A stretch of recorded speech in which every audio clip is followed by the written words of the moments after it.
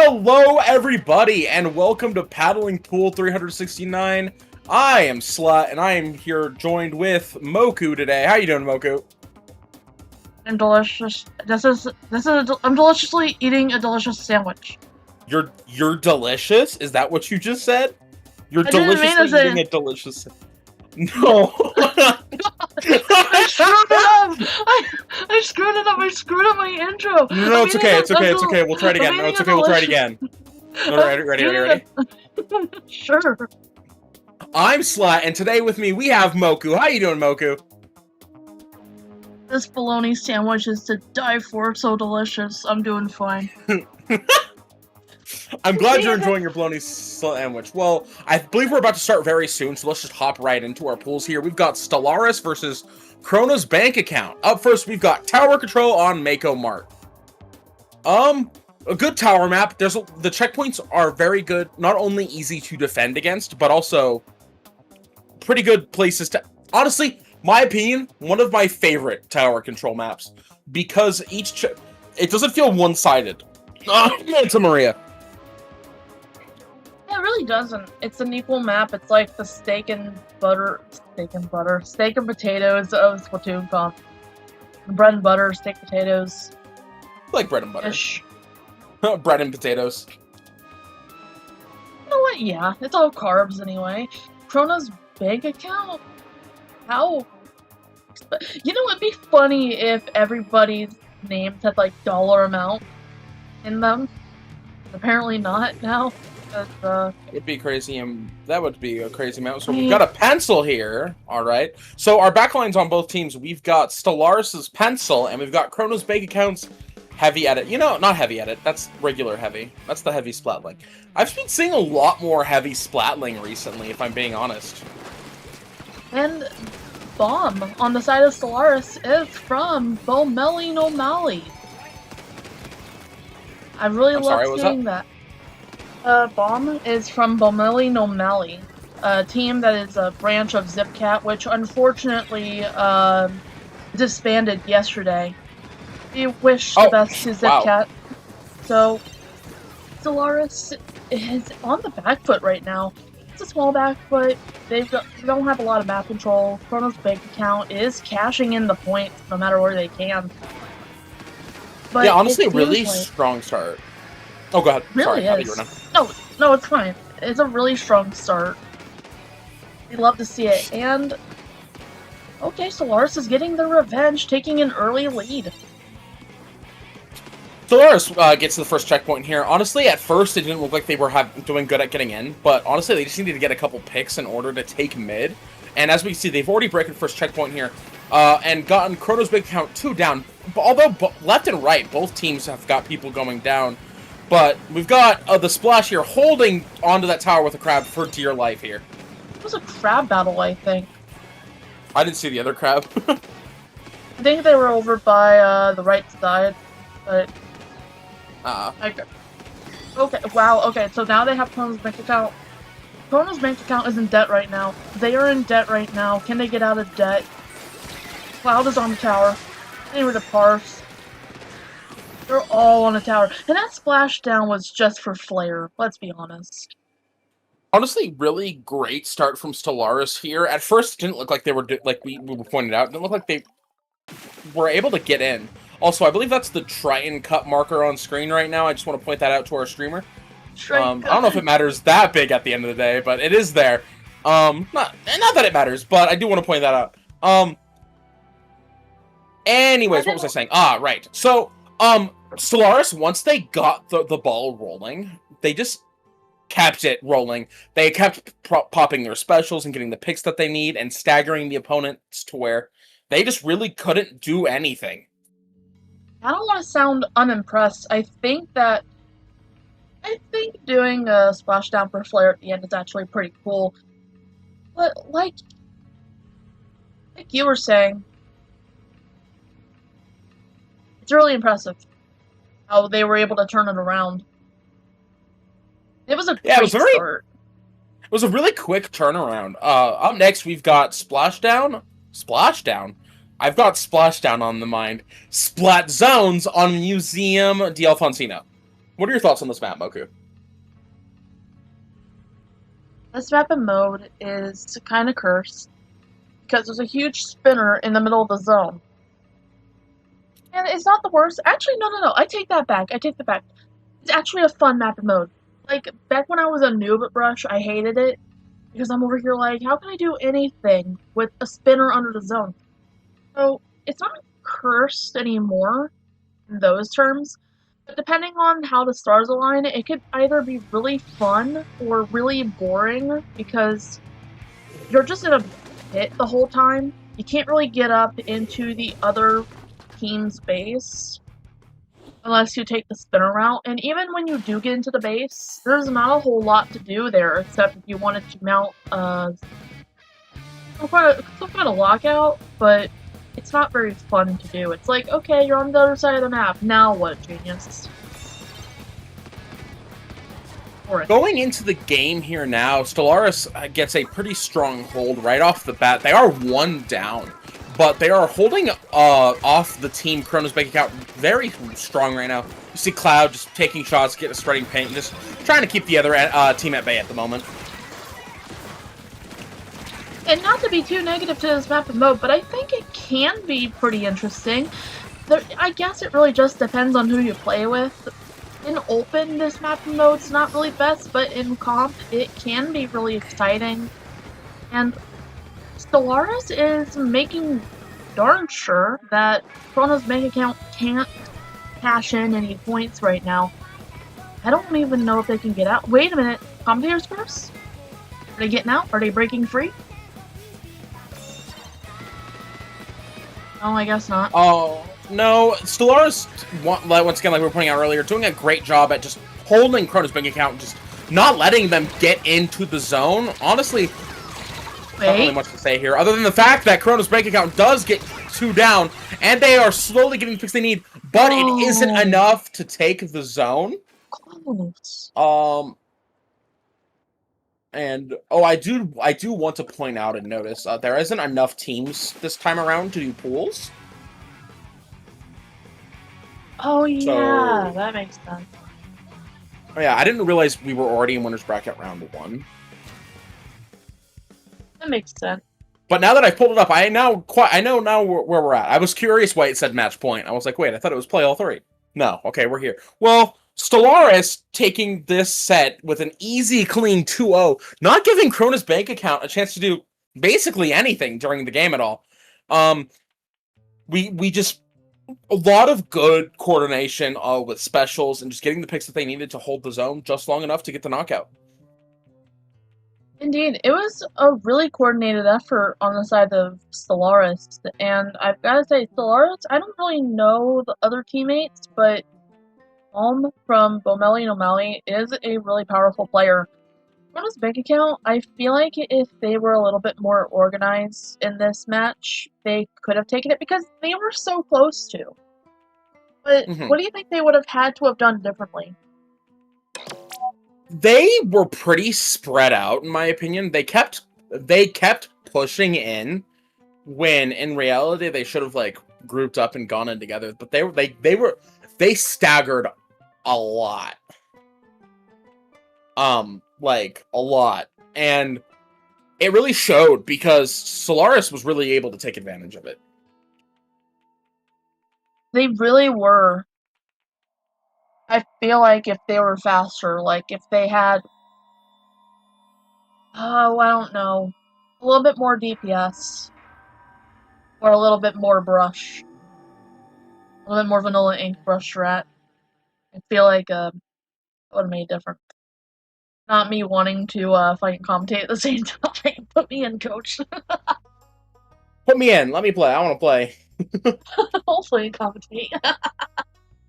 Y'all Playing both and can watch me at the same time would be. Y'all both can watch me flounder on the field. Be like, oh yeah, I've got this. Proceeds to get my tail kicked in a million times.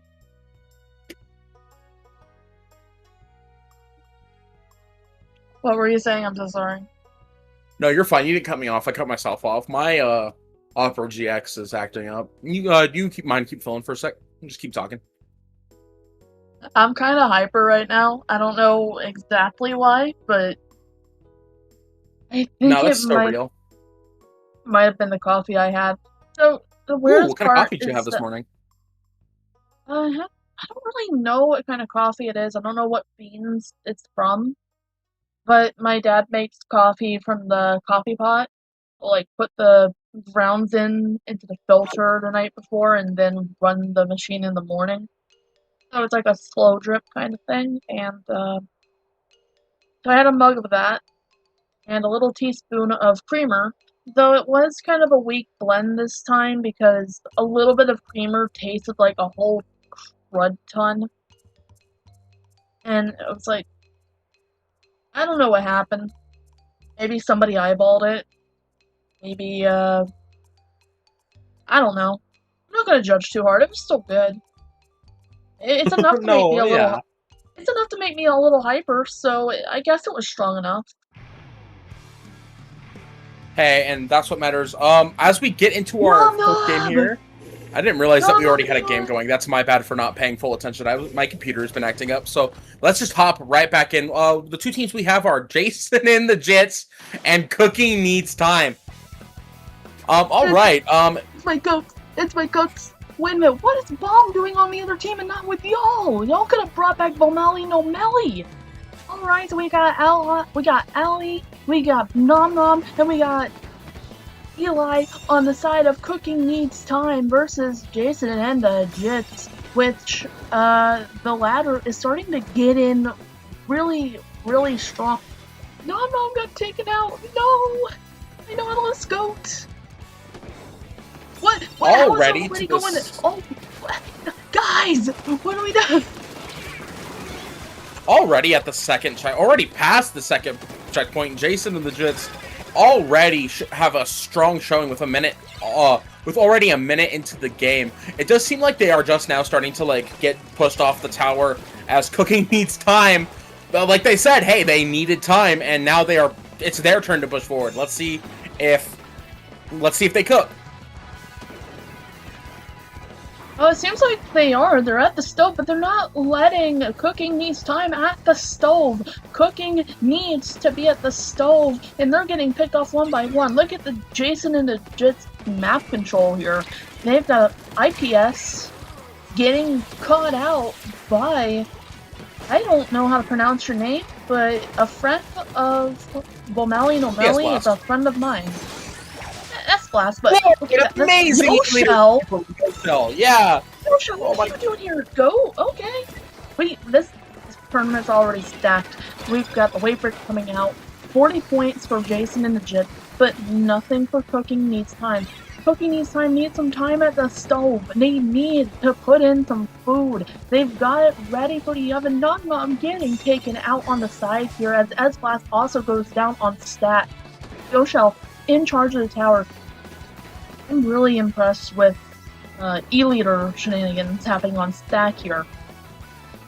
I think honestly the problem. I think the problem here for Cooking Needs Time is they're not playing very patiently. They're just kind of throwing themselves at the tower, and it is knocking them off the tower at some point, but it isn't giving them enough like room advantage to take mid and actually push forward. They're just kind of eating right now. What are their specials? They need a screen wiping special, like... What do they have?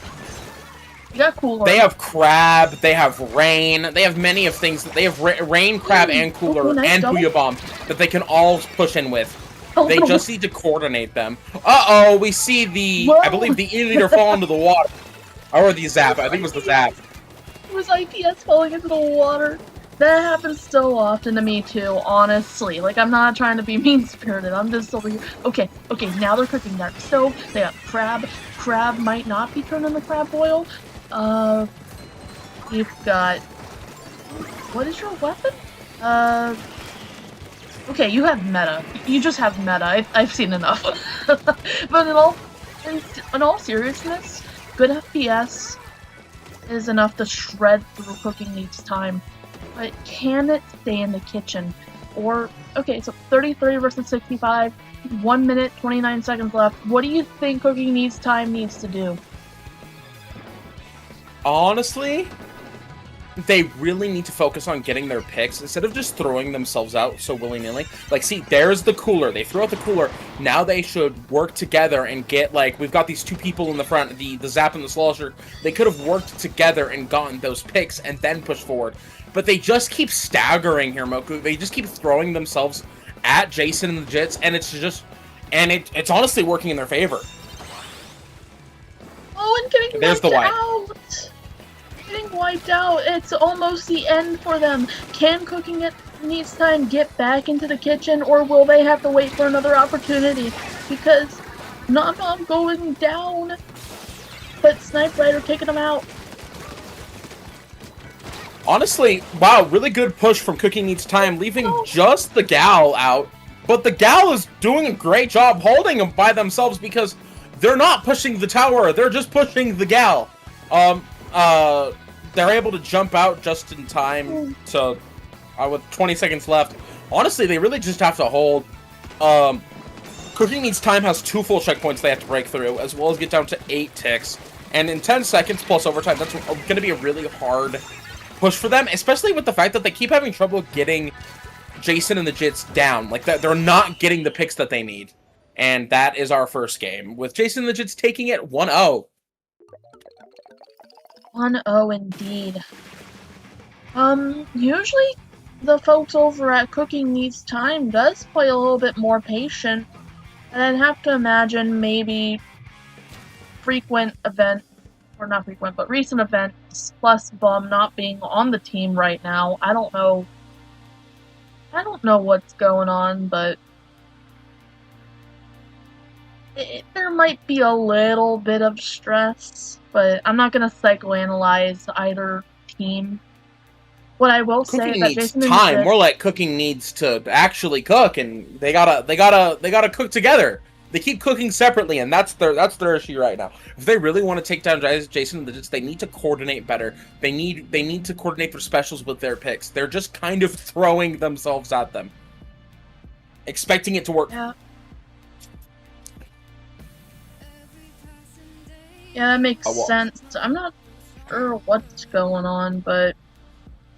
Well, I mean, I'm not gonna lie, this is kind of another map where Jason and the Jits, they, like, just like how Tower Control is a map and mode where you hop on the tower and you go forward, right? Rainmaker on this map really is a pick up the Rainmaker, go straight to the first checkpoint, then go to the second one. If this game could very much go like the first one, where Jason and the Jits just keeps pushing forward, while Cooking Needs Time just throws themselves at them. Or they could take a step back and reevaluate the situation, see how they can better get in, instead of just jumping to their teammates and throwing themselves at the objective. Yeah, that makes sense.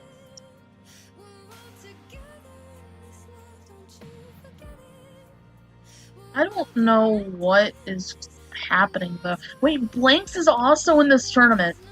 Okay, more go. Might see Pyro? Or, yeah, it's Pyro. I used to call him Pyro. It's actually Pyro. Alright, well, we hop into our match point here. Let's see if we've got any weapon switching up. We've got the red leader this time.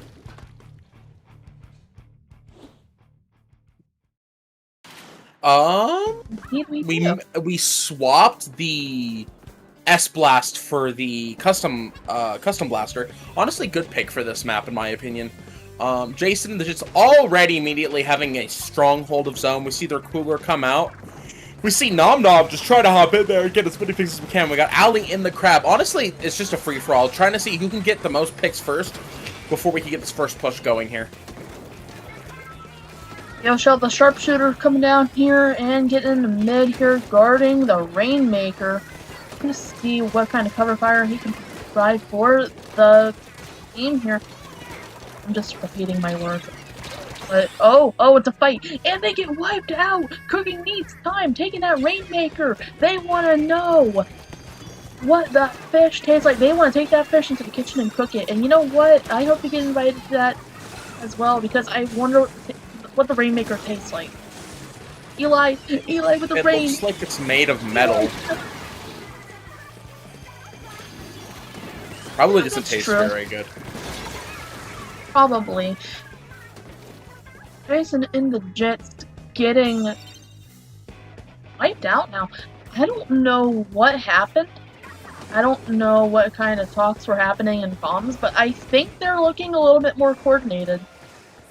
Yeah, what I really wanted to point out, Cooking Needs Time did a really good job in that first minute and a half. They showed us that they can cook. They did exactly what I was saying they needed to do. They used their specials to their advantage, got the picks they needed to get the push they need. And now Jason and the Jits has to push all the way to 10 points in order to take the lead, which is still very possible with the 3 minutes left. But that is that's a really good hold for Cooking Needs Time. Honestly, they don't even need to knock out. They just need to get to the next game. If they just can hold here for the next 3 minutes and just keep knocking them down. Obviously, with 3 minutes, you want to keep pushing to get as far as you can. But they don't necessarily have to. They just gotta hold. Yeah, I wanted to point out, I feel like Ali was a little bit out of position last time we saw them because they were over by the right. Meanwhile, now we've taken the checkpoint on the side of Jason and the Jits. But we have Yoshel with the Kraken going in and trying to take out other people. Eli taking out Yoshel. A fantastic aim with that pen. That was definitely an interesting push. Like, yeah. They tried to push in, but the moment they picked up the Rainmaker, 2 of their teammates immediately went down. So it really made it easy for Cooking Needs Time to just knock out the Rainmaker and then stop the push from getting in further. With 2 minutes left, we get a Rainmaker reset.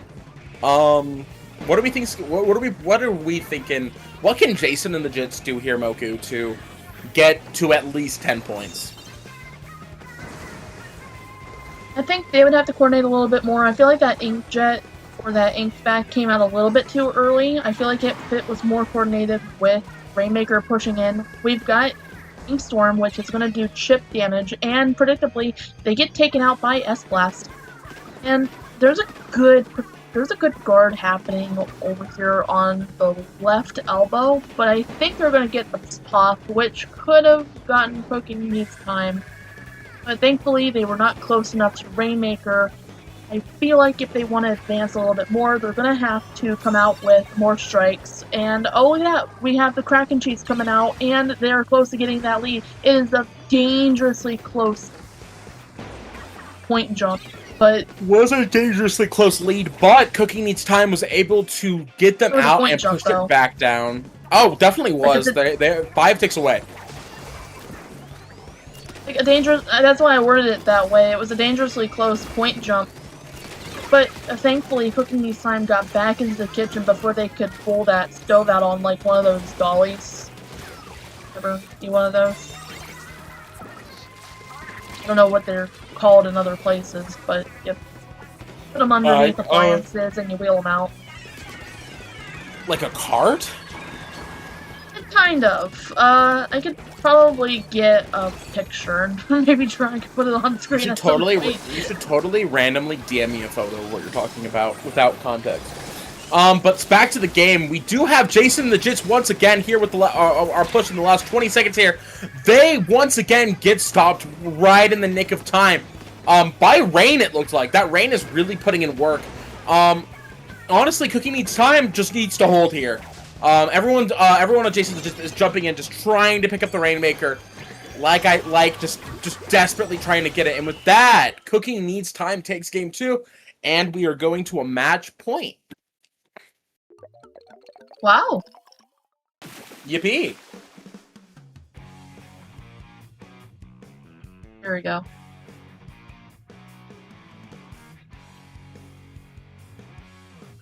Oh, that's cool. Okay, so that's a dolly. Yeah. Yeah. That's a dolly. I don't know why they call it that, but that is a dolly. What do they call it where you are? Dolly. Oh, okay. Yeah. Yeah, you're an hour behind, so I'm over here like, is there like a regional dialect for this? You know, I realized the way I said it was a bit weird. No, I mean, I believe most Americans call it a dolly. Anybody in chat, what do you call the another thing I think is a handcart. I think it's also called a handcart. I feel like handcarts are more associated with like the smaller things, but you would not be wrong. Yeah, look at this replay. That was beautiful on the side of Cooking Needs Time. So Oh no, yeah, absolutely. They managed not to get their stove wheeled out of the kitchen. But can they Hey, keep it in the kitchen? hey, their name is exactly what. Hey, it's exactly what their name is. Cooking Needs Time. Hand Exactly what carts it are on says on the tin. railroads. Exactly. Okay, what do you define as a hand cart? I define it as a cart that you push with your hand. So do I, but I kind of see it as like it's kind of like below your waist, like an actual cart, and not just like it's something. Oh, below the waist instead of like you have to reach up and like tilt it back to push it. I guess that's fair. Yeah. Anyways, we're going into winners bracket round 2. Match point. Jason and the Jits versus Cooking Needs Time. We are doing a clam blitz on Umami Resort. Trying to see if there's any weapon differences here. No, it looks like they were mostly stayed the same, except for that E-liter. We went back to the regular E-liter here. Cooking Needs Time automatically doing a great job at getting the clams that they need and painting mid. But honestly, we're at the beginning of the game standstill, where both teams are just trying to pick up clams and picks. As we see, 3 members of Cooking Needs Time do go down, giving Jason just opportunity to take control of mid here. Whoever controls mid controls the match. Yoshell with the clam here. They can just rush it in. They can just rush it in if they wanted to, but they choose not to. Yoshell is on the back foot now, getting traded out. That was a clean transition. I do want to say both snipers there did trade each other. I don't know if you noticed that. Both snipers traded each other and died at the same time. Put that we see Cooking Needs Time immediately get a ball in. Honestly, they just need to get a couple clams here to get a good lead going. They've already got a couple. With a minute in already, Moku, what should Jason and the Jits do to get this push stopped? Because it's going down. I feel like they should get strikes. Like, somebody should be farming for strikes. Now somebody's got the ink back, which does kill the push a little bit. But I feel like this ink back was a little bit too early. You might want to coordinate pushes with those more, especially strikes. So they're just throwing out their specials, trying to take back map control and put a path forward, but they're not exactly doing it to push, if that makes sense. Like, they're not special rushing. They're more like, they're not. They're not playing their specials. No, I get you. They're not playing their specials with the intent to push in with them. They're just doing them to try to, like, push people out. When in reality, yes, you should be doing that. But also, you should be doing it in a way to where you can also take space. Every time you use a special that takes space, you should be taking space with it. You should be able to move at least slightly a little bit more forward. That's true, and I guess it did work a little bit, but Nom Nom, even though he goes down, we're still seeing Jason and the Jits getting put on the back foot here, and when I say, like, special rushing, you're completely right. There's no way else I could describe it, but sometimes it's hard to coordinate special rushes because sometimes I'll be like, y'all, I have a whale. We can whale rush it in. And some teammates would be, not the ones I've played with recently, but some past teammates would be like, no, we've got this. And I'm over here like, okay, you can whale rush it in, you can distract the back line. And then you can get the big thing about specials is the reason they exist is they're big, loud, and, like, strong, right? So, and that's why you get them by filling up a bar. So when you have them, you got to be like, okay, let's make a big change to the state of the game with this special. That's the whole point of specials in, I believe, games like this, is they're used to change the tide of the game. Because you've got your bomb and you've got your main weapon, which you always have. Everyone has that. But then you've got, like, these bigger, like, nuclear attacks that can be used to change the tide of the game. And Jason, they just really aren't using it to change the tide of the game. They're just kind of throwing them out. I think they're scared. I think Jason and the Jits are kind of scared because, think about it, the first match, Cooking Needs Time was just kind of floundering. No offense.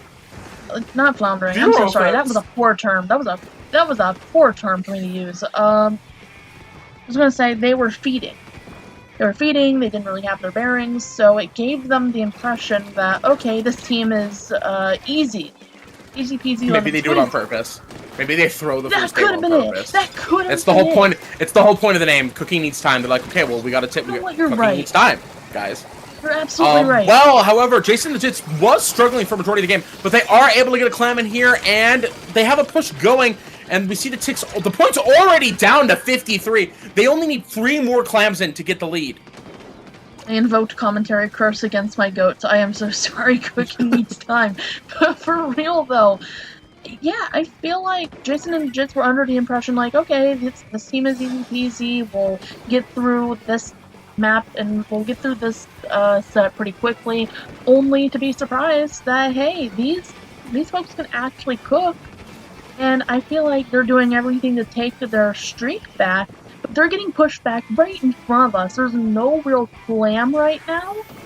Y'all got the right idea, but y'all need a single clam. Did somebody throw stuff at each other, or what are we doing?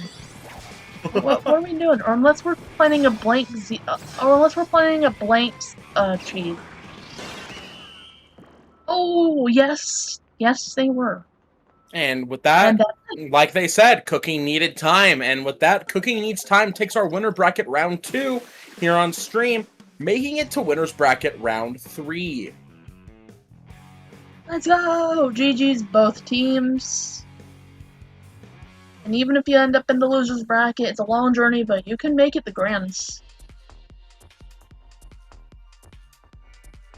Honestly, a pretty stale game in my opinion. Like, there was just a lot of cooking needs time, just keeping Jason and the Jits from getting any pushes in for a majority of the game.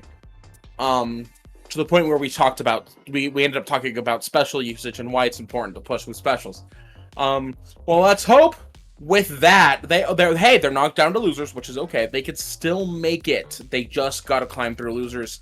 With cooking needs time, very soundly earning their spot and moving forward.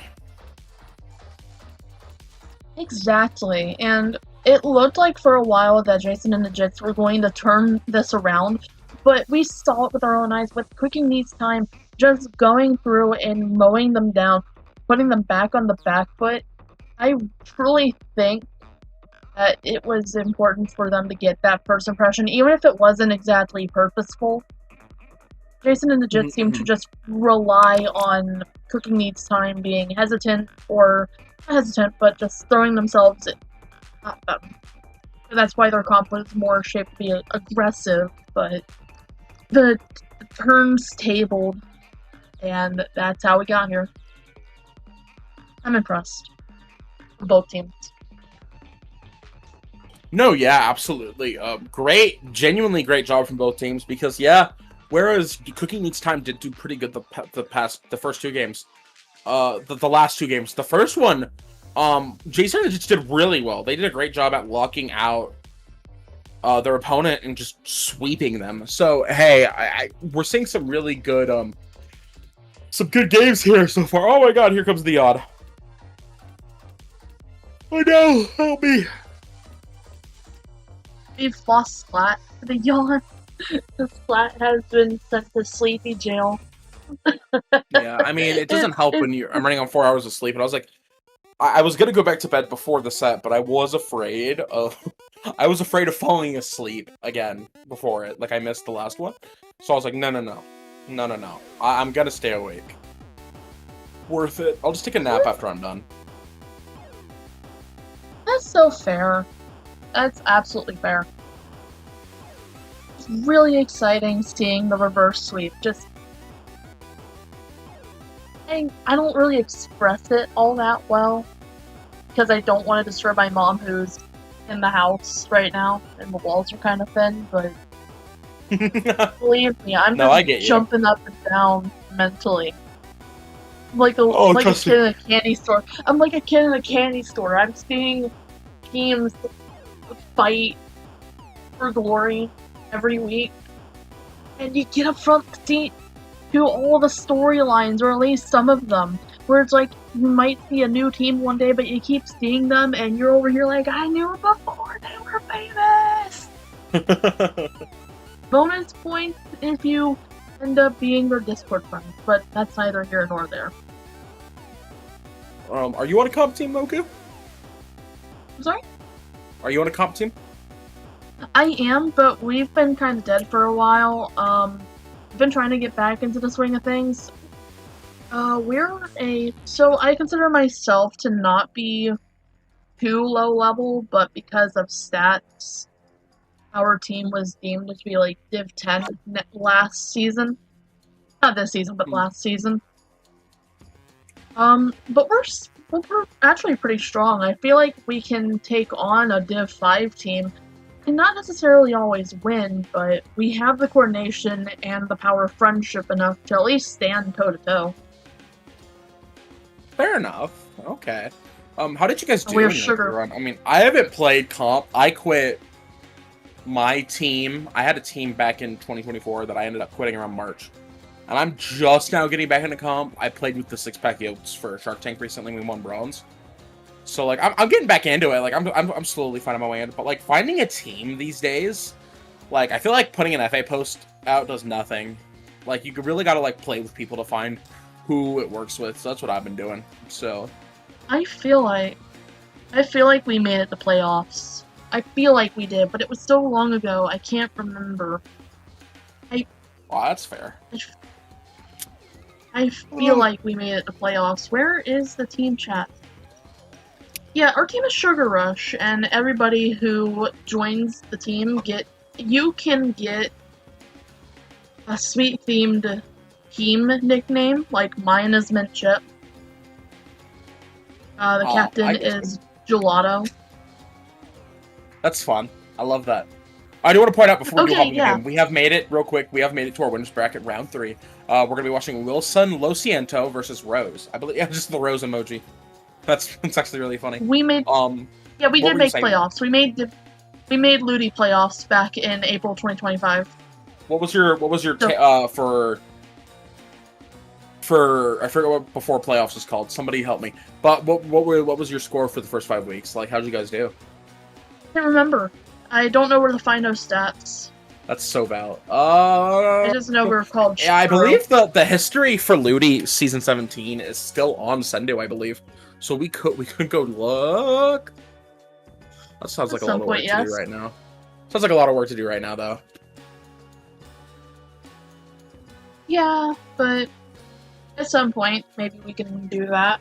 So it's Wilson SIENTO versus Rose. Rose emoji. Rose emoji. Man, Yoshi God was crashing out the other night because somebody from Tropical Tuesday they had a Saturn emoji, and he's like, how am I supposed to read that? Saturn. Exactly. So, Clan Blitz on Scorch. I'm gonna say it. I'm not the biggest Scorch fan. Me neither. Like, I know it's the map of Splatoon 3. It's the Urchin Underpass of Splatoon 3. It's the Reef, but I don't like it that much. Hot take. I actually don't know if it's a hot take. It's probably a pretty cold take these days. I just don't like the layout of it, especially where like it feels like the zones one specifically. Oh, if you want to get into their base, just don't. You can't. It's one of those things where getting into their base just kind of feels pointless. It feels a little bit boring. There's nothing really out there for you to do except maybe to stage a lockout, but it's not exactly the most interesting. There's some stages where if you get into the other team's base, it's really fun, like Urchin Underpass.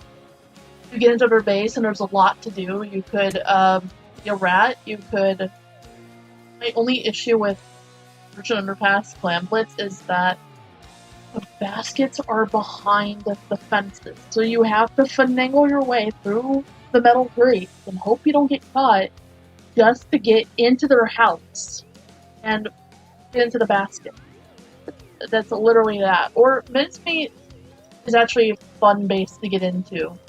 Like, you could go up the grate ramp and then hide in a tiny patch of ink and just watch everybody pass by. Maybe get your hands on a backline and be like, that's a nice Elior. It'd be a shame if somebody brush ratted their way through you, you know? What else is there? But Lamblets on Scorch is... Okay, so it's not exactly the most boring map, but it is one of those maps that scares me. Because if you know what you're Scares doing against me, yeah, it scares me. Because you have a huge obstacle in the middle of the map. Anybody can be anywhere. Rainmaker, it's not so bad, because it's shortened, and you have grates, and you can see more. But when you have Flat Zones, Glam Blitz, what's the other mode? Tower Control's not bad either. Tower Control's actually pretty fun. Yeah. Glam Blitz and Splat Zones on Scourge, it's kind of scary. Just for the sake of just on the merit of having a big obstacle in the middle of everything. Like, okay, where are the enemies? Where did they go? You try getting up on the pillar, but then there's somebody else up there at the same time, and now you're fighting up there, and you could end up getting taken out. You could try to get on the grates, but grates make you vulnerable if you don't know where people are. You could try getting into the base, but if nobody is there, then there's no payoff. You could try getting up on the snipe, but usually you get found. And when I say you, I mean me, so I don't know if it's like a brush issue or if it's like a general thing. Sound off in the chat. How do y'all feel about Scourge for these reasons? How do you feel, Slat?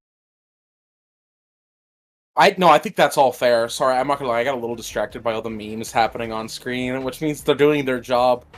I did hear most of that, but towards the end, I definitely got distracted, which I do apologize for. Nah, you're good. You're good. It's like Subway Surfer stuff. Yeah, no, I'm not beating the allegations of having a good attention span. This is not good. I'm looking at the top left, but here's the for. What is the? Why is this all here? It was just like, was there like a long wait one of these days and we just start throwing stuff up? Because this is hilarious. Yeah, I've never been brave enough to ask. There's enough space up there on the top of our avatars. We can just throw stuff. The top right. We got to get some. We should. Okay, yo, Joe Ryan, can we get a picture of a dolly in the top right?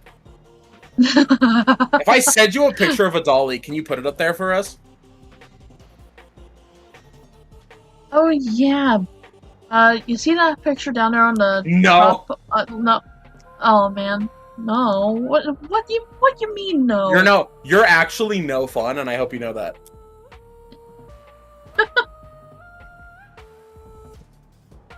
So you see that? See that little drawing down there on the bottom left? Not the grayscale one that I made, but the one next to it with a little inkling drinking coffee. Yeah. You wanna know who made that? Let me guess. You.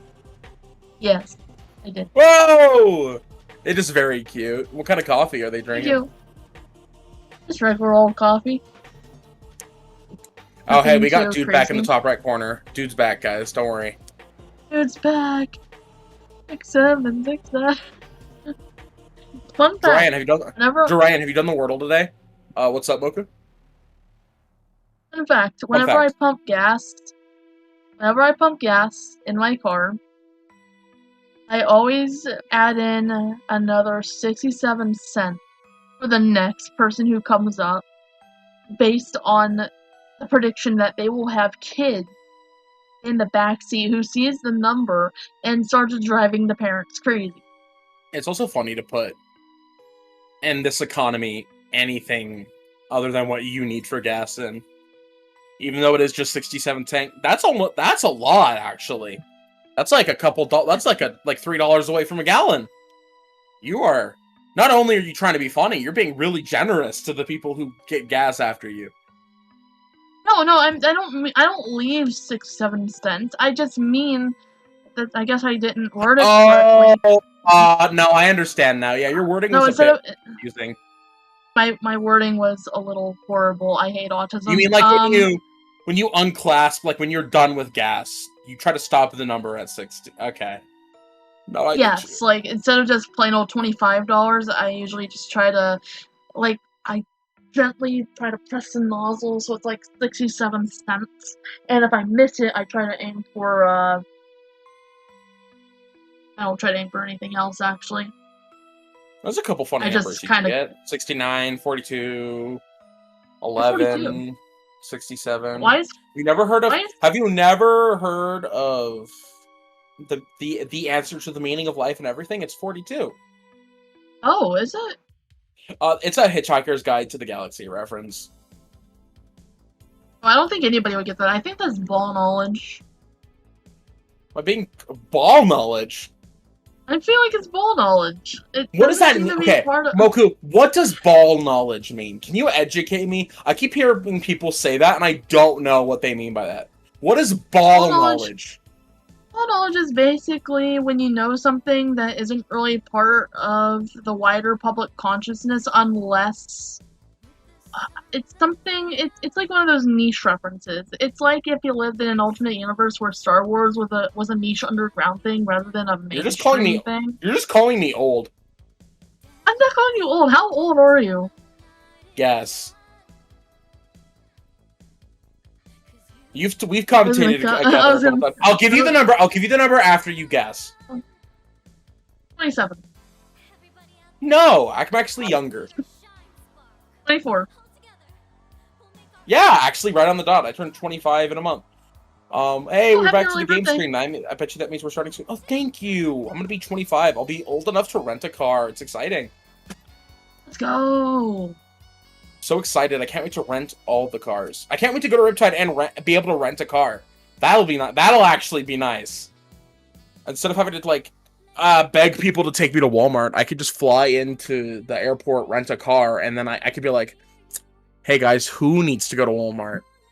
Instead of who can take me to Walmart, who needs to go to Walmart? Just give me $10 for gas. I don't know how much gas is expensive right now. Not to get political, but gas is expensive right now. That's all I'm gonna say. I saw $4.39. I saw $4.39 the other day, and I was crashing out. I'm over here like, that gas better be so magical that it would fix all future issues in my car when they pop up. That better be the best gas this side of the country to be costing that much in all of my 24 years of life. Wait, are you also 24? Yeah. Wow. Wait, when's your birthday? October 20th. Oh wow, we're around the same age. Oh yeah.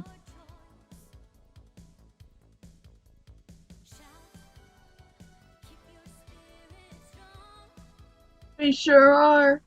Yippee! Hey, it's nice because it's either I feel like there's either a lot of like really young people in the community and then dinosaurs. So it's nice to find someone around my age. Shouts out. I feel like we're kind of in the middle. Well, I mean, that's how that works, but like I mean like there's a lot more of a disparity of us 24-year-olds. As we hop in here, we've got two pencils, a pencil on each side. We've got pretty similar team cups to what we've seen so far today already. Love seeing the Stampers. Immediately two down on the side of Rose emoji. And Wilson Lo Siento's immediately pushing in and trying to get a hold on the basket here. Oh, I love how you escaped all that ink back. Jet is moving with that clam, but I feel like they're being pushed out. You see what I mean? This is why I don't like Snap Mode. Because you could have a clam, you could be like, oh yeah, I'm all set for life. And then you have the cavalry come right at you like, yo, money or something. Like, they're just missing the horses. It's like, jeez. It's like, where'd you all come from? And then they have the basket ready to go, getting dunked on. Like, this is how scary this map and mode can be. It's like, wait a minute, hold up. Yo! They were so distracted over here on the right-hand corner. That was a blank they're able to get the ball in. They are. Oh, absolutely. No! An amazing job from Wilson Lo Siento here as they wait till the push is, like, literally just ends from Rose, and they snuck in and got a ball in last second, and are able to get a pretty hefty lead with a minute and a half already into the game. Honestly, already a decent lead from Wilson Lo Siento here, huh, Moku? It really is. And with one going down to a snack, I wonder what snack you are. Are you sushi? wait a minute, hold up. We've got another ball coming through from Rose. They have no penalty points, they can just keep going through. But Wilson SIENTO is going to keep up this defense. Okay, one goes out. The defense is going pretty strong. However, Rose does have a pretty strong hold of mid and are getting the claims that they need. Honestly, they're about to get another push here. We see the vac comes out. They're able to get a ball into the goal, and they just need to get some clams in. They're trying to hold the... They get a ball in, but immediately go through down. So their push was 10 points. Not a bad push, but they did just give Wilson SIENTO another ball, which they immediately scored and are now ticking the points back down. Gosh, my brain is not catching up with my voice right now. You're all fine, and we have that Inkjet pulling a shiny, Whoa! which the last clam gets put in. And that is a victory for this match for Wilson SIENTO. You know what? I want to say something about that ink vac real quick. When you have an ink vac, it is recommended that you do not turn your back in any direction, like in a 180 degrees fashion. Maybe tilting a little bit, but you're very vulnerable from the back, so when somebody has like a whole weapon ready to go, you'd better be with another person, because that's not exactly the best way to go, but I feel like it could have been coordinated a little bit better, but it wasn't the worst ink vac strat I've ever seen, because it was pretty decent. Head was in the right space, heart was in the right space. It was just a matter of timing. All their teammates up there to like capitalize on it. If I'm being honest, there was only one other guy, so it was really easy for them to focus. Yeah, but there was like a pinch that happened. The vac. Yeah, it was really easy for them to focus on the vac. That's true. Yeah, I didn't think about it like that before. Because like if the other teammates were there, the vac would have been more like a shield for the other three teammates. While as it would have been harder to deal with the vac because you've got three other people with their guns pointed at you. When in reality, they popped the vac when no one was there, immediately turned around as another teammate came and was able to throw a ball in. But if they just had even one more teammate there, I feel like it would have been a lot more easier to coordinate.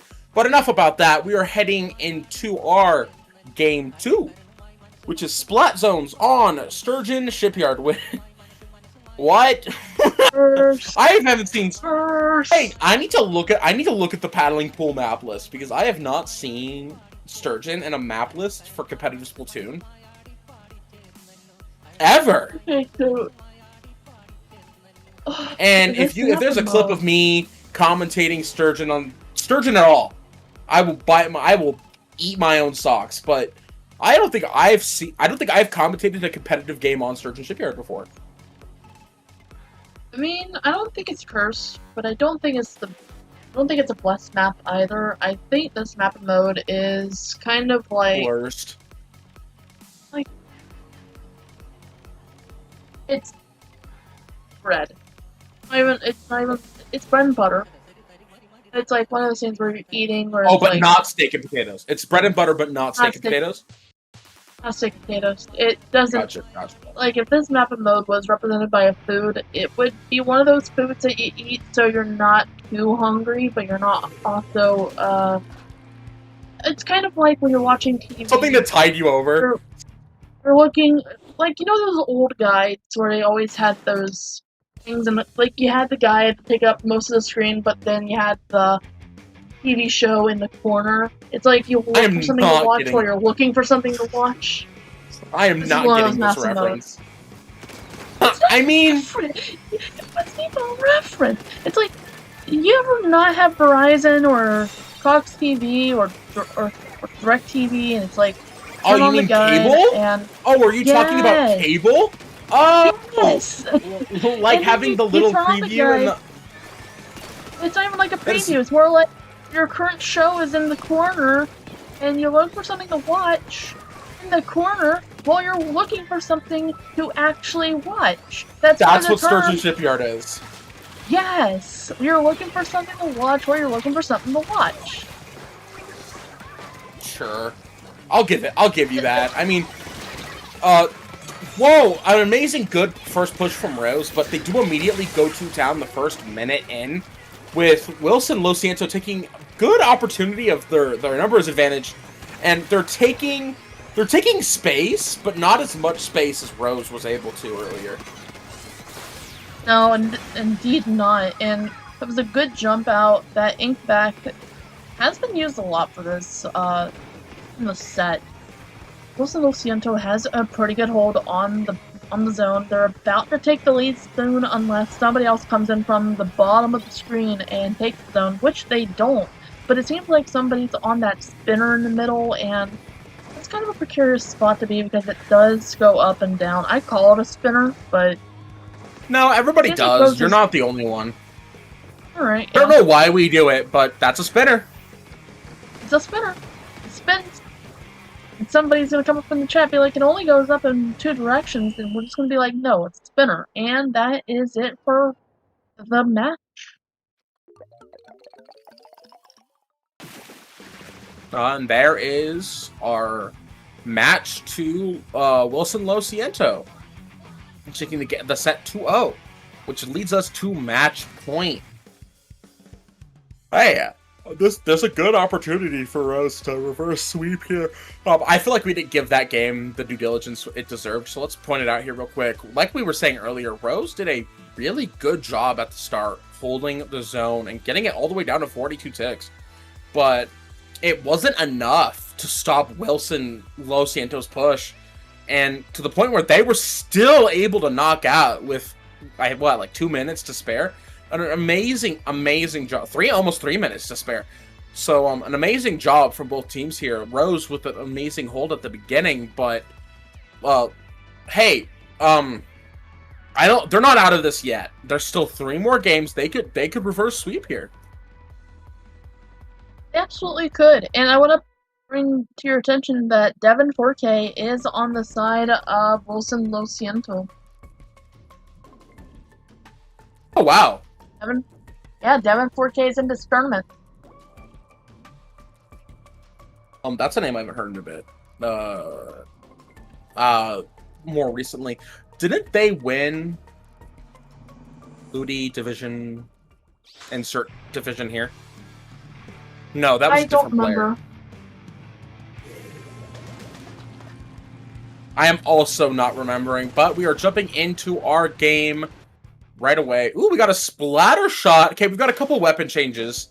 We've got a splatter shot, a sticker stamper, and a custom blaster. And then we got the pink dapples. Love that choice.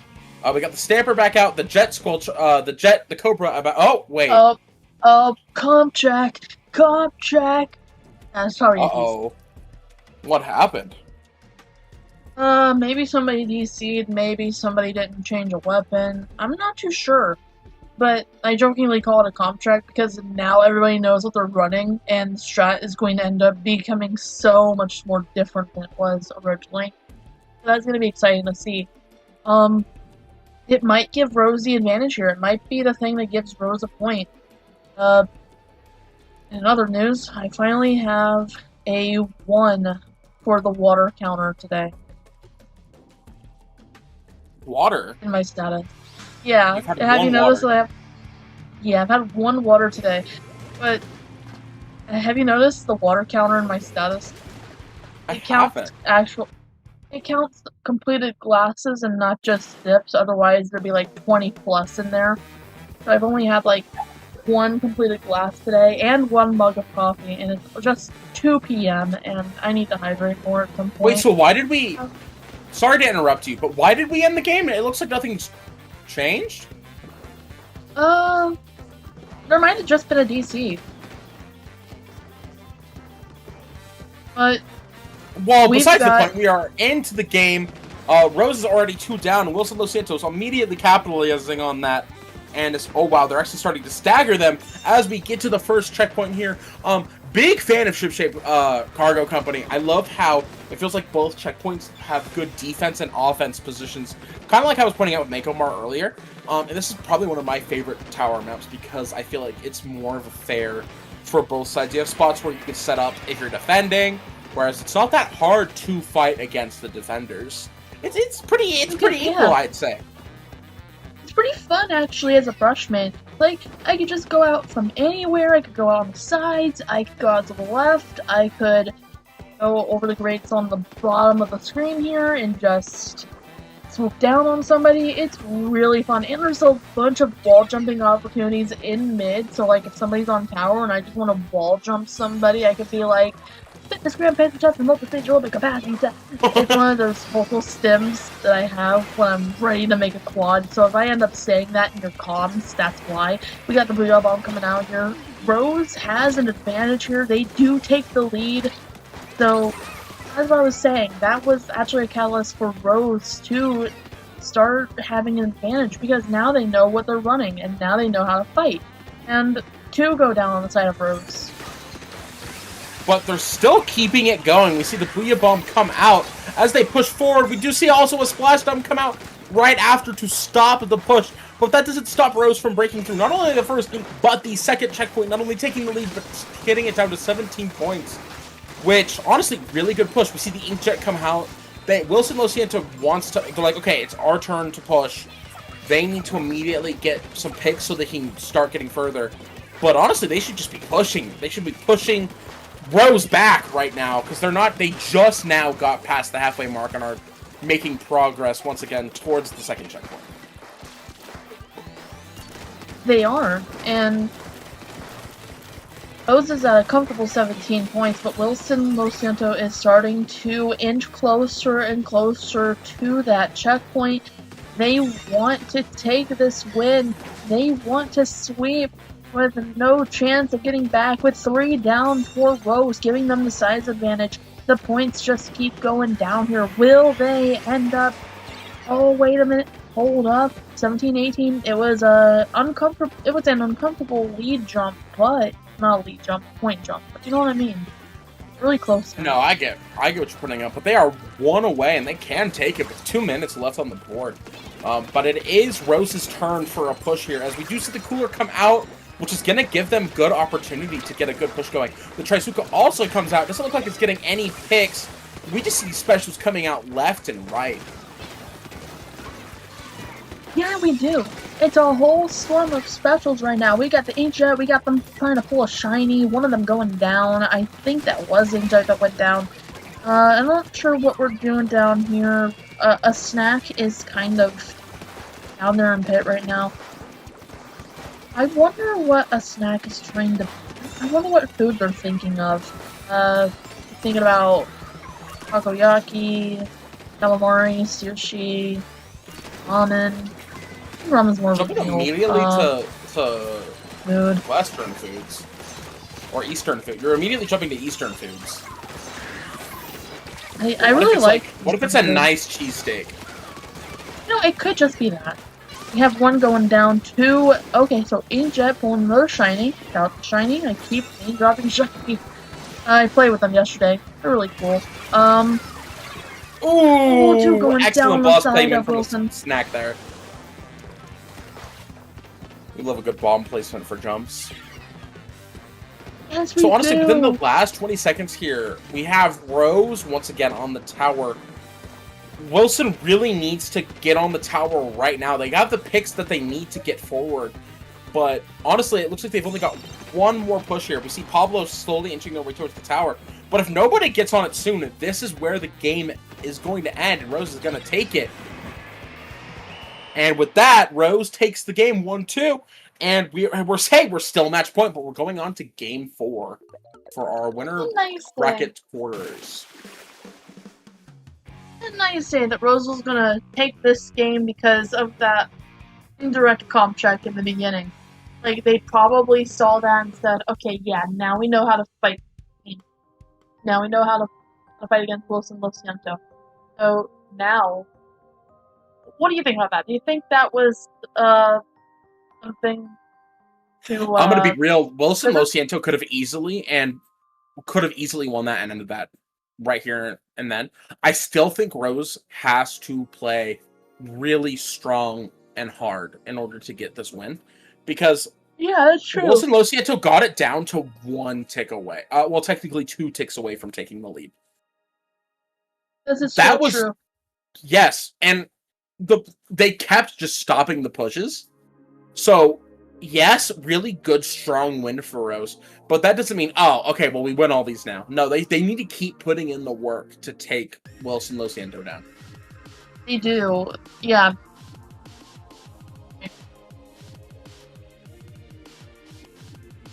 At least that's what I'm seeing. Yeah, that's fair. I'm seeing it too. Oh, well, up next, we have Rainmaker on Mincemeat Metalworks. There is 2 checkpoints. I forget which is it. Right, going right is the safer checkpoint on this map, right? I'm so sorry. What was the question? I got So there's 2. by my No, you're cat. good. Real. I also do get distracted by my cats. There's 2 checkpoints on this map, as far as I remember. It's the one on the right that's the easier, safer, air quotes, one to get to. Is that right? Am I remembering correctly? I think... I don't know. I feel like you're... Okay, yeah. I was thinking about Undertow for a second, but you're absolutely right that it's better to go for the right checkpoint rather than the left one. Left one is good if you have a strong push. Right one is great by default just because, yeah. I get you. Well, we're going into match point once again here for Rainmaker on Mincemeat. Let's see what our comps are here, Moku. Just Culture, Nautilus, okay. Sticker Sword, Pencil. We swapped the shot for a 96 cal. Yep, somebody brought meta. And we've got the Nautilus back out. And nobody was surprised. We immediately have a pick from Rose. Rose is able to take the Rainmaker bubble pop, and they're getting Wilson SeulContreTous picks down and immediately are pushing forward. Are they able to get to this checkpoint right off the bat? They immediately did a really good job at pushing Wilson SeulContreTous back, and we see a Booyah Bomb here coming out. Honestly, pretty aggressive start from Rose, as they're honestly still going forward. They do end up getting knocked down by 3 here, and there's the wipe from Wilson SeulContreTous. But that was an extremely strong start from the side of Rose, like we were saying. Really impressive. They did not want to give Wilson SeulContreTous any room to move. Snipe Rider coming right back out, frame 1. They want to stop this team in their tracks. I think they might try to go for a lockout. We've got an Inkback coming out. We've got Inkjet coming out here on the side of Rose, or Wilson as well. But it doesn't last long. We had 2 members of Rose go behind while those specials were coming out and flank them, which was an amazing good special shutdown from Rose there. It was. I feel like if I was Wilson SeulContreTous, I would want to coordinate my specials better. I would want to tell my team, hey, we're getting pushed out. We might want to play our specials here and not just focus on getting more room. But Rose is... No matter how much Rose seems to stagger, they keep coming back like zombies, as if they've gotten extra pairs of quick respawn. Which just means cooler. No, yeah, absolutely. We see Wilson SeulContreTous, it's their turn to head towards the checkpoint. Is stopped from a vac, and Rose does go 2 down, which still gives Wilson SeulContreTous a chance to push in a bit more. But honestly, this map is matched pretty much at the standstill, with Wilson SeulContreTous needing to get picks in order to push forward. Yeah, you're absolutely right. And even though both teams have good map advantage, we've got the Rainmaker over here on the left-hand side with a Booyah Bomb coming out.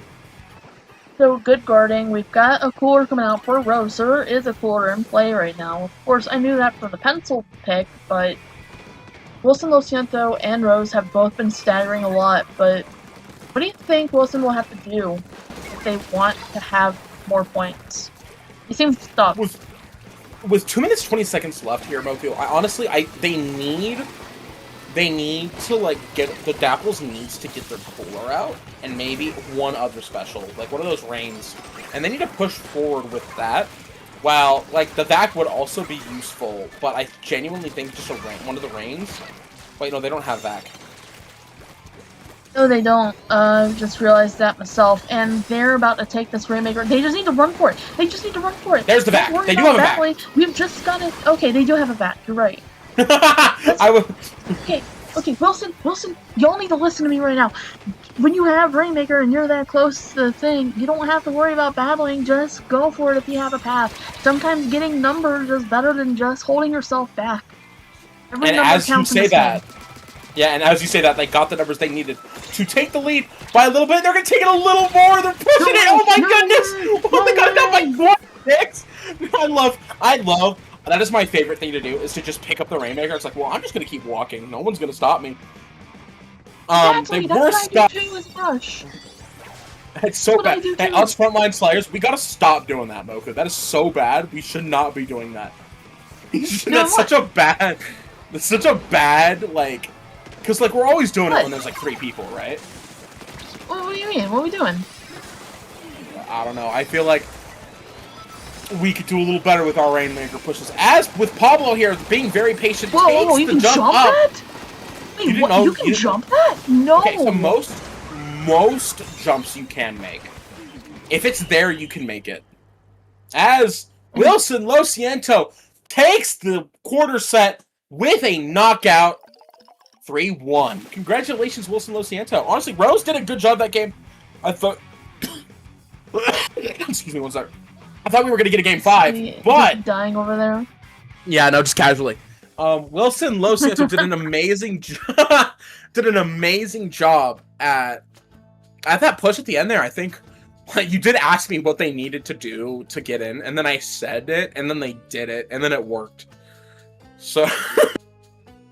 And then it just works. They did a great job. Yeah, they did a great job. Shout out to the Hades playlist. Love this music. Anyways, great push from Wilson SiENTO. They coordinated their specials. They got the vac that they needed, and then that I forget who it was who just put the points in more to get it down to 30. But that was a really insane but great push from them.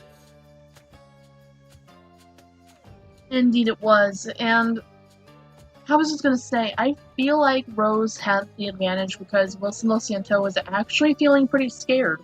So when they started getting a little bit bold with the Rainmaker, when they started doing this little number, like, I could tell right here that this was a window into their team psychology, that they were pretty scared. But once they ended up getting really bold, that's when they started getting the lead. That's when they started doing all this. They stopped fearing for their lives. I feel like they were listening. I feel like one of them remembered, hey, every number matters at this point. So even if we don't get it, we're going to get something. And that leads them to have the confidence to get the win. Because if you can get any kind of confidence, you can probably take out a win. Like, sometimes fear is the thing stopping you from making a push. Sometimes it's healthy fear. Sometimes it's, yeah, I'm outnumbered. I can't do anything. Other times, there's a chance they might get me. Mm-hmm. Trust your gut. Always. Except for when you have GI issues like me, then don't trust your gut, because your gut actually hates you. It's so real, though. Yeah, it's funny. I have an appointment for that tomorrow. So excited. Oh, I hope it goes well. Thank you. I thought you said you have to go as well. I was like, right now? No. I hope it... No. No. I'm not... No. I misheard you. No, Well, I'm just saying, I hope your appointment goes well. And yet, I was going to say something else, so I didn't want to invoke Commentator's Curse on your body. No, don't do that. Speaking of commentator... Hey, okay, say it, and then you have permission to say it, but you need to immediately knock on wood. Do you have wood near you? I don't know if my table's made out of wood, because some of the wood stripping has, like, on the vertical side closest to me has started to come off, and I don't know if it's true wood or just a wood sheet. And I kind of feel like I got if you knock on fake wood, you're jinxing it more, so you can't, so don't risk it. I don't know if it's fake wood or just a wood sheet. I don't know, they said it was a wooden desk, and I believed them, because there was no reason not to. But I feel like it's just wood paper? I don't know what it is. A strip is coming off of it. I don't understand. I would have to look at the listing again, like, years ago, but I'm not even gonna say what I was gonna say because I don't have any real wood near me. No, that's fair. Well, we have our next set here. We've got When It Rains It Pours, and Shonen Shoujo. Is it shoujo? Shonen Shoujo, I believe. Yo, is that acing? Is that the one, the only acing? Heck yeah. Go and I want to say there is also who else is on this team? Is Rock Pikmin Twig? Punchy is also on this team. When It Rains It Pours. Oh, but I think Rock Pikmin is Twig, but I could be wrong. I will be DMing Twig later to see if that was them. Anyways, just somebody I follow on Blue Sky. Shonen Shoujo immediately goes 2 down. Shonen Shoujo immediately goes 2 down as When It Rains It Pours gets a pretty strong hold of zone here. We do see the cooler come out as they push into Shonen Shoujo's base here and is just getting picks. Indeed they are. When It Rains It Pours is just starting the monsoon right now, but they're getting pushed out by Shonen Shoujo. Okay, so this was a good positioning for Pencil, but I feel like they got caught out really easily. Thankfully, they seem to have cooler. There's a crab up there on their glass. So this map mode is really fun. There is a lot you can do on it. I love this map mode. Alright, Acing, I go with the hammer. Getting one on the way out. Let's go. Punchy. Sorry, my brain chose 2 things to say when you went to pass it over to me. And I just say both at the same time, so I decided to say nothing. That's my bad. Oh, that's fine. It had like a... It had like an overflow. And I'll jump back in. Data overflow. You just say nothing instead. Most real and true thing I've heard. Shonen Shoujo's turn to get the held as they're about to take the lead here. All 4 of them are in their plat, just holding them back. We did have a cooler out, so it did look like they did stop a cooler push, which is really good as the points are ticked out with 3 minutes left on the board. We do see Acing have to jump back as a Blue Bomb does strike the zone, giving When It Rains It Pours a little bit more time to get out, so they lose control.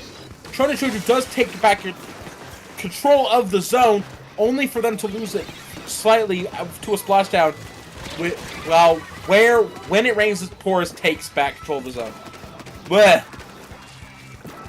Indeed they do. Pencil is out here right now, just getting smacked. Acing coming out here to mid. But not actually in mid. I feel like Shonen Shoujo's gotten a little bit hesitant, while Rain is just in mid taking things over.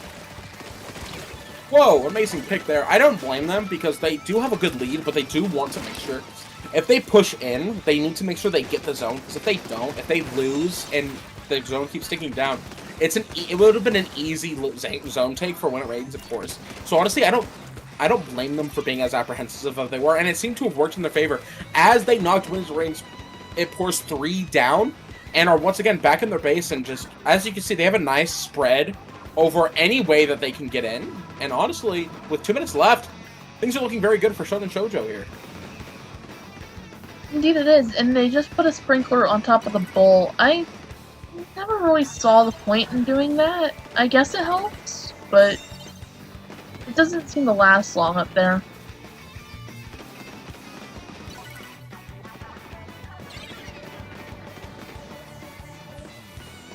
Sorry, I got a text. When It Rains It Pours does once again have control, a very important one, does have control over the zone, and so it is going back and forth. Honestly, this is a game of penalty breaks at this point. When It Rains It Pours absolutely can win the game here. They just have to hold for just a bit longer and get the picks that they need. Both teams are 1 down, but Shonen Shoujo is once again back in control of the zone with a minute left on the board here, Moku. Indeed. I really like how both teams are close right now. Sheep? Snoop, I called you Sheep. You're at low health, but you're in a good position. It's not exactly the best. You know what, it's a good position. I'm not a charger main, I can't really speak on positioning of the charger. Crab's coming out. Yeah, honestly, this is the time of the game where they just need to just hold. When it rains pours, just needs to hold the zone here. But Shonen Shoujo just keeps taking the zone back, and both teams have a couple specials ready. Honestly, it's just who can hold in the last 10 seconds here. It's a good question. Who can hold in the last 10 seconds? I think it is going to be a hard decision to make because Shonen Shoujo is like right here, and Crab is not really helping. But I feel like Rain is going to take it. Yeah, Rain's definitely going to take it. That size advantage. It's over. There we go. In overtime, When It Rains It Pours was able to take the lead last second. And our winner bracket semis here.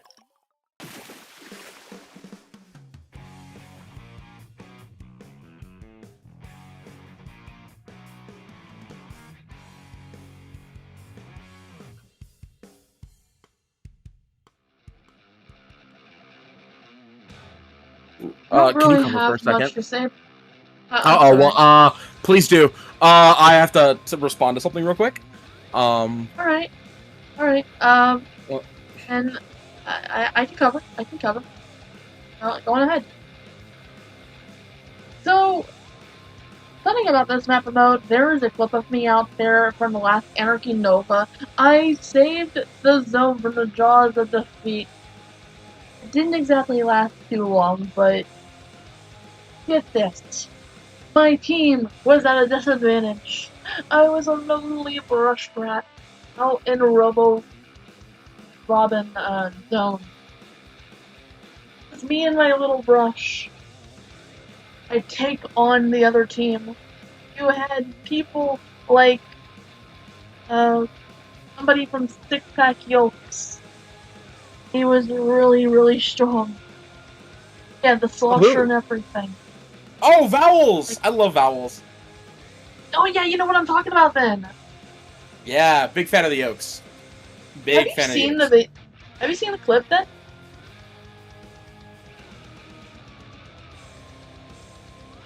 You could probably find it for you. I don't think so. Please do. There's a clip. Yeah, I got it saved. I don't want to open it. I want to... There we go. Put it in the chat for you.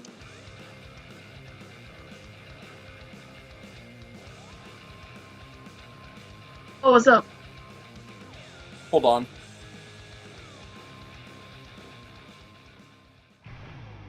My, I'll tell you after. But I'm here and I'm back and I'm all good. Everything is taken care of and I'm here and ready to do my thing. I will watch that clip after this set.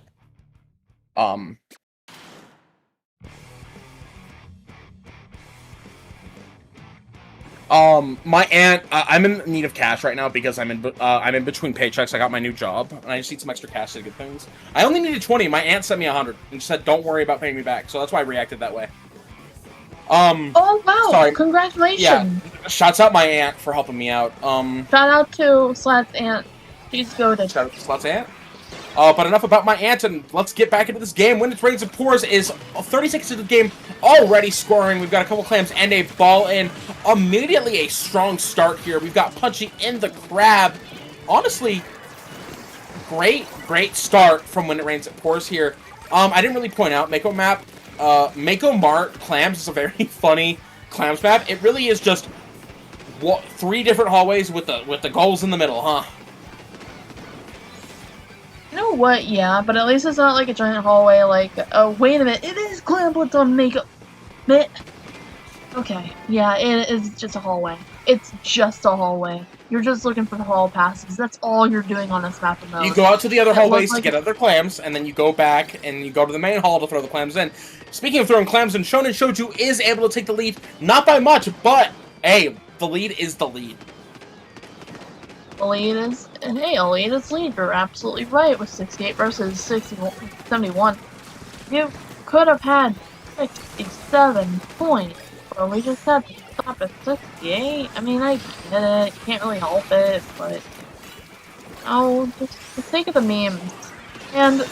Okay, Punchy's got another... Nice! They take the lead at 45! Lead is lead, of course. Shounen Shoujo will have to fight back a little bit more. But what's this?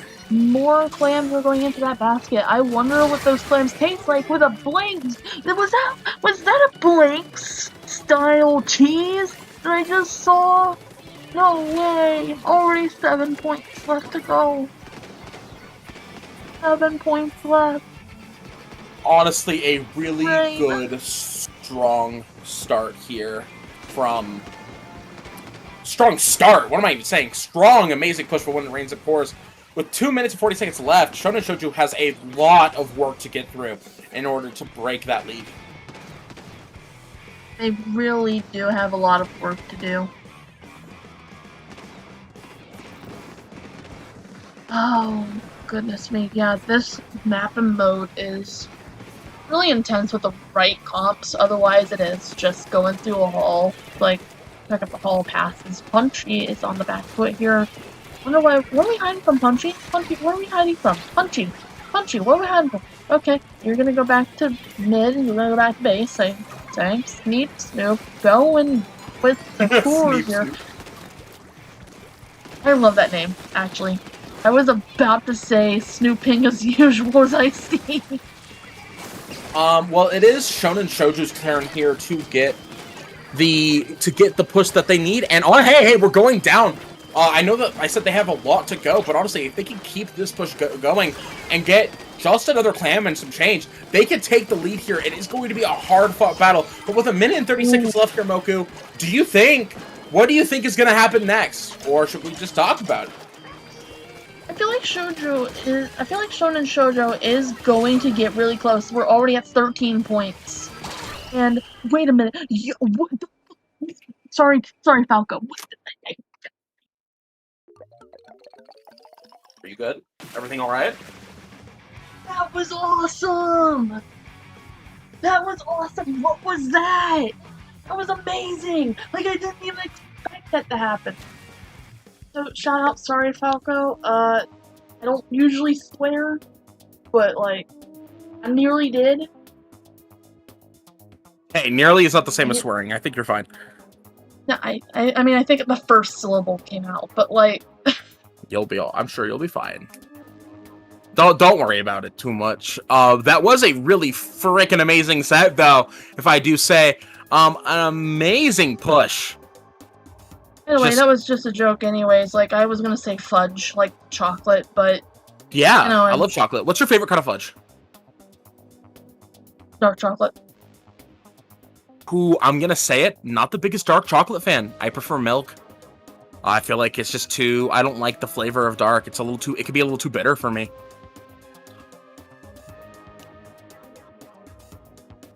Oh, shoot. Emergency bathroom break. Yeah, I understand. You know what I could use? I could use fudge with, like, chocolate mixed with red velvet. Oh my gosh, yes.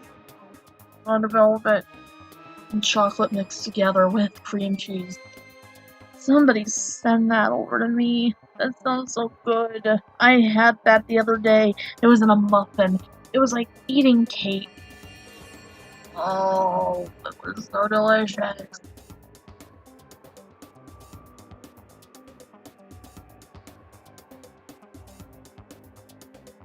It was so good.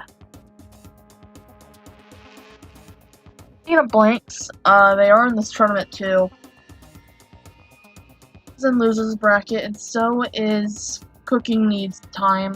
Where are y'all at? So Blanks has a point on Federation, while Cooking Needs Time, they haven't even started their battle against Bamboozler yet.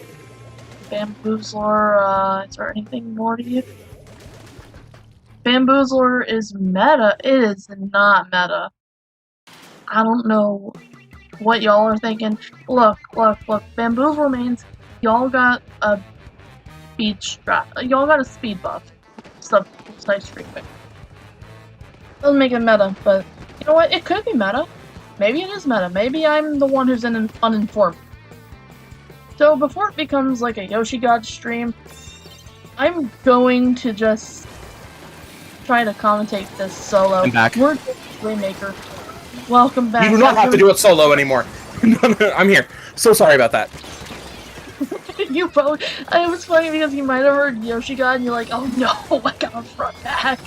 No, I heard you call Yoshi God and I was like, no, we love Yoshi God. But I'll hop in right here. I do seem to have missed a lot, but it looks like Shounen Shoujo was able to get to the first checkpoint within the first 30 seconds, which is an amazing push. Whereas when it rains, it pours, currently has the Rainmaker and is able to dunk it. So honestly, pretty stalemated match within the first minute here, Moku. Yeah, it is a stalemate, and very close scores too. And I love the name on this person, Sam Going Down. Can't really pronounce it because the name keeps moving and it's so small, and the score keeps going down. Rain is going down. But wait, hold up. Size advantage, going in for it.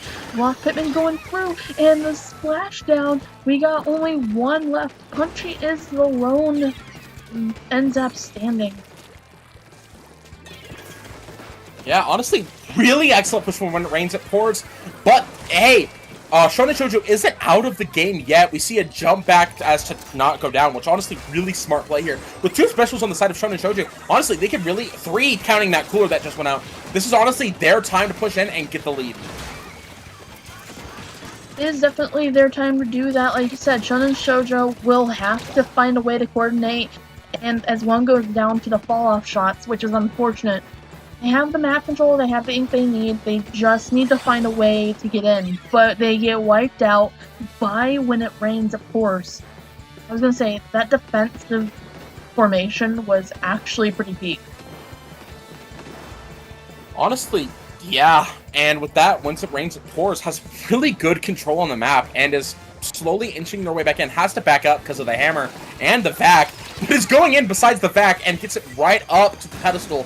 Getting the lead down another 7 ticks, but not taking the knockout.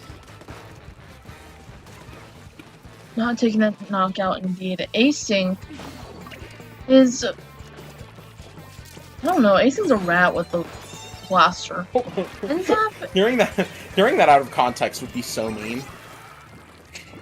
No, I mean as a compliment. Whenever I call somebody No, rat, and it is. No, and you're right, it is a compliment. But people watching Splatoon out of context would be like, why would you call them that? That's what my brain immediately jumped to that conclusion. That's my bad. My brain is a little off today. So, sorry for the scuffed commentary. Sorry for the scuffed commentary today, chat. My commentary is kind of scuffed today, too. I'm over here just... I'm thinking about food. Straight up I ate earlier, but I'm just... Stop, me too. We need to not be thinking about food. We need to be thinking about this amazing push from Shounen Shoujo as we are right here with 1 minute 30 seconds left. Honestly, they got it down to 14, but were unfortunately pushed out by when it rains and pours. We were talking over an amazing push from Shounen Shoujo there.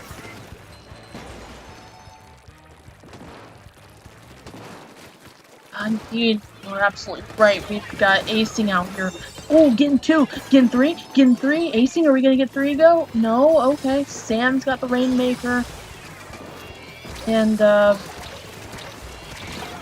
wonder what that Rainmaker does taste like. Like, if I was gonna invent, Splatoon food, Rainmaker sushi, where it's like, or sashimi, where it's like, you make food based on the Rainmaker.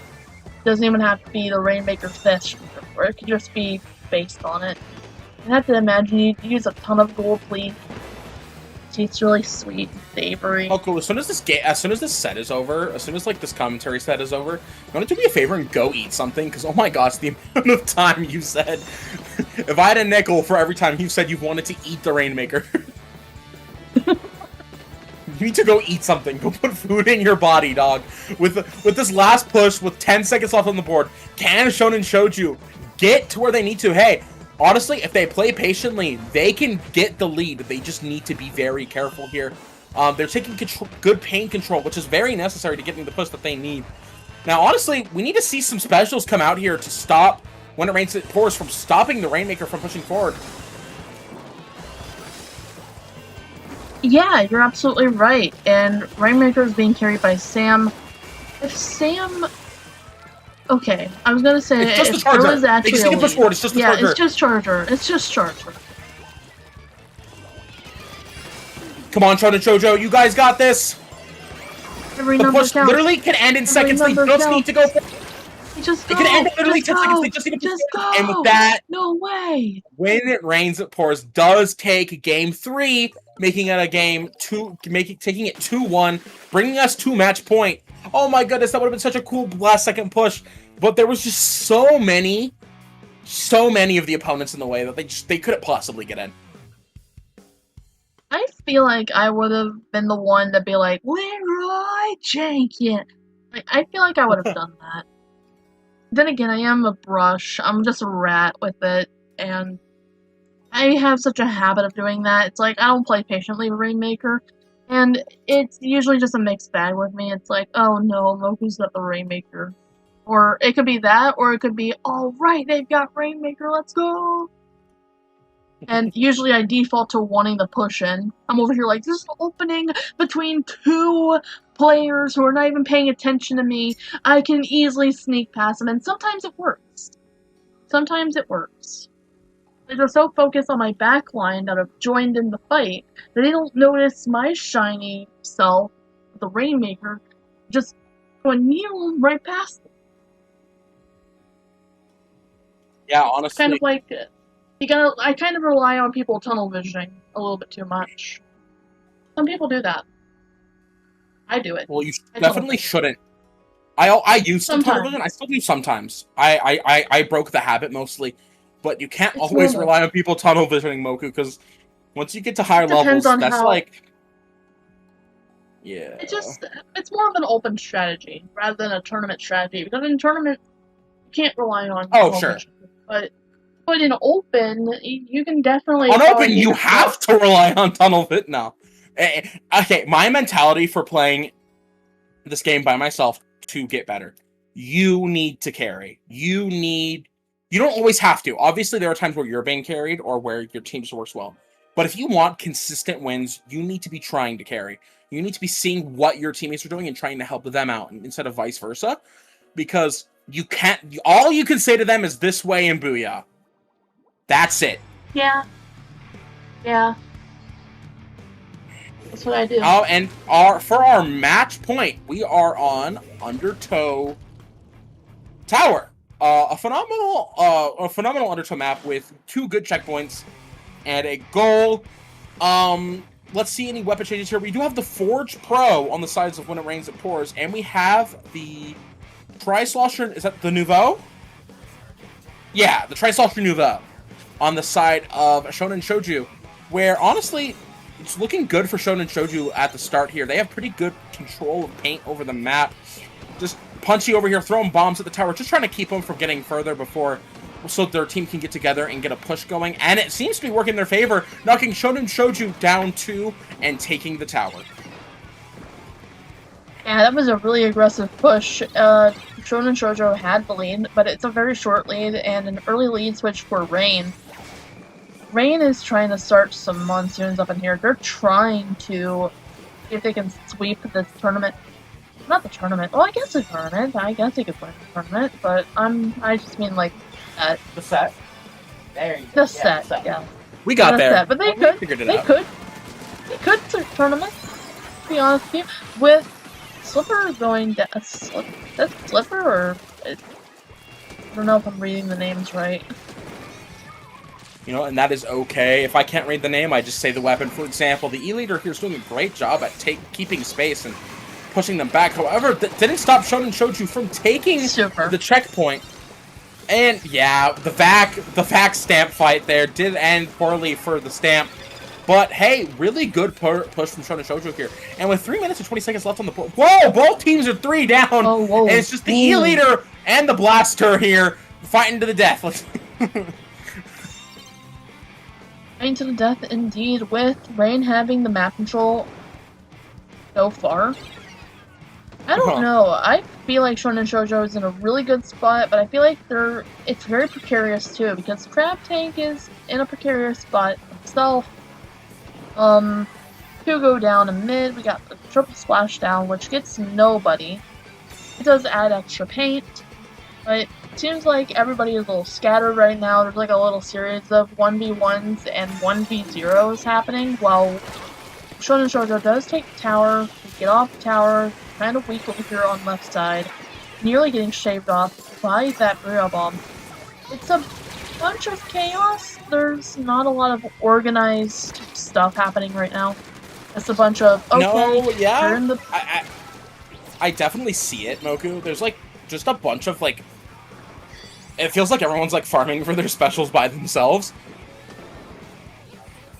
Yeah, everybody's just every squid for themselves, and whoever gets tower gets tower. But Shonen Shoujo remains in the lead, 45/81, with about a little over than 2 minutes left. I think there's just a... I don't know. I think there's nothing else I can say about this. It's a little disorganized. Yeah, the game is very stale and chaotic at the moment. There's just like a lot of sporadic things happening, but not anymore. When it rains, it pours is back on the tower and is pushing towards the first checkpoint. We see Crab on the left trying to stop that push from going, but is contested with a Booyah Bomb, throwing it directly at the Crab, which honestly, pretty smart move there. Acing did try to jump forward, but had to pull back. As Ooh, well, nice. immediately gets 2 picks. Nice Yeah, double Moku, acing. what can Reigns do to get in? Because with a minute left on the board, they still have 10 ticks they have to push. I feel like Rain should coordinate a little bit more because they're staggering as much as Shonen is doing. The only difference is that Shonen had a strong organized push at first, and Shonen is using that to their advantage, trying to keep things disorganized so that they can divide and conquer in this tournament set. But I think what Rain needs to do is, see past that, get some specials, and push with their specials, because right now there is a distraction happening. Absolutely. 30 seconds left. Shonen Shoujo back on the push. They could get a little further here. Honestly, we're both kind of stuck on this. Oh, well, though they broke the first checkpoint.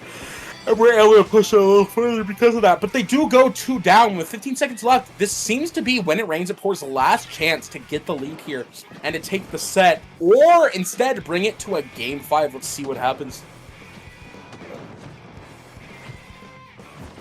It'd be interesting to see a Game 5. Okay, so we got Crab coming out, we got Booyah Bomb, which displaces Crab. Crab ends up getting, what Parasite fades off. So, okay, so they have come together, they've seen past, but there was nobody on the tower. They literally almost took the lead, and literally last second, Shonen Shoujo jumps on the tower, taking it. Bringing us 4-4 to a Game 5 here in Winter Semis.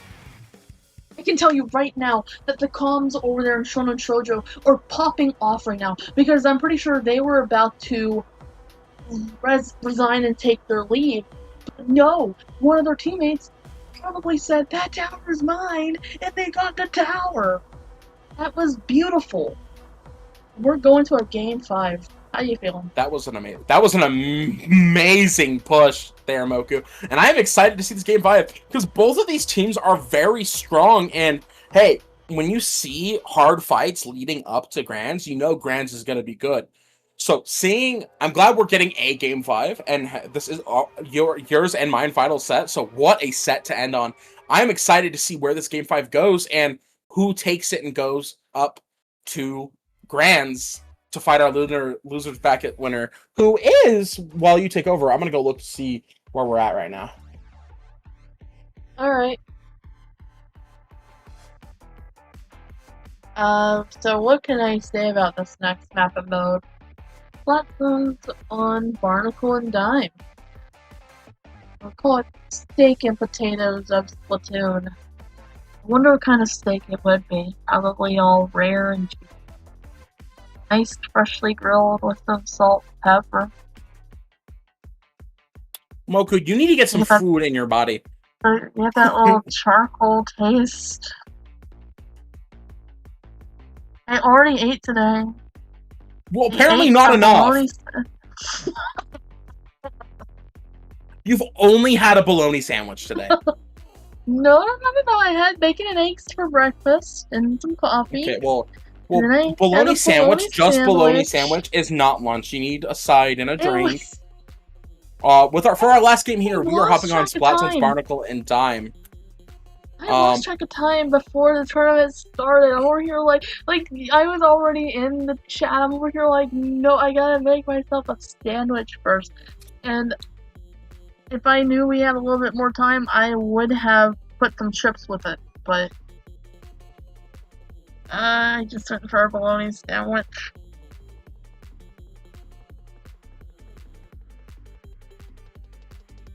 You just want to have another one? There is some leftover steak in the fridge. All right, so these two teams, Moku, who do you? Let's throw out a prediction. Who do you think is taking it to winners finals? I'm gonna be honest. I think Shounen Shoujo is gonna turn it around. Because at first, it didn't seem like they were gonna win their game 1 and game 3, and this last game was pretty close.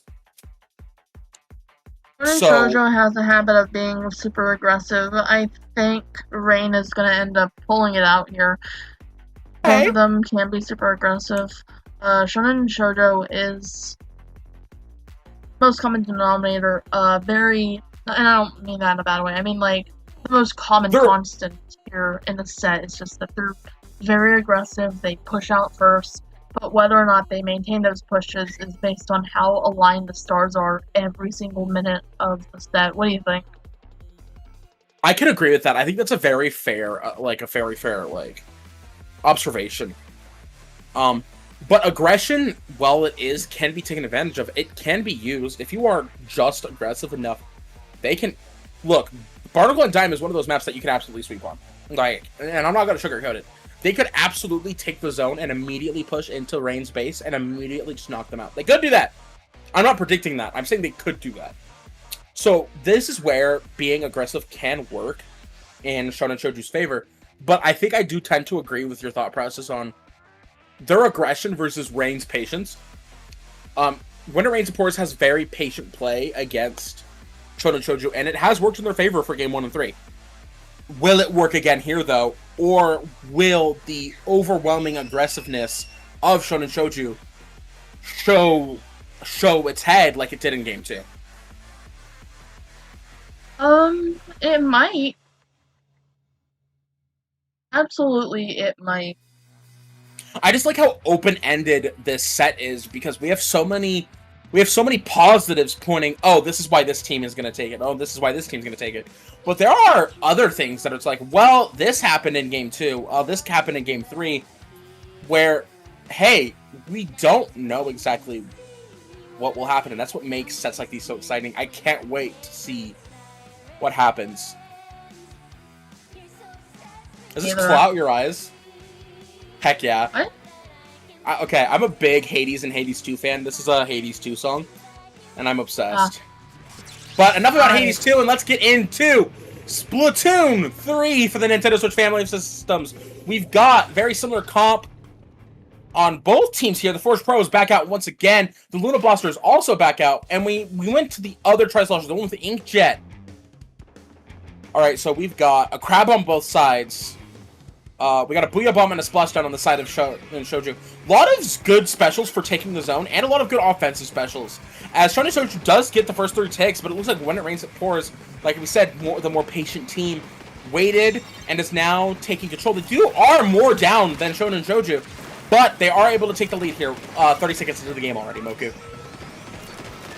30 seconds into the game, indeed. We got Sneep Soup on the pencil here. And Pencil's in a pretty good position on the right stack as they're about to lose this early lead.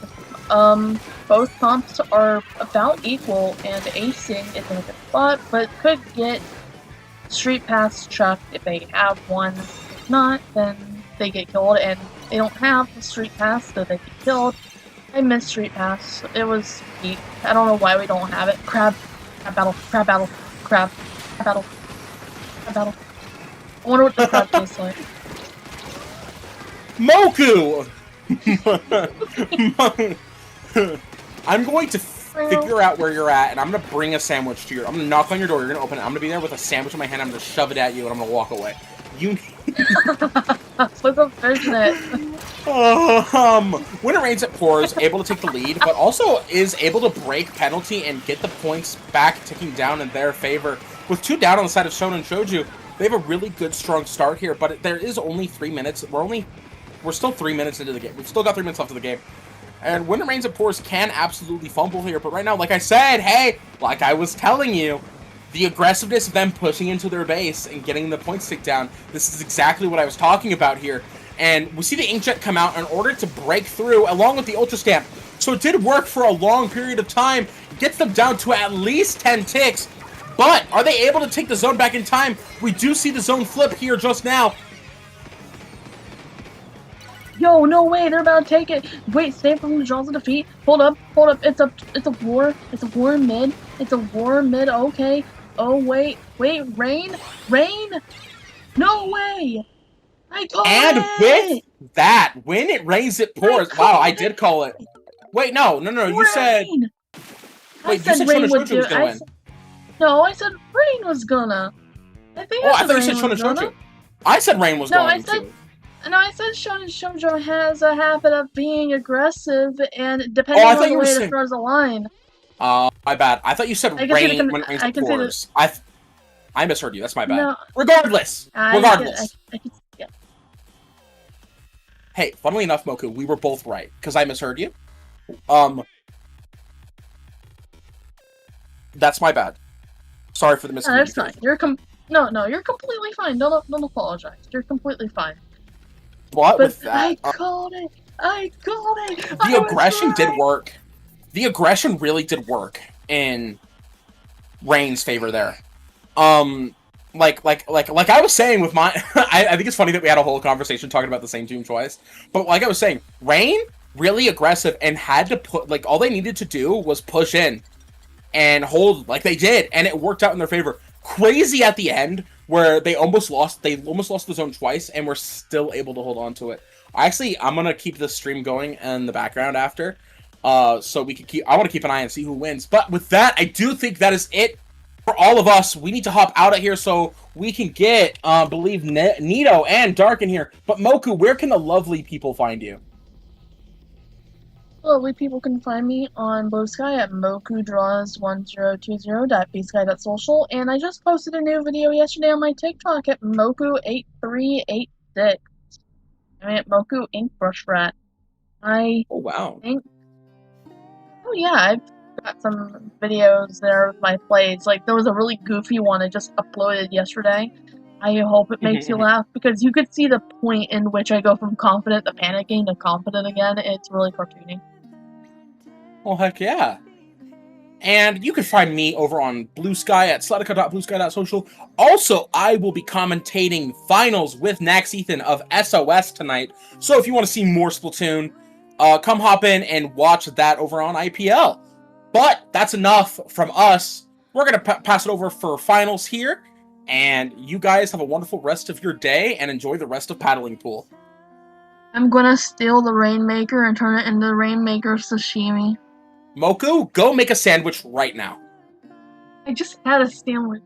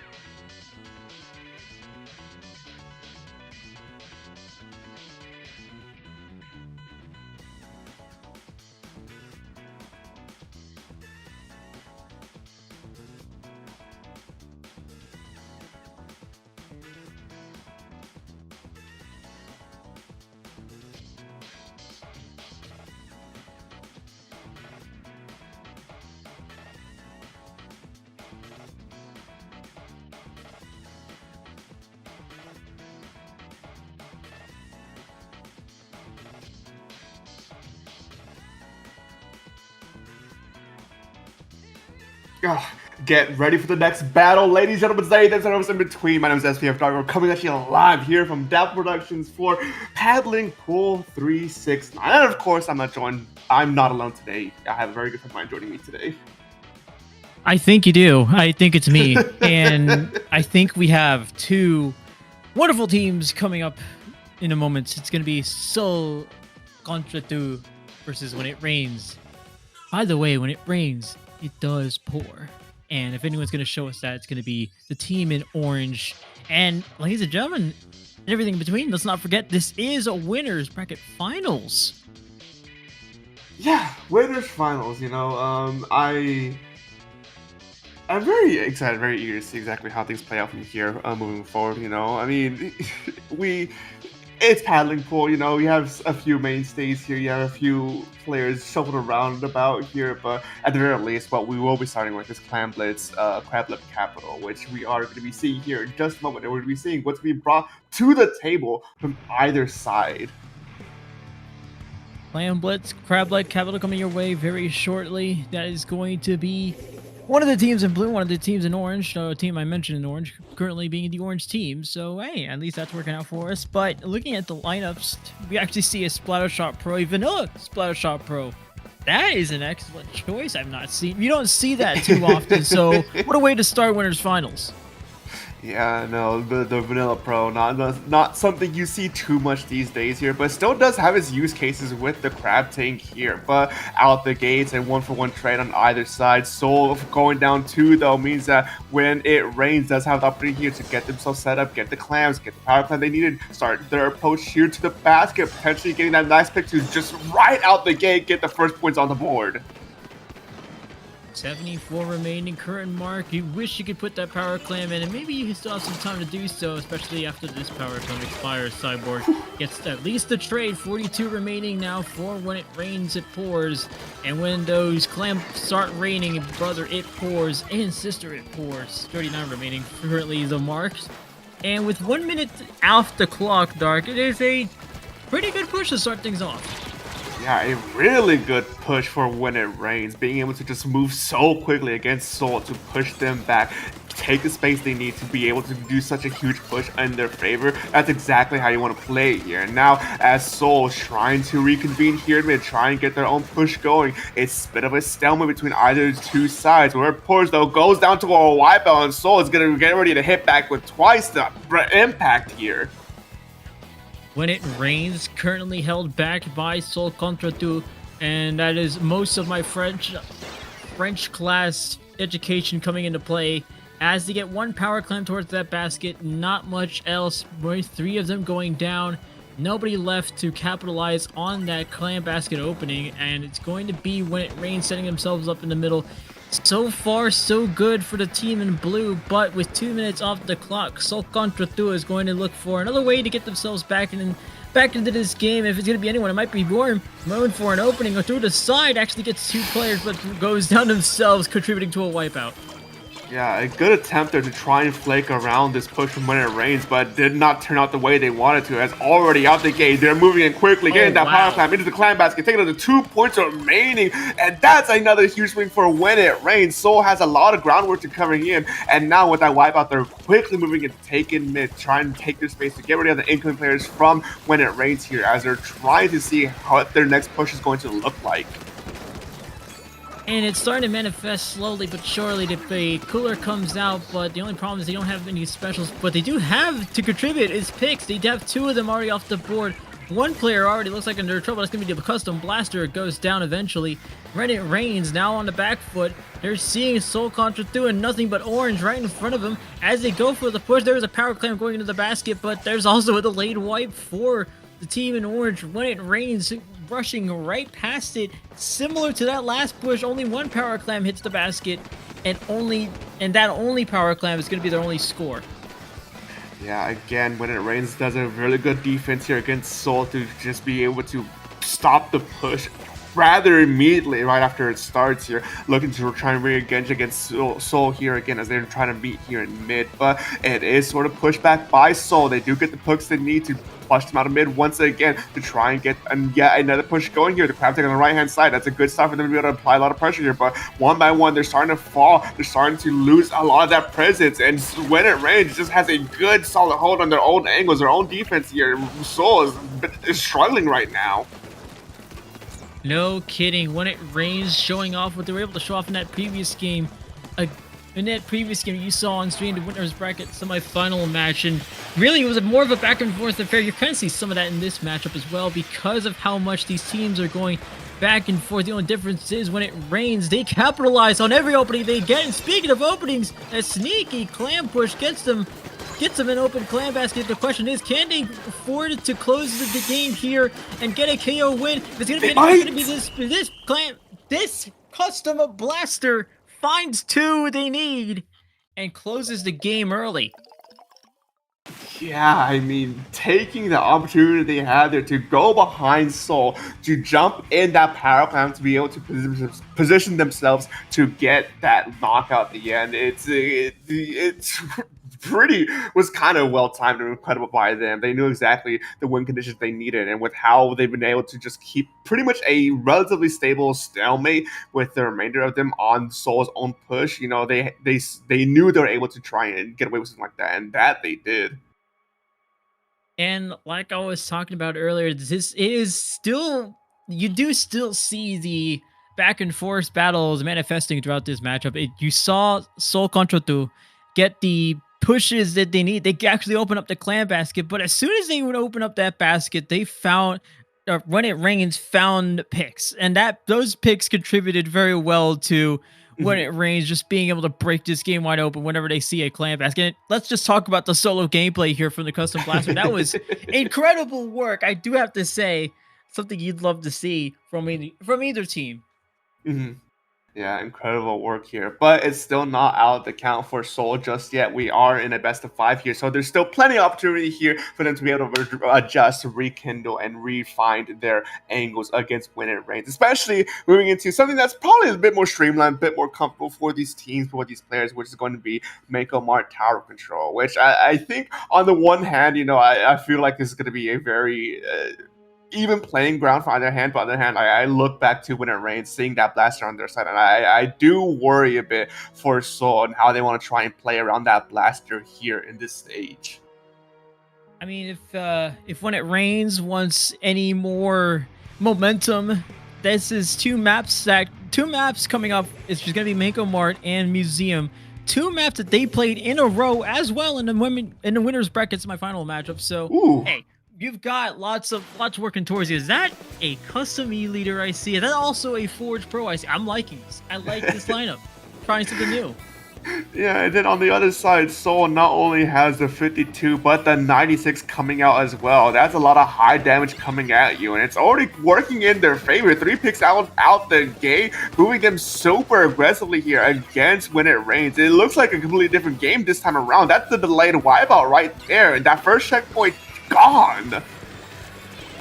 Gone in a flash, and not only that, SeulContreTous is taking this game by this thing is taking a game by the horns. Look at this. We're already at a triple for team in purple. When it rains, has no response just yet, and they're actually gone through the 2nd checkpoint. They're getting even closer to this 3rd checkpoint.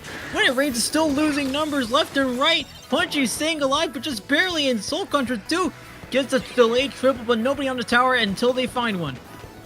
Yeah, a bit of wasted time there was lost for Seoul, unfortunately, here. Now when it rains, is finally able to try and recover from this devastating opener from Seoul here. Forced to use the Kraken and try and pick it out here, but still one player was still on the back line for when it rains before finally being picked out here. And now we're seeing a true and proper reset here, but 26 points out your first opening on this stage specifically, that is a big swing on their end.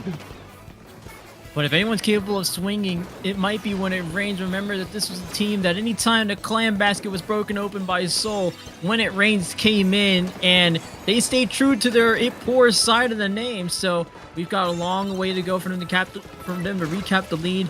And if it's going to start anywhere, it's going to start this first checkpoint. 2 players already down for Seoul. When it rains, finding a few players down themselves, and it's still going down near this tower as they get past this first checkpoint. and still seeing numbers drop from either side. Yeah, a bit of a scramble from either side here, but more importantly, that tower hasn't really moved too far from that first checkpoint here. There's still ample opportunity here for them to be able to try and carry that momentum forward here. An attempt from the 52 was made to try and cause some disruption in the middle of that team fight, but they got picked out so quickly that the tower is still moving. Now to that second checkpoint, what was a big swing in Seoul's favor, now has turned to another big swing for When It Rains. Getting past that checkpoint, going under a wipeout, 2 points remaining. That's a good swing on their side, but you haven't taken the lead. That is a crucial difference I saw in both of these pushes. When it comes to Reigns, it was more of a desperation play, getting everybody on that tower, making sure we get ourselves past that lead. Unfortunately, no dice for them, as we see Seoul able to keep this lead. It's actually a very fragile one, noting how fast When It Rains was able to get back to 20, or able to get to 28 remaining with another push on the docket for him. It's going to be up to Seoul to find a way to stop what has been a very dangerous team on the back foot. Yeah, no, this could be a very contentious lead swap here if your cards aren't played right for Seoul. When It Rains does manage to get through here using the Booyah Bomb and the Kraken as cover here. They're being able to push it a bit further to extend their lead by any margin necessary before the Kraken runs out. That player's picked out and Seoul takes control of the tower once again. Now moving in quickly here to retake these crates, retake mid as best they can, but it's 2 still goes down. When It Rains out of nowhere comes back on the incoming, forces Seoul to retreat here, and now this could be a very dangerous game for Seoul. And that's crazy, knowing that a team that you could put When It Rains on the back foot, it doesn't matter. When It Rains is going to come in with all guns blazing. They already got 3 players down, a triple on Seoul to get themselves back on a tower. It didn't last long, mind you, but When It Rains, they've shown how capable they are of just breaking this game wide open at any time. It almost seems like they can do it on command. Yeah, no, a good momentum swing in their favor is exactly what they need to try and stall out their lead as long as they can. They can't necessarily hold the tower that far forward for too long before finally losing all their players here. So now the question is, how well can they recover from this point here? 2 players down from Seoul. When It Rains coming and just playing the distant game. They don't need to overextend if they need to. 45 seconds left on the clock here. Means that they don't necessarily need a knockout. As long as they just can keep the lead for the remainder of this time, they will still be set up for a victory scenario here. And now players are falling down one by one from Seoul. When It Rains is pushing themselves under these ledges. This is a very contentious winning for Seoul if they want to try and win it here.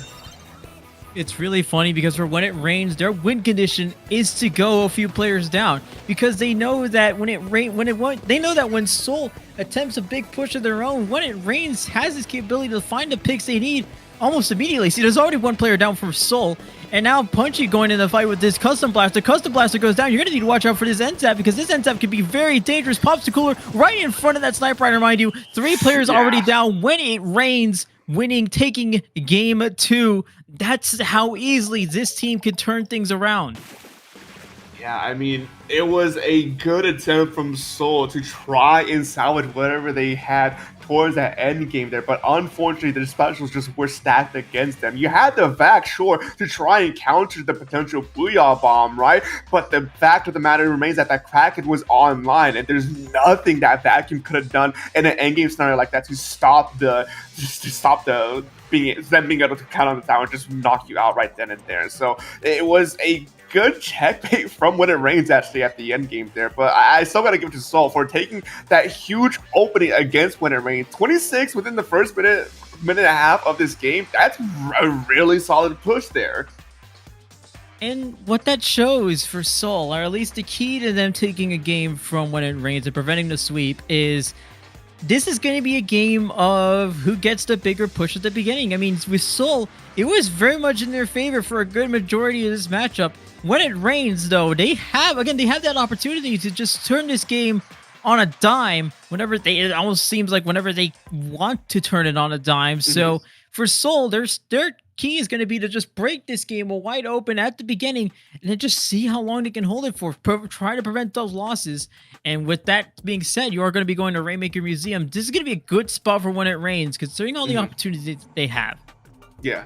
No, and now, especially with match point, the pressure is starting to stack a little bit against Seoul. You know, getting knocked out here isn't the end of the world for them. You know, they still have losers bracket to try and climb out for them if they want to run it back against When It Rains, if they do end up winning here. But it's still, you'd rather want to try and take When It Rains down as early as you can to be able to ready yourselves up for the future. But Museum del Foncino, a lot of this stage really boils down to how well you can take control of these spinners, keep control of these spinners, attack these spinners, you know? So When It Rains, I think may have the advantage here, but I'm not counting Seoul out just yet because of how they've been playing these past 2 games, as well as how they've been fighting against When It Rains specifically. Right, and this is something we saw in the winners bracket semi-final matchup. I want to say that in that matchup, it also seemed like these were back and forth affairs of these teams. And not forget that Shonen, that team was able to take a few games off just by making sure they weren't losing too much on that end. And as we get into games 3, When It Rains has another pro Spot Shot Pro swap, this time to the Frozen Pro. That's going to be the one with the Tenta missiles. Yeah, opting to bring Tenta missiles out this game around is a bit of an interesting choice here, but I can sort of see it as a way to apply a lot of pressure map wide, as well as maybe using it as an extra popping power for the Rainmaker shield. But at the end of the day, though, Seoul does win this early engagement here, using that vacuum beautifully as well to just line up that Rainmaker. Does not go well, though, somehow not being able to move up fast enough to be able to detect that Rainmaker to the pedestal. The push from Seoul just completely crumples in a matter of moments, and now When It Rains is in the driver's seat here. Same verse, second verse, same as the first. That's how it seems to go for these pushes on Seoul's side. When It Rains, if this is any indication, if that was any indication, When It Rains is going to break this game wide open, starting at this pedestal. They've already taken care of that first checkpoint fairly smoothly. When It Rains has a lot of ground in front of him, but that ground is blue. So Seoul certainly setting themselves up for an excellent defense here. They've actually got 2 picks on the board as well. 3 delayed triple, ending up in the delayed wipe. Seoul doing very well to make sure that lead doesn't grow any more past that first pedestal. Yeah, a good recovery here from Seoul to prevent any more damage and stop the bleeding as early as they can, especially with 2 players down now on their side. Make that 3. Seoul has opportunity here to try and make amends from that first initial push they had here, but the roller going down means that they had to wait for the remainder of their team to come jump in here to try and take it, to allow the Rainmaker to walk up forward a little bit at the very least. But When It Rains, you know, not wanting to play too aggressively, or they're playing the steady game. They're waiting for Seoul to overextend, punishing it as soon as they see that overextension and being able to lock the Rainmaker in place. Now the charger drops down, gets punished immediately, and I don't think that's what you want to do here on this hold. Okay, I'm not sure what's going on on the front end of the matchup there, but Seoul is at least able to take care of that very eager drop, I will say. But When It Rains, able to get the better end of this, actually able to sneak this Rainmaker well past Seoul, and might be able to get this past the pedestal, but there's going to be 2 players right in front of it. It's going to be this Snipe Rider and his 96 and this 96 gal right in front of him, so lots of danger for Seoul. When It Rains has everybody set up. They can actually get past this Ink Vac, almost gets it past, gets at least 1 pick off of that, and another as well. Punchy, what are you doing? Still alive through the roller, through that fight, down under the ledge. When It Rains is not letting it go a single bit. They see the win condition here, just stalling it out. The lead is in their favor by a small margin, but the important factor is that pedestal is still up on their side. They still have all these advantages in their favor, especially with players going down left and right on Seoul's side. They are looking to try and get another push going, but unfortunately for them, 1 player from Seoul does slip fly and manages to force the Rainmaker out of their hands, and now 3 down from When It Rains means that this push is pretty much dead at this point. Dead indeed. Seoul had an excellent setup, I will say. Nick Vac and three other players. What more could you ask for? Unfortunately, part of it came from Punchy getting an excellent double that I would have never seen, but also from the rest of Rains still pushing to get this Rainmaker past the pedestal. It almost seems like that aggression has been pervasive this entire game. Seoul, no response just yet, but they're actually able to get it to this pedestal. They have 2 more picks to boot. This is going to be their moment. 1:30 left on the clock. They have all the time in the world to get this past. They certainly do. They have the lead as well. Ditto and Ink Vac Ditto currently taking place past this pillow, but 30 remaining is going to be the mark. Punchy attempting another flank once more. It actually gets shot down this time by the 96 gal. Yeah, is called out there from that flank attempt, but at least for them, when it rains, does manage to take the Rainmaker out from that initial position there, bring it down to the center to try and see if they can gear up for their next incoming push here. The 58 to 30 points remaining here isn't a big swing, especially after that first check from Museum del Funcino. Leads can be swapped by any margin, by any point here, so it's not a still solid hold from Seoul, so they have to play very mindfully, very cognizant as to the situation of this game here. Now they're throwing everything against that Rainmaker to try and get the Rainmaker out of that player's hands, but they're falling one by one. I don't think that's the plays you want to make back here in a game like this where things can swing in a matter of seconds. It's very interesting there. That was a lot of players you're putting on one spot, and most importantly, When It Rains was focusing on his one corner, giving Seoul lots of time to set up something different, getting them lots of time to just put players on different sides of the map like that. The roller goes down, but what that means is it gives Seoul just a little bit more time with all these individual players. That's a delayed triple, I should say. That is an excellent turnout for a team that's been struggling to find themselves in a good defensive spot.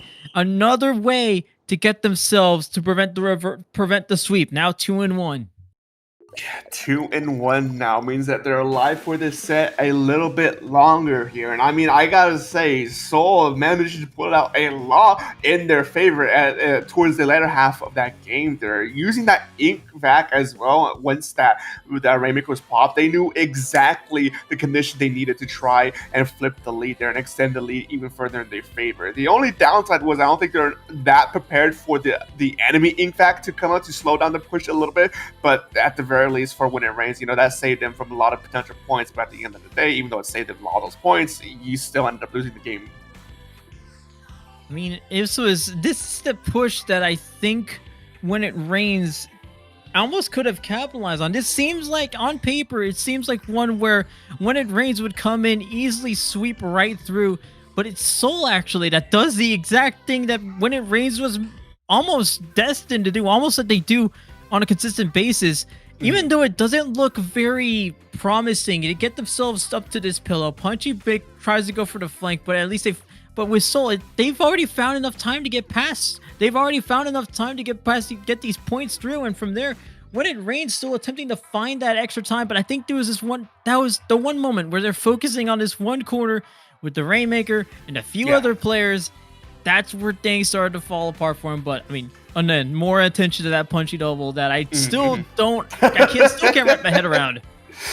Yeah, no, Punchy really put a lot of weight there for When It Rains, but at the end of the day, it wasn't enough here. And now they're going to a game number 4, which we will be seeing Mahi Mahi zones here, Mahi Mahi Resort. It's a stage that's very notoriously very tight and cramped for the first half of it until the water level drops, where the map really opens up. And that's really where a lot of people think that the real game begins here. It's just the issue that all the points you have to sacrifice to get to that point at the very least. It's kind of hard to see exactly what the conditions might be depending on what these players bring this time around. But at the very least, Seoul is feeling good about themselves. When It Rains, shaking up a little bit, but they're still up a game against Seoul, so it's not going to be the end of the world here, especially as we move into game number 4 with a Carbon Roller coming out this time around.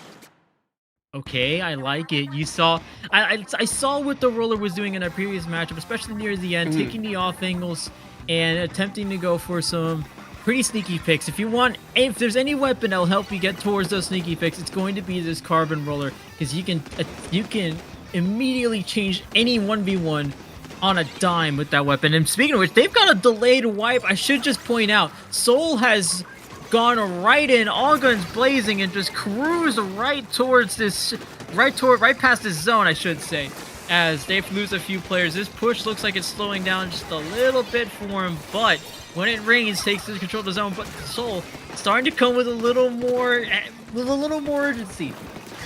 Yeah, bigger punch on their side, just walking Seoul down one by one. When It Rains has a solid hold here. Definitely going to be the ones to ride it to that 60-point mark, and then allowing the water levels to drop, opening up the map a lot more in their favor. Get ready for this incoming push, incoming hold here. Seoul, though, is trying their best to break through this wall from When It Rains, but still not enough. They're still losing players left and right, and that Carbon Roller being forced to jump out means that they're not ready yet to get another push, but those points are still running away.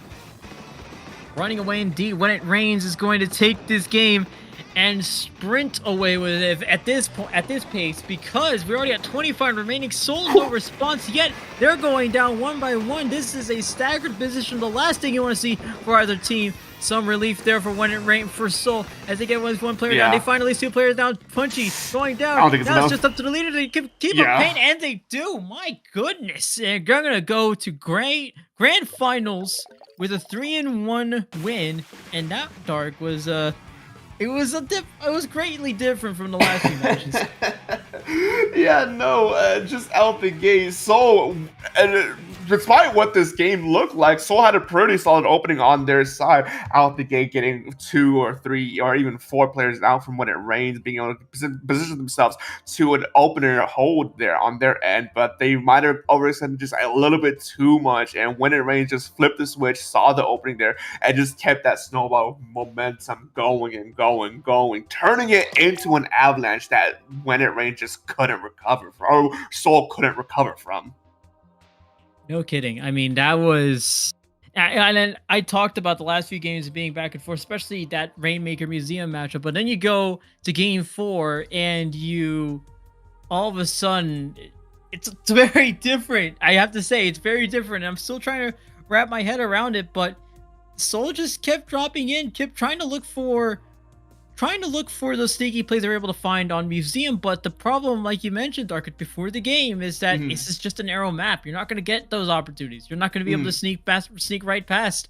And when it rains, capitalize on that very well. And they knew, all right, well, you're either going to keep dropping down. We're going to take those picks very easily. We're going to punish that very easily. Or you're just going to play slowly and, well, we're fast. We don't care. We're going to blow right past you. Yeah, no, it definitely was when it rains, sawing that opportunity there and just keeping that momentum going in their favor. Now they're winning in grand finals and sending Seoul down to the losers bracket here. But speaking of losers brackets, we are waiting for our next match here as the match of 4 semifinals, as it has not been readied up just yet. So I do believe we are going to be going on a little bit of a break as we let the bracket catch up. So don't go anywhere just yet, folks. Get your food, snack, and water. We'll be right back after this break with losers semifinals.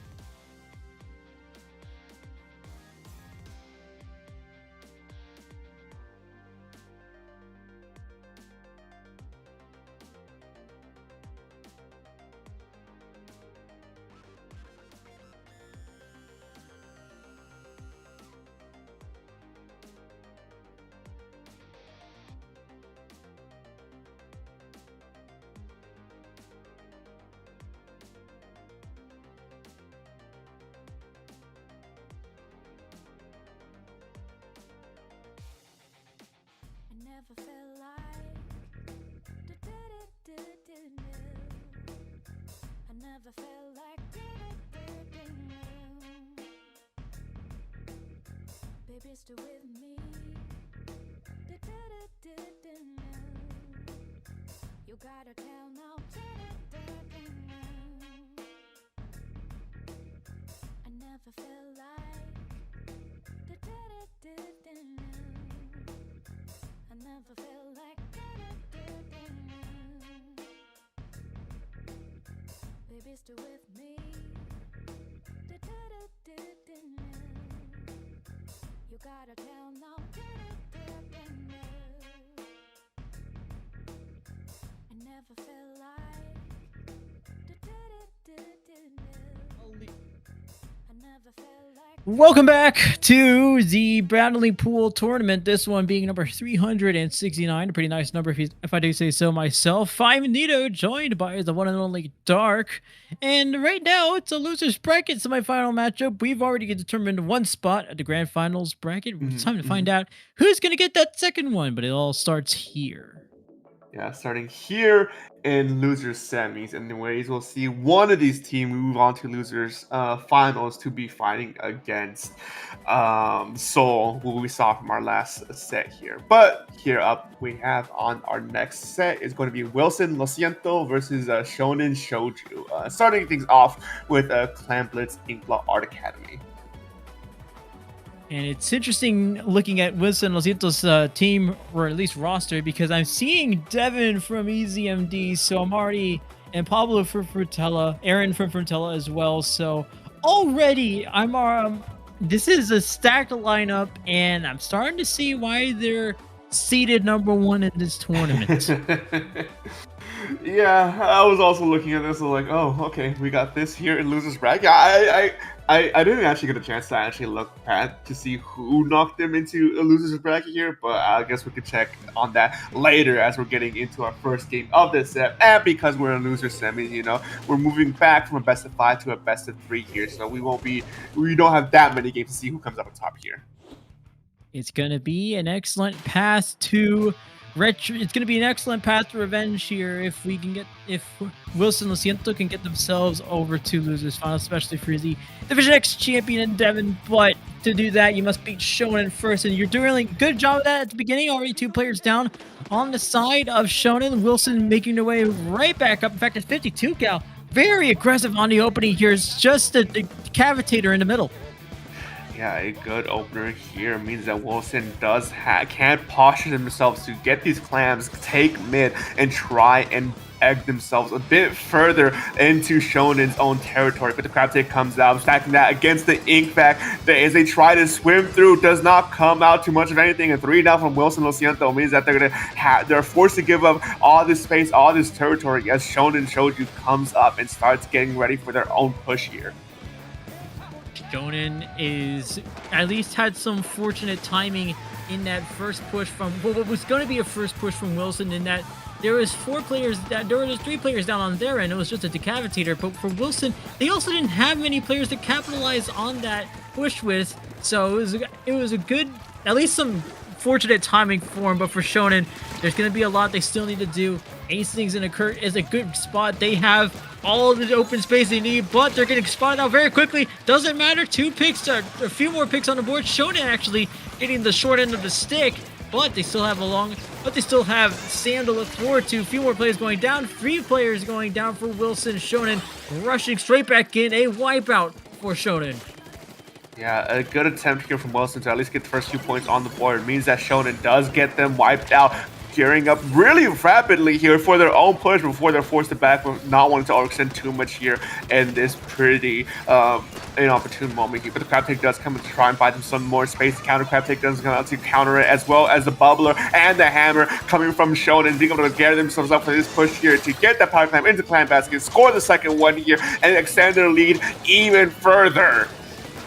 Acing with a pick, one dropping straight down from Wilson's side.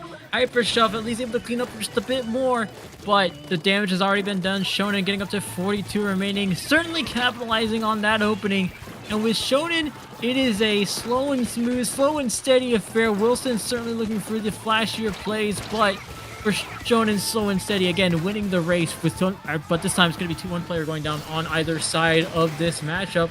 Shonen and Wilson certainly different from what we saw in the previous set, where it was one that big climatic push after the other. Wilson and Shonen both trading triples and wipes, it seems. Yeah, this is a bit more of a scrappier fight compared to our last set we watched here. But now Wilson using the ink back once again to get them their push going here. We see the jump in, they get the power clam composited into the clam basket and get the lead by 1 point. The crab tank Hyper Shove is still alive at this point. Can they take one down with them? Not only did they take one down, they escape with their lives, and this pressure is still being put up by Wilson and SIENTO as we're waiting 45 seconds remaining on this game. Shonen Shoujo struggling to take their own platform here, as Wilson is already gearing up for potentially yet another push. And it's a great push indeed. They already have all the positioning they could want. Sam and Sneep Snoop both trapped in this one specific spot as I try to get over the fact that I just had Sneep Snoop on the stream. But with Shonen, they're still on the back foot. They still got everyone stuck either in plats or on bat or on plat. And nobody is able to really escape except for AC, who's trying to make a move, now joined up by Rock Pikmin. But for Wilson, they're still in decently good spots, although they are being backed up as I speak. Yeah, a bit of a force flip here from Acing to push Wilson back at least a little bit here. The Ultra Snap is used, but is punished immediately here before that knowledge does go down. 3 down from Shonen Shoujo means that Wilson with SIENTO can push themselves for yet another push here, getting those power clams into clam basket, getting away those penalty points here, just trying to chip away to maybe widen the gap a little bit further here. Hypershelf is on bats here, taking claim, taking terrors, taking names before getting shut down here. 3 down once again for Shonen Shoujo, but Wilson with SIENTO still have a solid hold here on their plat. There's 30 seconds remaining. The question is now, does Wilson want to try and force another push here, or do they want to try and sell out the remainder of this time? 20 seconds to go. Shonen has their base almost all entirely covered in this magenta ink. Wilson is going to have a long way to go if they want to extend this lead, but Shonen slowly creeping towards this basket. Can they creep towards this basket is going to be the question, because Rock Pikmin and Sam are both down. AZ is going to be the only one left to lead the way, but they're going to back up themselves. Sneep Snoop also having to back up, but Rock Pikmin finally coming in for some assistance. Overtime now up for Shonen. This is going to be their last chance. Sam making the rounds well ahead. Rock Pikmin and AZ backing up with the hammer and the bubble. But is there any other clams to follow up with? I don't think so. Sneep Snoop is the only one going to make a move. Gonna have to make a move to get this clam in, but there's nothing there. The jump comes in too late. Wilson survives by a thread. Yeah, a good attempt at the end there to try and force that overtime, force your way into the enemy platform to force a potential victory there, but they just came up a few clams short at the end. They're not able to close the gap, where the gap was made too wide due to those penalty points here, and Shonen Shoujo just comes up short at the end of the day here. Comes up short, but the good news about both of these sides is that we're going to get the best out of this best of 3, seeing what the score is. I mean, 41-42. You couldn't ask for a better loser semi matchup than that. And Wilson and Shonen, again, this is much different than what we saw in that winners final matchup, and that both of these teams are pretty much going at it all the time. There's action at every point of the map, it seems. Yeah, no, this is very much an aggressive comp fighting against another aggressive comp here. I mean, on one hand, you have the Luna Blast with the Splash and the Stamper going up against the Nautilus. In 96, maybe not as aggressive as you would initially think, but against another Splash and a Raptor as well. You know, these are all weapons that are just wanting to try and stay in your face or stay at a range to poke you, to annoy you, to be just a nuisance in some way, shape, or form here. So it kind of makes sense as to why there was so much action here for the majority of that set. And speaking of nuisances, Sturgeon Shipyard is a really good map for people who want to be nuisances. I think for taking the sides, this is going to be one map that almost forces you to do it right off the spawn. You're given a choice between left, right. You could go down the middle, but then you go into Fight Club and you're like, oh, well, what am I doing here? So I think this is a good matchup for both of these sides, or a good map rather for both of these sides. But We're going to see what all of that comes up to. Match point currently for Wilson as they're leading the way 1-0. Both of these comps coming out, and nothing too out of the ordinary. Although Rock Pim is going to go to this Tri-Slosher, and we're actually going to see the E-Leader come out as well from Shounen. Yeah, swapping that pencil for the E-Leader here. It's a bit of a wider swing on their side, but they also have the Dapple Productions on the side and Wilson and SIENTO. So a bit of a few minor changes here and there to see exactly how these teams want to try and use that turn advantage here. Of course, as well as acing, using the alternate here for the blaster as well at the end of the day here. But a first opening from Wilson and SIENTO means that they get these first points on deck in their favor. This is a lockout heavy map, and if you're watching what I'm seeing there, that is a crab tank all the way in a different time zone, it seems. That is a incredible start for Wilson Luciento as Shounen has no answers for it. Actually, 2 players already going down. It's just the E-Leader, and wherever the Luna Blaster ends up being, we've gotten past all the way up to the second checkpoint, but they're not able to go past it. Shounen able to come up with the crucial hold there, but the damage has been done. 1 minute in, and they've already gotten up to 33 remaining. Yeah, a good opener from Wilson means that Shounen Shoujo is going to have a bit of a hard time to try and recover here, but they do get 2 players down, moving in immediately on the tower to clear out the remainder of this left side here, but the Tri-Slosher goes down, unfortunately. Wilson Luciento is not out of the woods just yet, being forced to jump out here means that they are going to be pivoting to a proper reset, getting ready for this incoming push from Shounen Shoujo. The 1 player down on each side means it's hard to say who can come out on top. Hay goes down, so no more hay from there. In fact, it's going to be goodbye. Shounen now holding the tower. Sam has the power. Simon has their crab tank ready, rather. Taking the spitter is going to be difficult for either side, but acing able to clean that up very quickly. Sam goes down to this rapid blaster and Hyper Shelf, which was one of the players actually wanted to point out at the beginning there, went for an extremely long flank and actually paid off fairly well. Not going to pay off this time. He's able to shut that down. Maybe able to shut down this Nautilus here with help from the Tri-Slosher. Oh, in fact, no, it's going to be this Nautilus that fends off 2 players. Shounen not able to get anywhere past other than this first checkpoint. Yeah, a little bit too much tunnel vision on that Nautilus meant that Shounen Shoujo was kind of punished and put out of tempo there with those plays against that Nautilus. Now Wilson Luciento is getting themselves ready to reclaim mid to try and posture for yet another push here, but they do opt to give mid here in favor for Shounen Shoujo, not wanting to overextend at least too much before they can get the proper fix here. Acing going down, Sam taking out the Dapple Dualies there, but Sam is still hanging on the third before he forced to back up, and you do have the opportunity here for Wilson Luciento to take the tower and get it moving, because you have all this space and no one can contest it for those few seconds there.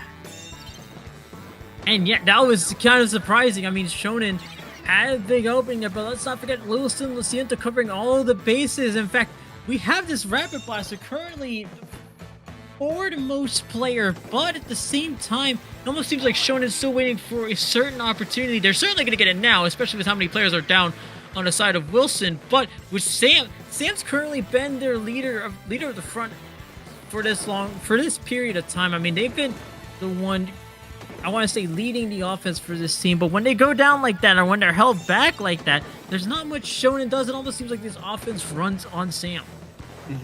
Yeah, Sam being potentially a pivotal player for Shounen Shoujo makes it hard for a lot of these swings, a lot of these pushes go in your own favor if you're Shounen Shoujo. But Wilson Luciento does manage to break away from this tempo, finally being able to push up the tower, at the very least to where they had pushed it originally in their first opening push here, getting additional points on top of that, potentially being able to get that second checkpoint before 2 going down. And now with 1 minute remaining, we are resetting back to mid once again. But I think this will be a bit of a lost battle here for Shounen Shoujo if they can't get Wilson Luciento properly fleshed out. Now Shounen still on the back foot. Wilson at least able to get some points on that second checkpoint, so good work from here. Sam currently having to take this fight against Tay, actually going to choose to back off instead, and wisely done as Wilson continues to fend off a potential attack from Shounen. Not going to do not a very well job of that. They've actually gone down 3 players. It's going to be this Rapid Blaster who's the only one left. Acing has their number and able to take it down. In fact, I believe that may have been another player, but either way, everyone's going down. This is crucial for Shounen. This is going to be the push that makes or breaks the game for him. A good setup here by Sam for this crab tank. Let's see what it amounts to with 19 seconds on the clock. And in fact, going to go down, but 1 player going down on either side. Yeah, a bit of a tight space here from either team. We know the win condition for Wilson Lucento here if they can stop this push from Shonen Shouju, but Shonen Shouju is not wanting to let this go just yet, especially with overtime being called here. We will be seeing overtime, and it's going to be up to Shonen Shouju to stay on that tower for the remainder of this time here. It's a scramble for this tower here. Hey gets one before getting knocked out here. It's a mad dash to try and climb the wall, but it's not enough. Wilson Lucento does come on top here, 2-0 against Shonen Shouju. And the thing about Shonen is that they had plenty of openings. Unfortunately, they weren't able to find that next step. It almost seemed like whenever in that last matchup, they needed to find that next step to make this push just more solid. Like, for example, right here, Aizen goes down on the side, Sam goes down. That's just unfortunate. Sometimes it just came down to unfortunate picks like that where either player could have led the offense for it just went down. But for Shonen, it was just a case of finding out who's going to be leading the forefront there, as there is a bit of PNG water splashed on top of me. But regardless, that means Wilson Luciento moving on to face SeulContreTous in the losers bracket finals. Yeah, no, Wilson Luciento being able to come out on top, that's it means we are moving now to losers final here against Seoul, which we had seen already earlier in this stream in our block here. And of course, you know, now we're moving to finals once again. We are going to be shifting yet again from a best of 3 to a best of 5 here. So a bit more time for all these teams to get acclimated with one another as we get closer and closer to that grand finals game. And this is going to be a rematch, actually, of a winner's bracket semifinal match. These two teams met earlier in the bracket. This is going to be one that Wilson actually lost against Seoul 2-3, so it went down to the wire. And it's going to be another best of 5 that could very well go down to the wire. But for they've had smoother sailing in the losers bracket than they did in the winners bracket. Both of their matches have gone 2-0. So they at least have the momentum with them. They know what to expect from Seoul. Losers bracket in this loser bracket finals match, but with Seoul, they do at least have a break. Yeah.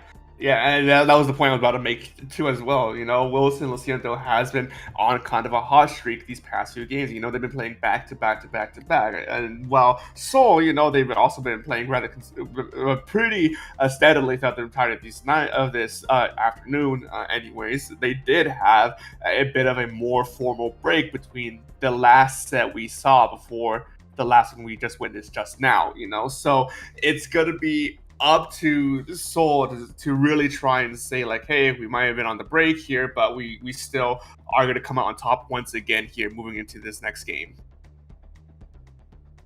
Still quite a bit of distance between both of these teams, but for either side, I think we got to talk about the videos and the GIFs currently going on around us, because there is a lot to unpack. Is there a lot to unpack? I don't know. I think it's fine. Well, I don't know. On one side, we have cats, which I have no complaints with cats. I do have one on the top of my head anyway. Yoshi God losing lots of money, apparently. I was there for that, by the way. Moko on the bottom left, and wonderful art there. Not really sure what's going on the bottom right. There's another cat, actually, and Pikachu looking very disappointed. That one plush on the Splatoon 2 chair, and well, I think that meme is, I think the 6-7 thing is slightly fading away, but dude's here to remind us of it. Yeah, no, I mean, what isn't fading away though is our next set here, which is going to be kicking off on Tower Control Mako Mart. A stage and mode combination we had seen already in our block. So I don't think there's nothing too much more we can add that we hadn't said already here, you know? Oh, absolutely not. In fact, Tower Control on Mako Mart is something we saw a while ago. Do correct me if I'm wrong, but I believe that was a matchup we saw on the winner's bracket final match. That is When It Rains won that one against Seoul. So at least Seoul knows what to expect on this one. But we do have some mix-ups on the maps as well. Some that we've seen already throughout this tournament, such as Mincemeat Rainmaker and Urchin Underpass. Yeah, a bit of an interesting lineup for stages here moving forward, but at the very least, we still got to get to this first game before we can even think about the future ones here. And it's gonna be interesting to see here, this is gonna be a revisit from Seoul to see exactly what they want to try and mix up a little bit this time around. You know, they did lose on the last time we had seen this map or this stage here, so as we get things kicked off, I'm eager to see what's going to be brought to the table from either side. There's a double shooter lineup. In fact, that is going to be the glamour shot coming out from Seoul, and that's the one with the Kraken. So, interesting choice here for Mako Mart, but I do like it. Mako Mart's going to allow you, going to give you an extra ability, or extra sneaky spots, I will say, to pop that Kraken wide open. But for both of these sides, Seoul was the team that found themselves getting either a very big push or getting pushed on in a very dramatic fashion against when it rains. So I want to see what adjustments they make from that match onto this one. Yeah, and already Wilson is looking kind of good here, going up against Seoul. That fact not getting too much value there as they were just stuck in the corner here as Wilson SIENTO is trying to get a push going on their side. Z has that sixth sense, knowing that there's someone coming in from behind as they turn away, but that could be the opening that Wilson needs to be able to get a prop push going here, picking off the Rangers players from one by one, but Aho there with the blaster gets 3 down as they manage to recover that potential push coming in from Wilson.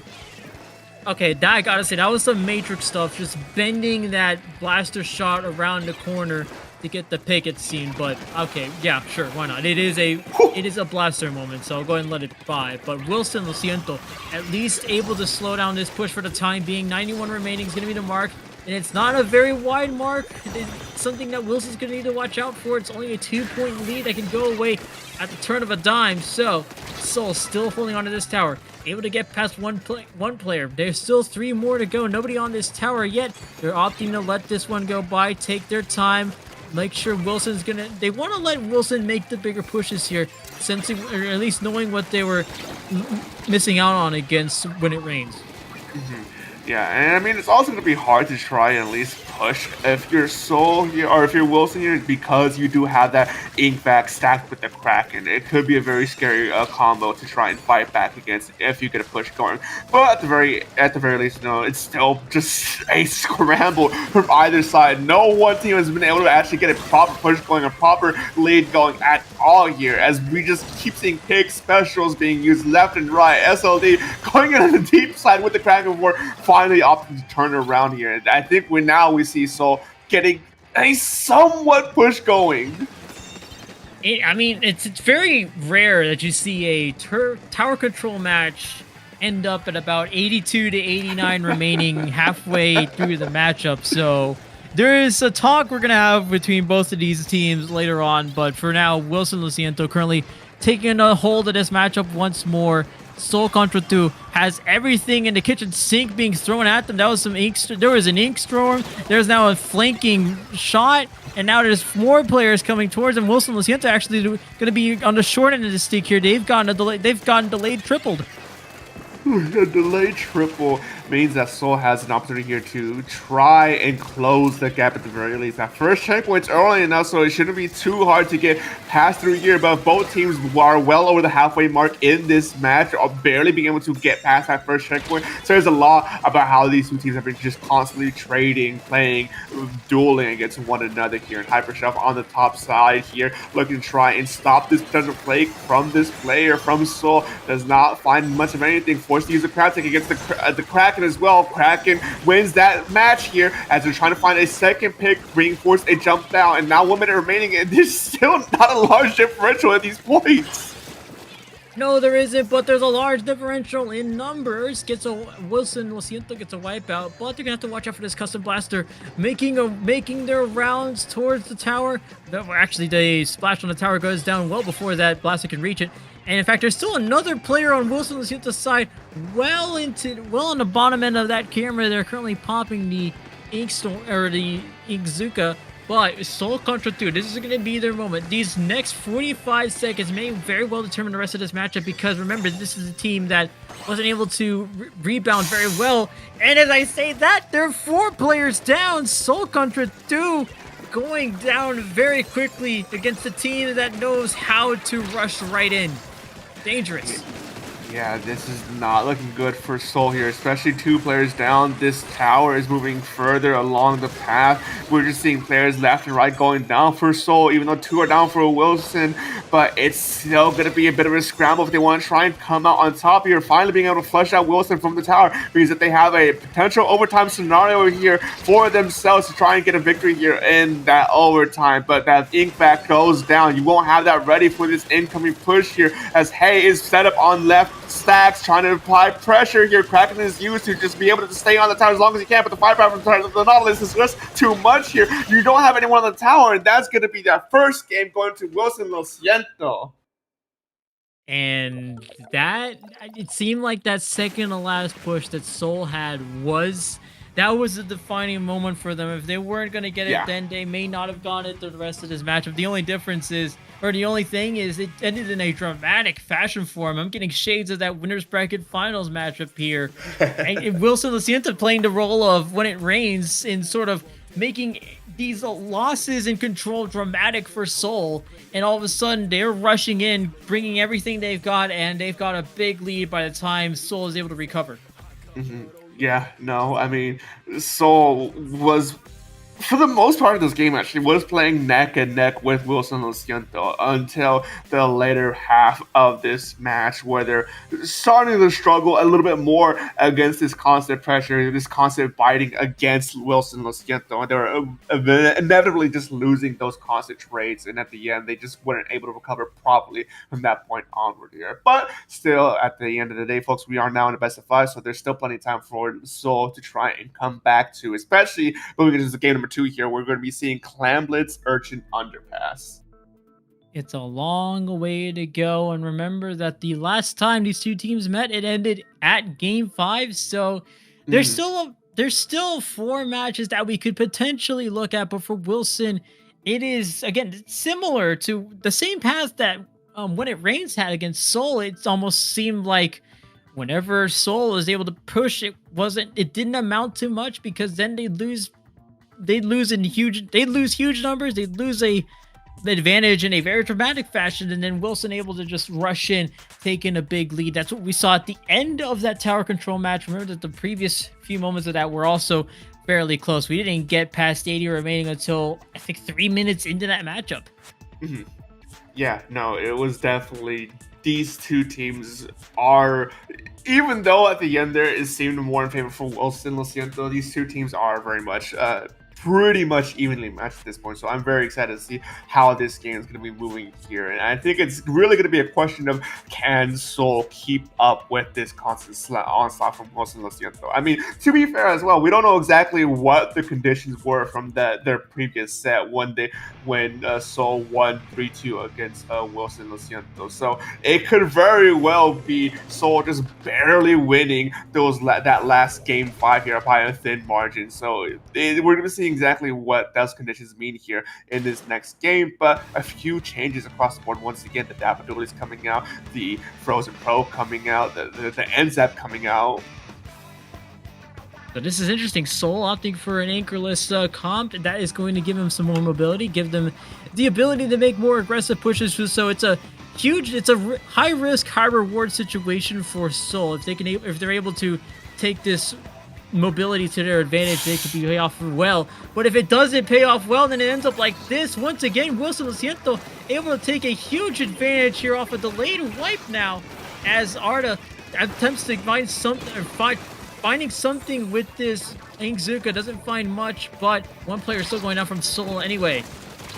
Yeah, even though there was a potential swing for Wilson Lo Siento, the awkward thing about this map is that the Clamp Basket is so far into the enemy base that even with that 4-player down, it wasn't as damaging as it would have been on any other map here. So I genuinely think, looking at this stage, looking at this stage mode specifically, you practically have to either make a breakaway just like that, like we saw there, once you do get 2 players down, or you genuinely had to win 2 team fights back to back in order to get a solid swing. here. Because Seoul, even though they made that breakaway to try and get that clam into the clam basket, they only scored that singular power clam, and now they're looking to try and opt and position themselves up for a proper push here. Now that's when that attention was pulled back.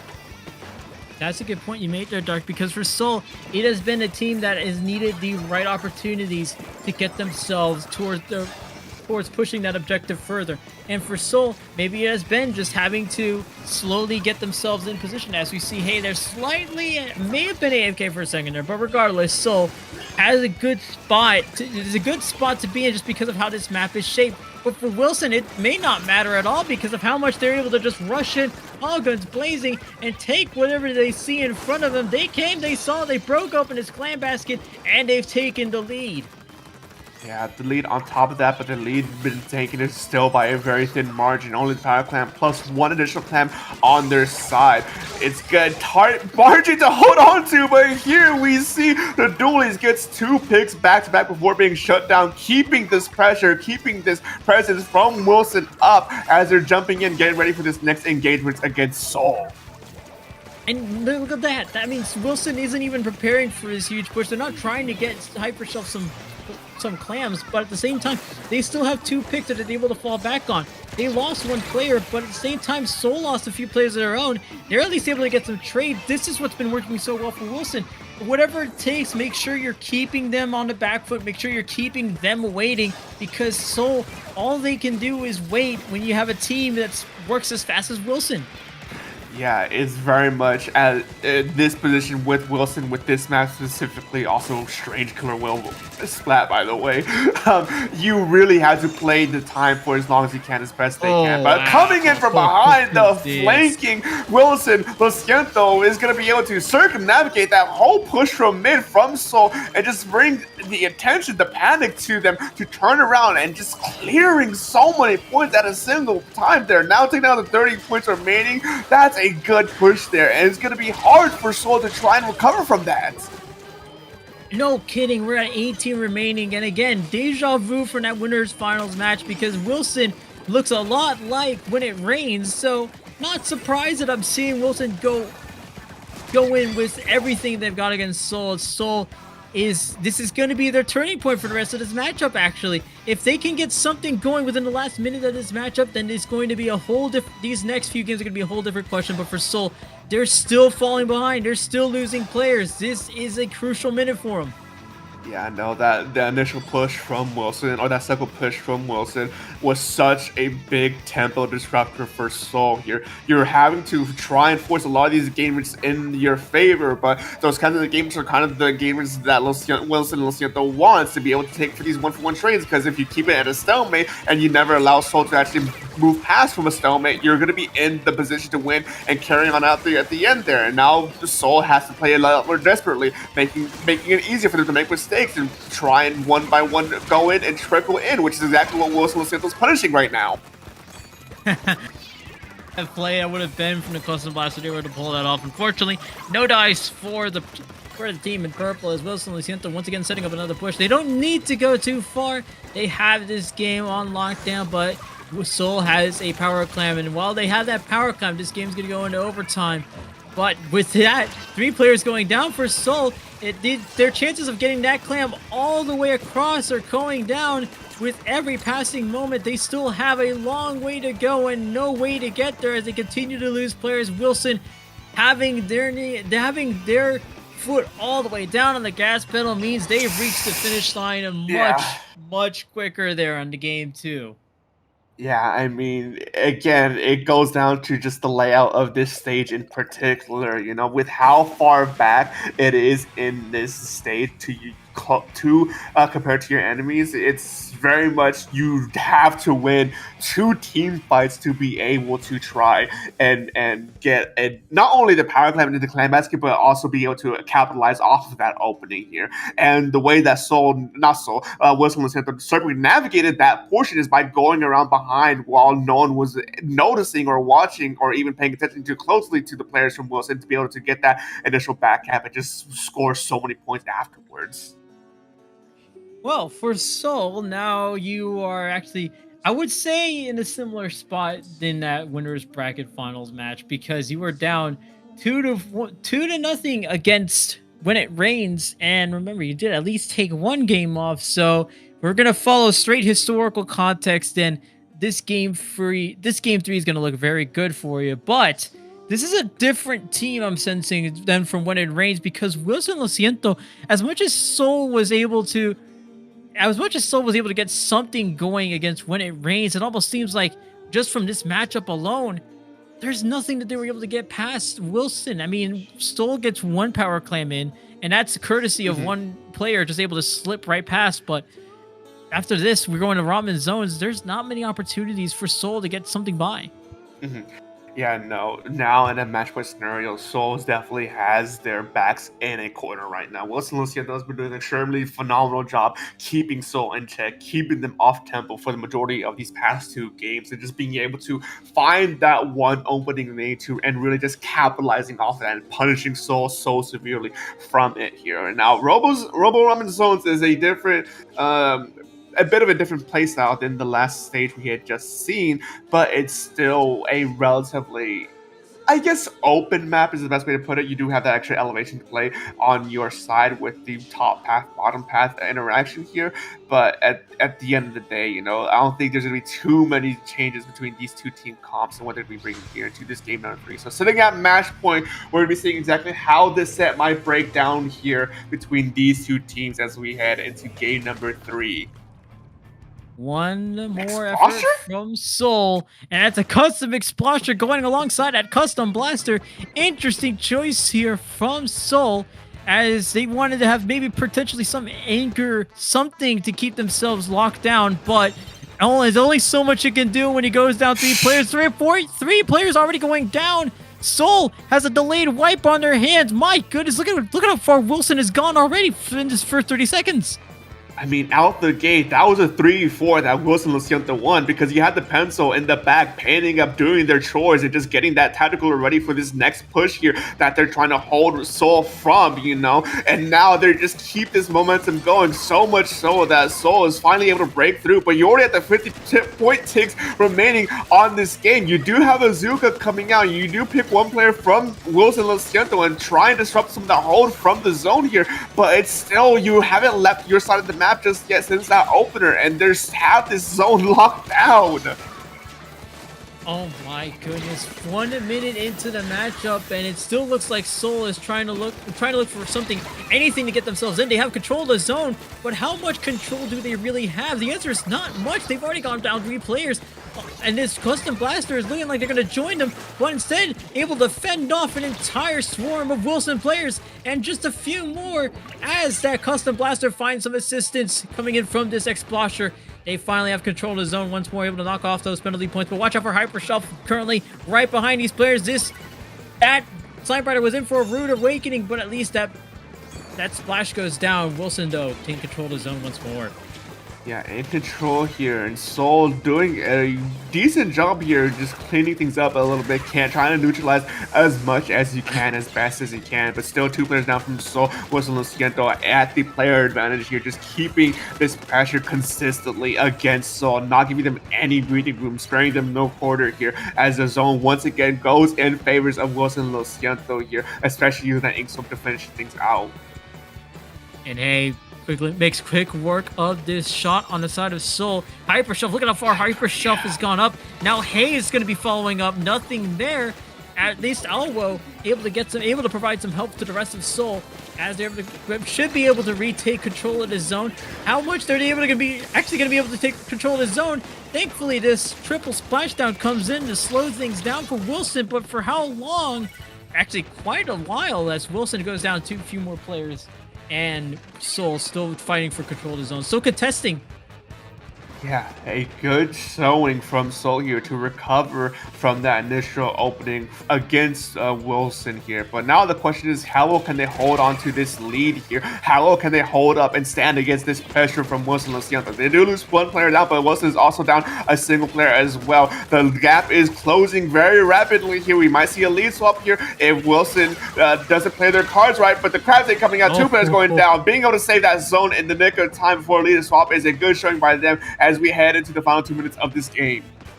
This is way too similar to that winner's final matchup, Dark. I mean, it's going to be... If it goes any further, we might just see Seoul take this game 3 and at least have something to walk away with, knowing that they avoided the reverse sweep. But is it going to happen? I mean, we just saw 2 players go down. We're going to see a third go down. Yep. Alvo is the only one left to fend off the rest of Wilson, but Wilson's not going to get them any opportunity. They're not going to go that far and get into the range of this custom Explosher as these points keep ticking down. Yeah, 10 no, that's remaining. Nobody left to keep things going for Seoul. Their run ends here as Wilson Siento punches their ticket to the grand final matchup. They will be meeting When It Rains after a 3-0 win. Yeah, I mean, that was such a devastating opener from against Seoul from Wilson, you know, taking that 3v4, practically pushing them all the way back with a delayed wipeout at the end of that, and being able to hold for as long as it did, just aggressively as they did. It was phenomenal to watch, and it just kind of goes to show exactly what Wilson is bringing to the table here and how much they're sort of like really feeling themselves moving into grand finals. Oh my god, it's a really nice result to have after you lost to this team 2-3 in the winners bracket finals. I can only imagine that mentally you were thinking, okay, we could have taken that one away from them. But there definitely could have been us going up against When It Rains in the winners bracket finals. So for you to come back, get a 3-0 victory against the very team you lost to punch your ticket into the grand finals, you have to be feeling really good. And you got to know that lets When It Rain know that this is going to be much different from what they faced in the finals.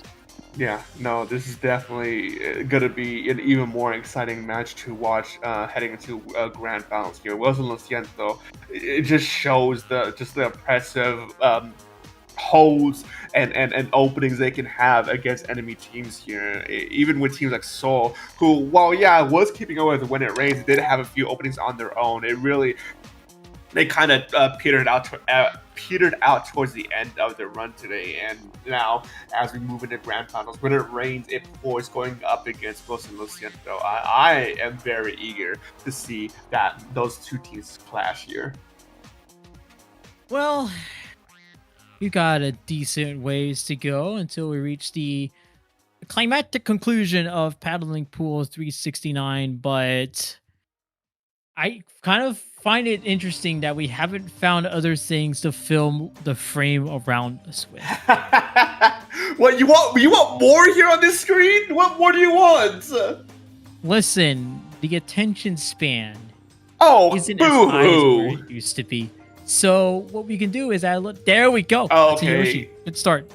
That's a Yoshi? Okay. I think it is. It should be. No, that is Yoshi. No, I'm saying no because I can't believe Giants is entertaining the idea of adding more on here.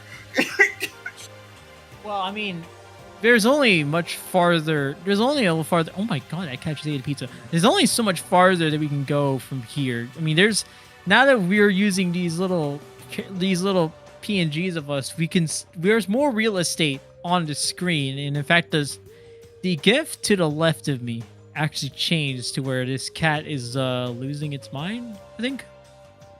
I guess, yeah, no, now that you put it out, yeah, I'm sad that Yoshi God losing their $20 is being covered up there. But yeah, no, I mean, what more to fill the time with, I suppose. Oh, there we go. Sure, this guy you already lost your mind. Ryan, I just want you to know that your efforts are appreciated and noticed, and at the same time, I have no clue what you're on about. So your efforts, while appreciated and noticed, are resulting in something completely incomprehensible, but maybe that's for the best, because at least we get to see Yoshi God consistently losing $20 and entering further and further in debt. You know what? Maybe it's all the streaming that he does that's fried his brain. The streaming of us. Yeah, I was literally about to say it has to be all the streaming he does for this scene that has stuff like this happening. Because I mean, I couldn't do. I couldn't subject to putting people to seeing all of this. I, for one, am completely used to the streaming abyss. This is what Instagram Reels feels like at the old age of apparently 22. So You're 22, don't say that. I'm old compared to the rest of the competitive Splatoon community. And in fact, you know, being a senior, graduating in the next semester. Okay. I senior in school. Let's be clear. No. There's two ages in competitive Splatoon. One of them's high schooler, and the other one's pop gun. So I'm somewhere in the middle, and that really just means that I am not That's as crazy. Hugs retired, hugs are underneath. That's crazy. The unks are underneath. I'm not retired. Okay, I'm retired from. No, playing I'm some- retired. That's a clear given fact. You both are okay. To some extent, sure, but I mean, I still play for a CCA team. Plus 20 was tied. So we're just not going to count the CCA league then. I mean, come on, there's... Okay, no, That's crazy! fine. Because apparently Jordan gets to decide the rules here, even though, by the way, the last tournament was actually Riptide 2025. Just want to let you know, it was actually 2025. You did That's beside the point. You're right, but that's beside the point. You know what is besides the point, though? Our next set, which will be starting shortly here, which we will be going to a Crab Leg Capital Clan Blitz to kick this grand finals off. Oh, thank God, because I was about to say, Jerian, your efforts, while appreciated and adored, are slowly starting to get the better of me. So let's go and move on to grand finals, Matt. Going on to the grand final set. Wilson SIENTO coming in with all the momentum in the world from that losers bracket matchup. And When It Rains coming in with a nice long break and a long history of wins. One of them going up against Blank Z, shounen and shoujo, and SeulContreTous, a team that actually Wilson just beat. So lots and lots to look forward to in this grand final set. In fact, Memorial Hub is on the docket. Oh, I didn't even see that. Oh, okay.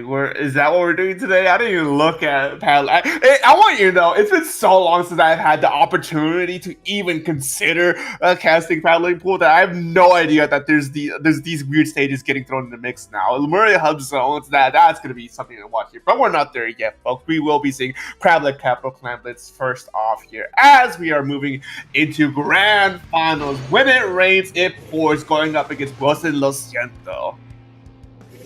The matchup to decide all matchups, at least for this edition of Paddling Pool. Dude, number 369 as we head towards back. When It Rains, It Pours. Coming in with a Splatter Shot Pro once more. I'm panicking because I see the double splash from Wilson SIENTO. Oh, Lord. What is Getting flashbacks from the beginning of this game's meta here, but not even at the very least, it's still, it's at the very least, it's still a bit of a neutral stalemate between these two teams. No one's been able to leverage too much damage on their side at the very least. And it's an interesting comp to come out with. Like you said, this is the beginning of Splatoon 3. It feels like we're still talking about when Crab Tank was the menace to look forward, was the menace to look away from and be scared about. But Wilson SIENTO actually 3 players down. Punchy making their way straight towards this basket. The most aggressive you'll see in NZAP today, as we're already a minute into the matchup. No clam baskets opening just yet, but When It Rains has excellent positioning here and a few more picks on the board. In fact, most of these teams finding one pick, as none of them have yet to open up with the basket. Yeah, no, a good chokehold from When It Rains here to keep Wilson SIENTO in check, keep them sort of suffocated from all this space, all this area here, is allowing them to get the proper specials they need online, get the clan economy in their favor here. Hyper Self does come in to try and flip the script there, but they do go down, and 3 down from Wilson SIENTO means that When It Rains, It Pours gets the first clam in this game. And there's one heck of a way to start things off, but the only problem there is that there's no follow-up. When It Rains was only able to do so much. Wilson SIENTO, though, they've only have one player, as When It Rains was backing themselves up. Wilson SIENTO only has one player to set themselves up for the rest of this matchup, and that's going to be crucial because When It Rains was another team that, against Seoul, they were able to come back after any sort of setback and come in with a huge push. So I want to see how this comes into play, as Wilson SIENTO and When It Rains both had full numbers. Now Wilson seeing a 2-down situation and 2 power clams going into this basket. Yeah, call that a 2-for-1 special in unison when it rains. Gets that power clam basket wide open here, but they do lose 3 players in the process here, making a last stand. That's a delayed wipeout, but Wilson Lociento has the opportunity here to finally truly take mid here and try and keep when it rains in check here. But they do lose the Nautilus. That's not a good start to this incoming push here, as we're just trying to see who is going to be the one to leverage these pushes in their favors first. 50 remaining is the mark for when it rains, and that crab tank popped in a very awkward spot, but at least it means that we force when it rains to back off. And now a few more numbers going down for when it rains. Wilson Lociento making their way right through. Somebody on the grates at least trying to push things back, and his blast is trying to push things back as well, but Wilson still seeing some numbers go up, still seeing their numbers take advantage of this situation. They don't have a clear path to the basket. That's going to be one thing to watch out for, especially with the double splash comp they've been running. But it might just be this Nautilus that makes the push instead.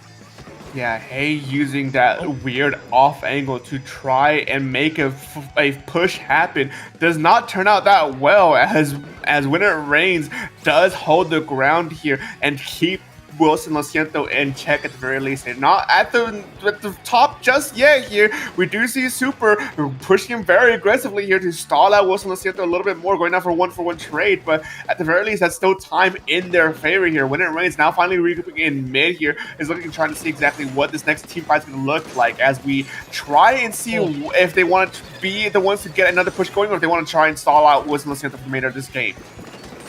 That was a clean snipe there, by the way, from when it rains, but it's still nobody on this clam basket until there is. We've got another power clam in there as well. 27 remaining when it rains. Like I said, anytime they come in with the push, they come in with absolutely everything. And that shows here. 27 remaining with only 45 seconds to go. But they go 3 players down in the process. Wilson Lociento have a great opening themselves, but not much to follow up with, as his crab tank goes down on the side. Only 2 players left for Wilson Lociento and 30 seconds to go, but their chances are dwindling fast. Yeah, 30 seconds remaining here. Wilson Lociento needs to really get a good push going in here, but losing Nautilus once again is not the way to start that out. When it rains, does lose a player of their own here. We do have a good amount of clam economy on the side of Wilson Lociento, but the question is, can they actually break through this hold from when it rains? They set up this just bastion of absolute defense that they're not letting anyone go through here. We do get a last-ditch effort to throw the power clam into the clam basket, and it does go through here. It's up to Hay to be able to try and keep the clam alive a little bit longer, get it down to 40 points remaining. Hyper Shelf, last player standing, but it's not enough. When it rains, it pours as they just pour down that overtime victory against Wilson Lociento and shuts them down. Flashes of hope there for Wilson Lociento, but ultimately, when it rains, coming up on top. And while that did seem like more of a desperation attempt that came out at the end of the game, I do want to say that was a glimmer of what they're capable of. Wilson Lociento could very much do what Stoll has been able to do previously against when it rains. I think this is going to be a battle of which team is more ambitious, because looking at Wilson Lociento, they have that double splash comp, but you also have Hay, who's more than willing to do some dirty work with that Nautilus. The only one you're not going to be seeing on the taking the off angles might just be that sniper rider, but at the same time, with when it rains, they've been known to come in with very large pushes. Whenever they open up that clam basket, it's going to be a lot of points going in their favor. Yeah. Oh, sorry, excuse me. But yeah, no, I agree. Listen, all right. I had a late line. All right, it's not anything to do with the game. No, I agree with a lot of what you said here. I mean, it's gonna be. I think actually it might come down to the specific stage lineup here, moving forward here, because a lot of these stages play vastly differently from one another. Especially heading to Crab Lick, into Lemuria Hub. It's gonna be very much like, oh, what's the game plan going to be like this time around moving forward? So as we head into zones, I'm kind of eager to see. I do believe there's going to be some weapon changes, anyways. But I'm kind of eager to see exactly what those changes are going to be. And that's what I also want to see as well, because with Lemuria Hub, you're getting a map that you don't see often in competitive Splatoon. If if at all. And as I say that, I'm actually seeing the members of When It Rains already prepared. They've got 4 people lined up and ready to go. So I think anytime you come into a map where you don't see in competitive Splatoon with a plan ready that fast, and so surely that's got to be a good sign. I mean, again, we don't see Memorial Hub that much. I can't tell you what I would want to see. No. Comp and matchups I want to see, but either way, When It Rains seems like they got it ready and they've got the 1 game advantage here. So let's go and see what we got. Yeah, game number 2 here for these two teams. We're seeing exactly what's being brought to the table. No major changes across the board here. I think the only real change is the pro, and even then I don't think that's a major change in and of itself here.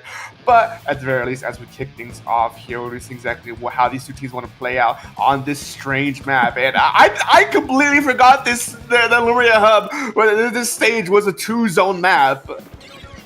Not only that, but I think the E-Leader just quickly sniped off this Nautilus on the side of Wilson SIENTO right off the bat. I mean, I don't know what else could have knocked out that Naut, which I have to point out because that means that E-Leader on When It Rains is scary if you needed any more proof of that. But what doesn't matter much now because Wilson SIENTO has control of both zones, at least for the time being, and those points continue to knock themselves down. And now as Hypershell jumps back out, this should be an opportunity for When It Rains to come back in and take control of these zones, but there's not much there for them yet. They're able to get at least 1 zone, but Hypershelf is still pressuring this E-Leader by a lot, and there's a great opportunity for Wilson SIENTO to come back into control.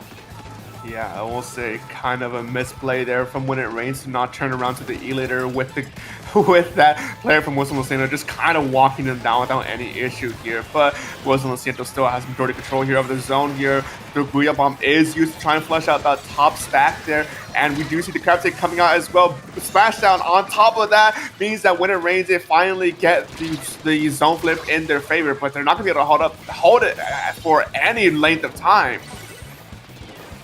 And that's the crazy part about this match. What has been the crazy part about this matchup is that When It Rains hasn't had that ability to come back in all guns blazing and get this large push that I may have been expecting in previous matches.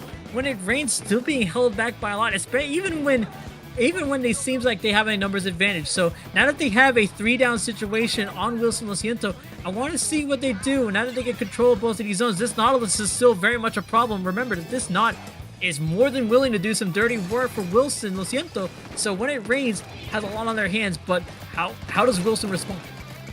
Yeah, I mean, a lot of time was bought from Hay with the Nautilus there to try and deny When It Rains to be able to set up their own line of defense here from the incoming players from Wilson SIENTO. Players still are slipping by one by one from Wilson SIENTO. When It Rains does take the lead here, but there's still 2 players down, and it could be a bit of a zone swap for When It Rains here as Wilson SIENTO gets their push going here. The E-Leader duking it out, gets one out with the tap shots before finally going down there. That's not something you see every day here, but I guess that's something you have to do here in this situation like that where you know you're going to lose anyways. Might as well take one down with you. Why not? As When It Rains, not able to find, like I said, they haven't been able to find that huge push, breaking apart the game and setting the score for Wilson SIENTO. In fact, Wilson SIENTO has been doing very well in these retakes. They've been very calm, they've been very cool and collected. This Memorial Hub at least provides them an opportunity to at least see Wilson SIENTO drop down and get the pick. But again, this E-Leader pulling off all the stops against Wilson. And now a double 2-down situation for Wilson SIENTO means When It Rains able to take out these zones once more.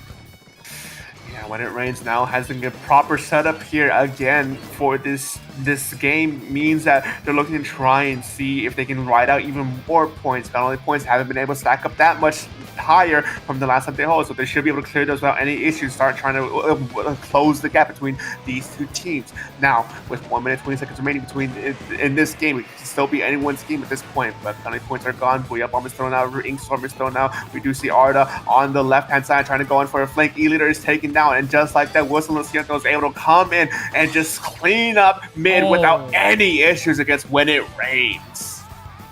And that is the danger, I think, of going in a map that you don't know too well and you don't see in comp too well, that you're trying to find out how your playstyle works in this map, and for when it rains, it hasn't been working out very well for them. Like, their ability to get these huge pushes hasn't been able to come into fruition throughout the rest of this matchup. With 40 seconds to go, they have to find something to get themselves back in that position, because Wilson Lo Siento is quickly knocking down these points.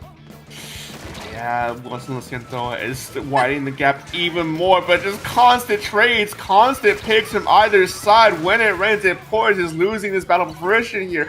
And now Wilson Lo Siento is still control of the zone here, from both zones anyways. But the troubling thing is, if this zone stays in their favor or in a neutral state when overtime is called, we will be seeing Wilson Lo Siento come out on top here. But 10 seconds on the clock here. When it rains, it pours. They have control of both zones here. Punchy sitting under the ledge before being forced to jump out. It's going to be a tight situation here, because When It Rains has a lot of ground to cover, but 2 downs from When It Rains. Wilson Lo Siento is going to take off one by one, being able to run and take control of one zone here. Can they take control of the second zone here, or keep it neutralized long enough for them to take this overtime victory against When It Rains? They do! Lemuria, that's the first time I've seen you in a competitive setting, and maybe it's the last, but it certainly made a case for bringing the interesting matchups to our eyes and ears, because this was a moment that I saw When It Rains kind of lag behind in terms of the aggression and the ambitiousness that I've seen from them. They seem to go into all of these retakes with none of the cares in the world. They go in with nothing to lose. They send in players like Punchy. They send in players like this Custom Blaster, and with no regards to what might be able to harm them, but they don't see that same level of success here. Call it the map, call it what it is. Perhaps Wilson is able to finally shut things down. It certainly seemed like they've been able to call things out a little bit more often with this matchup, but this is another matchup that Wilson Lo Siento is going to take and avoid possibly getting 3-0 swept. Yeah, no, a good pace reminder for this set here between these two teams. Wilson Lo Siento is showing that they're not going to go down without a fight. Bringing the score now to 1-1 means that Wilson Lo Siento is one step closer to potentially making a bracket reset later on here. But they still had to go through game number 3, which is we will be going over to Rainmaker Scourge, which I think is something, at the very least, that both of these two teams are probably more familiar and or more comfortable with here.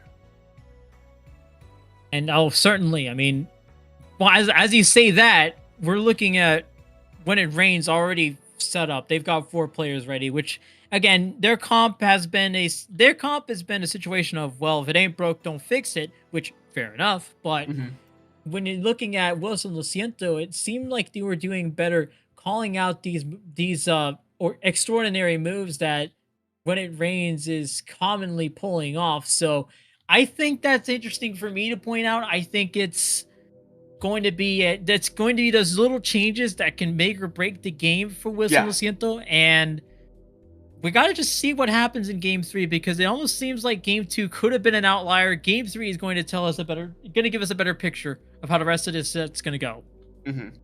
Yeah, no, I mean, definitely, it's gonna be. I think this game number 3 is going to be the tempo setter for the remainder of this set, depending on what the outcome is like, and depending on how these two teams fight here. But moving into game number 3, Rainmaker Scourge, we'll be seeing what's brought to the table this time around. Dapple Productions is coming out, not new from that team, but new in this set, as well as the Frozen Pro stacked with the Splat Charger scope. A Frozen Pro, it almost seems like we can cover all bases of the Splatter Shot Pro with this one player, but Hypershelf going straight for the jugular there. What are we doing? Already contributing to 1.5 picks. That was an assist that also came in on the side of Hypershelf, and Wilson Lo Siento breaking this game apart right at the beginning. It's only been 30 seconds and we've already gotten past one of the pedestals. Yeah, a very aggressive opener leading into a very aggressive push here and a very aggressive hold from Wilson Lo Siento, trying to keep this momentum going, not giving When It Rains any breathing room whatsoever, taking it past that pedestal as by the way as well, taking it down to 47 points of raining. That's a very good push on the first minute of this game here, and we see they're jumping in. They're not done yet. They don't want to let go anything whatsoever here, but Arda is sort of kind of caught out there. Too many players around as we see this Rainmaker at the very least get dropped down. I think someone told Wilson and Siento fortune favors the bull, and they said, all right, well, fair enough. I guess that's what we're going for with our push, with our game plan here. And that is an incredible opening. I can't get over it, but at the same time, Wilson and Siento, they're still a little slow on the uptick, on the retake here, but they got a few more players. In fact, there's 3 players down already. Coming off of this retake, When It Rains is used to be the team that I would expect to see that from. Now it's Wilson and Siento, and When It Rains hasn't had an opportunity to take this Rainmaker past the middle ever since this game has started. Ooh, yeah, I mean, 2 players down now. Vac was popped, but a little bit too early, in my opinion, here, as we're going to be able to walk back around the vacuum. And I think that, that it's not a knockout, but with 5 points remaining, never mind, that's a knockout. Oh, no! Taking it just down to 1 point remaining, you might as well, if you're When It Rains, it pours, you have to get a knockout to win this game now. Lesson 1 they teach you at broadcasting school is never speak too soon. I totally lied about that, by the way. But regardless, it was one heck of a contradiction that we just saw take place in front of us. When It Rains, now completely on the back foot here. If there's any time to call on the powers that be to give them the the power they need to get that retake ability back, it's gonna be now, because they're at 1 point remaining and they've got a good opportunity here. But they lose the Rainmaker as soon as they pick it up. That almost seemed like they wanted to get this off the ledge, get it back into the middle, give themselves some breathing room, but Wilson and Siento not giving them that.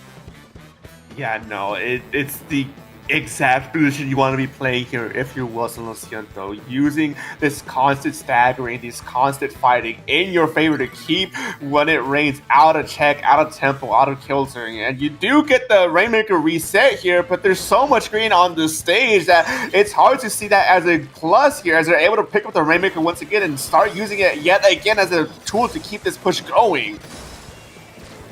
And they're at 1 remaining, so they can just sit this here, and that's time that When It Rains doesn't get to spend with the Rainmaker, and that's really all that matters for this team. It's a funny spot that Wilson and Siento's found themselves in, but a good spot nonetheless, as my goodness, here we go, the Custom Blaster with a triple. 1 more player left for Wilson and Siento, Typer Shelf. They're not able to do much. This is an excellent way to get things going once more for When It Rains, but there's a long way to go, and the time they have to make that distance is dwindling. Yeah, I mean, finally being able to break free from that 4-minute hold that Wilson and Siento kept When It Rains under here is still gonna be a bit of a challenge here. You still have to fight through all of mid, get past that first checkpoint, get past that low ground leading into that ramp, heading into that final checkpoint. There's a lot of ground to cover here, and against Wilson and Siento, it's gonna be very hard to do here, especially with how scattered they've been playing, how just Wilson and Siento just approaches from every conceivable angle you could think of, and it's keeping When It Rains it pours in check.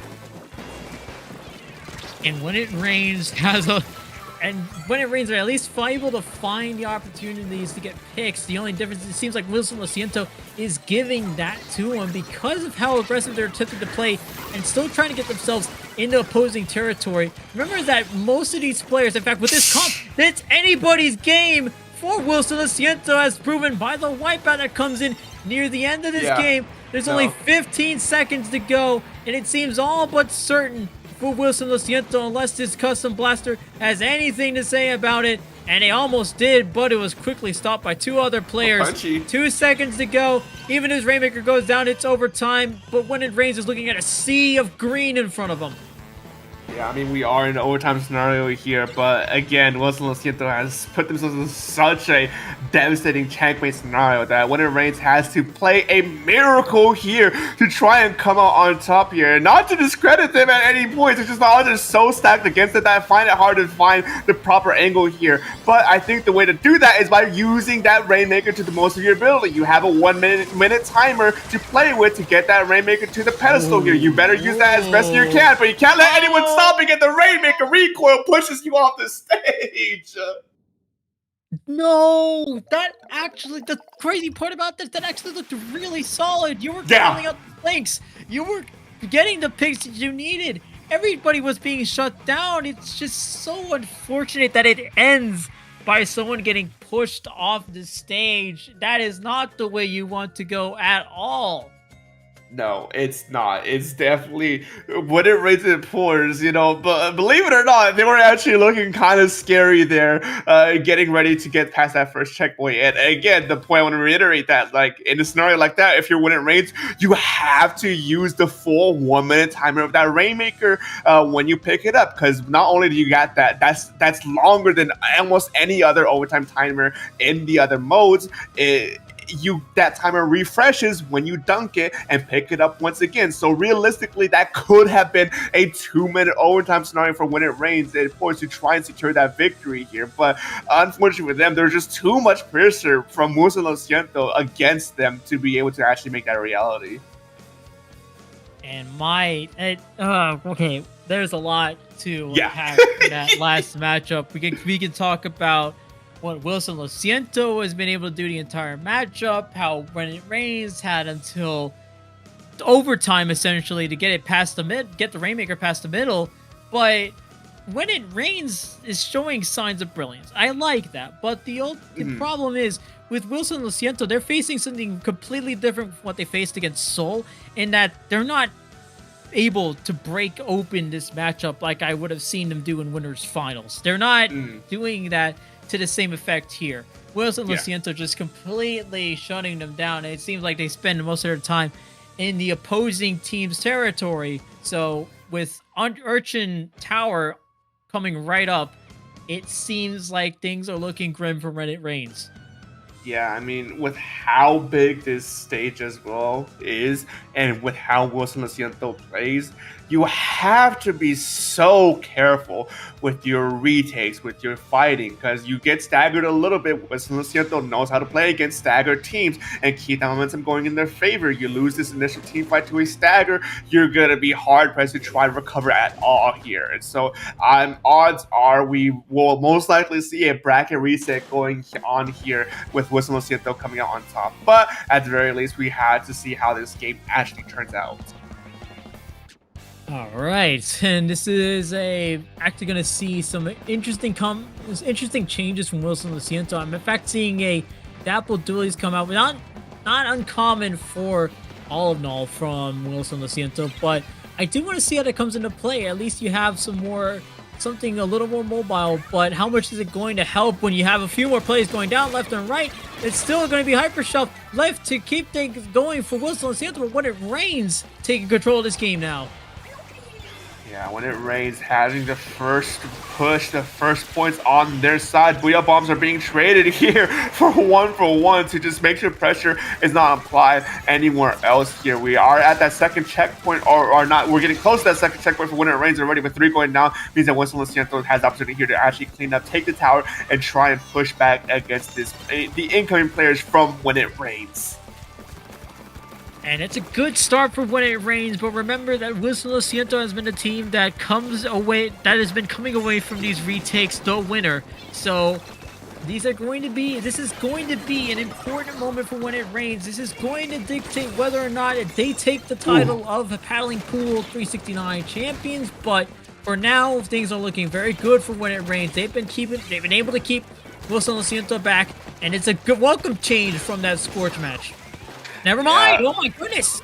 Yeah, no, I was going to say it might be a welcome change here, but slowly Wilson SIENTO is really getting their gear up here. When it rains, it's starting to struggle a little bit. And again, it comes to that conclusion of you can't be too staggered on this map, especially against Wilson SIENTO. They're prime players to abuse these staggered states here. And already getting closer to that second checkpoint here. When it rains, it's starting to get choked out here. Punchy makes a play to try and go for that tower, but gets shut down here. And now you don't have the player presence from when it rains, it pours. Wilson SIENTO keeps his momentum going, and now they're past at that second checkpoint. They're going to be moving on to that final resting point of the tower. When it rains, it pours. It has to try something now to prevent the bracket reset.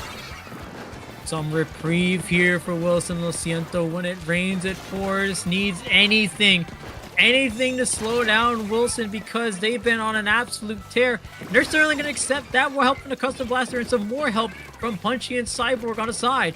It's still going to be Arda all the way to the right side of the map, causing some trouble. But for the meantime, When It Rains has been able to push this tower somewhat back, but they're still losing numbers. It seems like Wilson Luciento is on every point of every edge of the map, just waiting for somebody from When It Rains to come right by. Yeah, no, I mean, this is exactly how you play this if you Wilson Luciento. You don't necessarily need a knockout and win. You just need to make sure that you choke out so many resources, so much time, so much presence from When It Rains that they have little to no time to actually be able to get a proper push going on their side. I mean, finally, they're able to flush Wilson Luciento out at least a little bit, but there's still 2 players behind them. Make that 3 players behind them. What side of the map are we on now? As Wilson Luciento is just completely collapsing on When It Rains, forcing the splashdown, but finds no one here, goes down for a 1-for-1 trade as 2 players are down for Wilson Luciento. When It Rains now has a potential possibility to just try and fight for tower in mid here. And Arda's still behind all of When It Rains, by the way. They only just now got picked off. So I want to point out that Wilson Luciento, again, they're on every edge of the map, and whether or not you think they are, they absolutely are. That has to be the phrase for When It Rains throughout the rest of this matchup, because unless you take care of that, you're not going to be able to move a single inch like you are right now. Olive Oil, all in all, able to get themselves at least in front of that forge, or in front of that probe, but not able to do anything past that. When It Rains has an excellent opportunity here because they've been shutting down these 1v1s that come in at left and right sides of the screen, but Wilson Luciento has what it takes to keep these going. But for how long? They've already got 2 players down to 3 players down. 4 wipeout coming in.